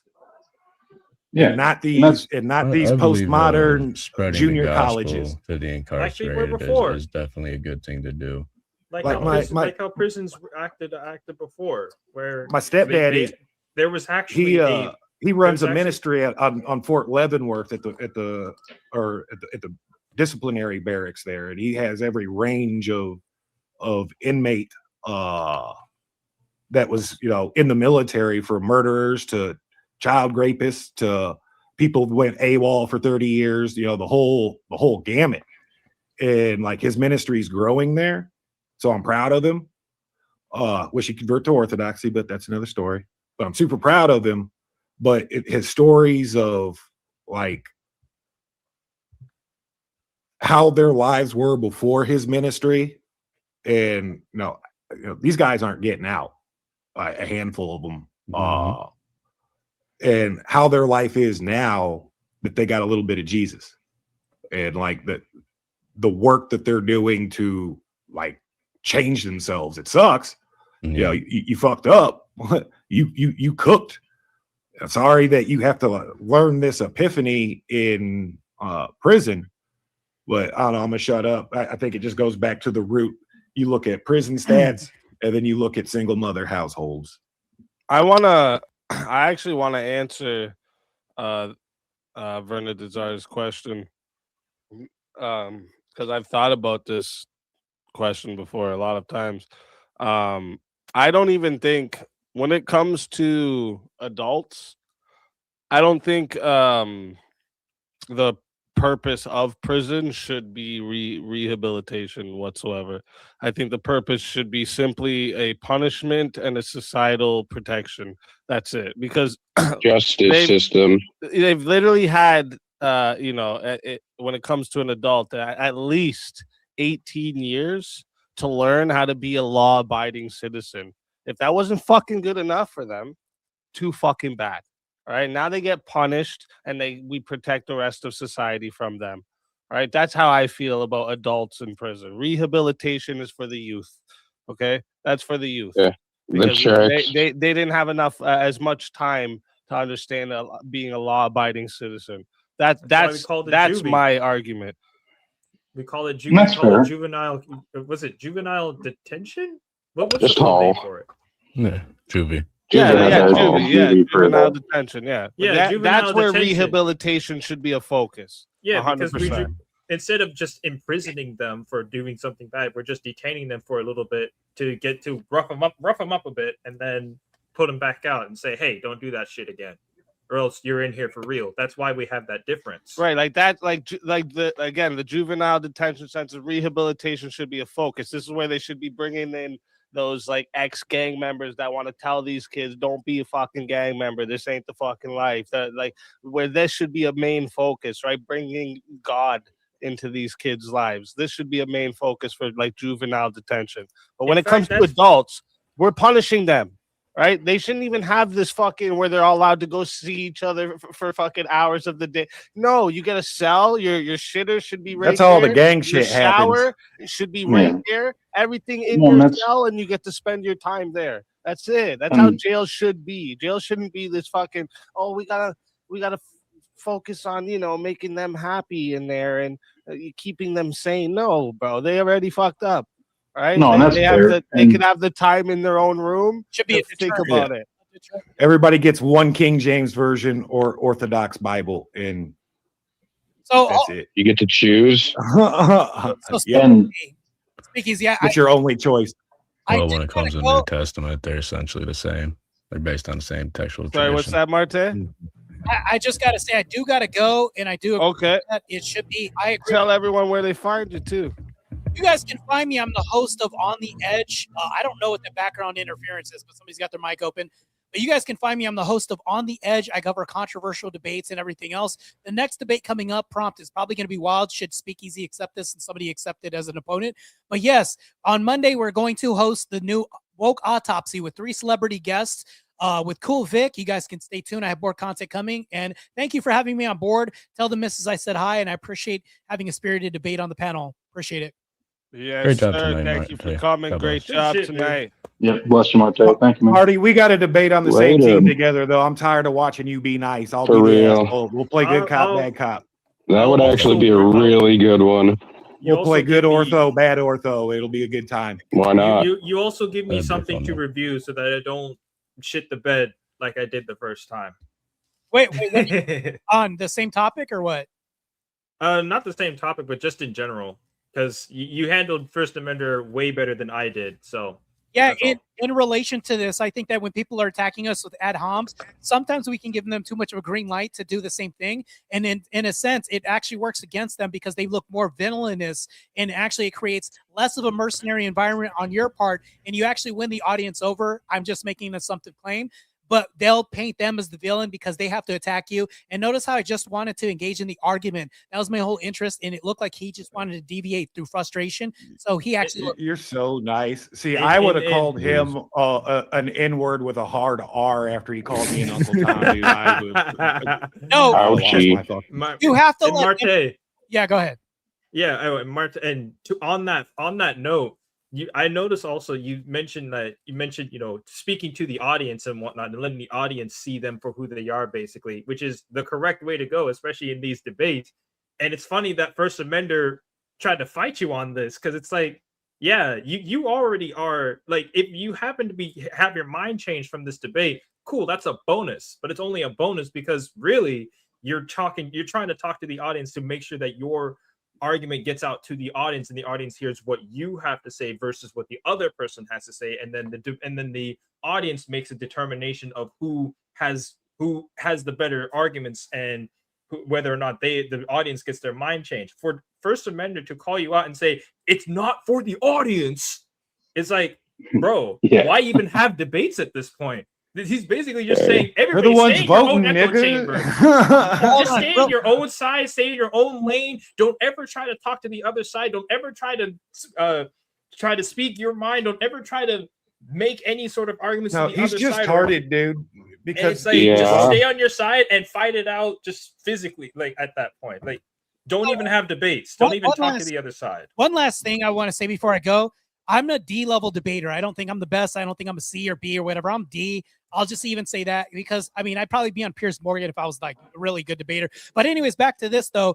You have to be able to learn and take this or leave it to shut the fuck up sometimes in debates. And pardon my language, but the reason why you say this is because if you let people talk long enough, they'll hand you the weapon for which to basically destroy their whole argument if you listen long enough. And then your recall's better if you shut up and you listen. And then not to mention this, you'll actually repeat some of the things and magnify them to the audience and say, see, he just demonstrated X, Y, and Z. And I think that helps sometimes if we just let the other person talk.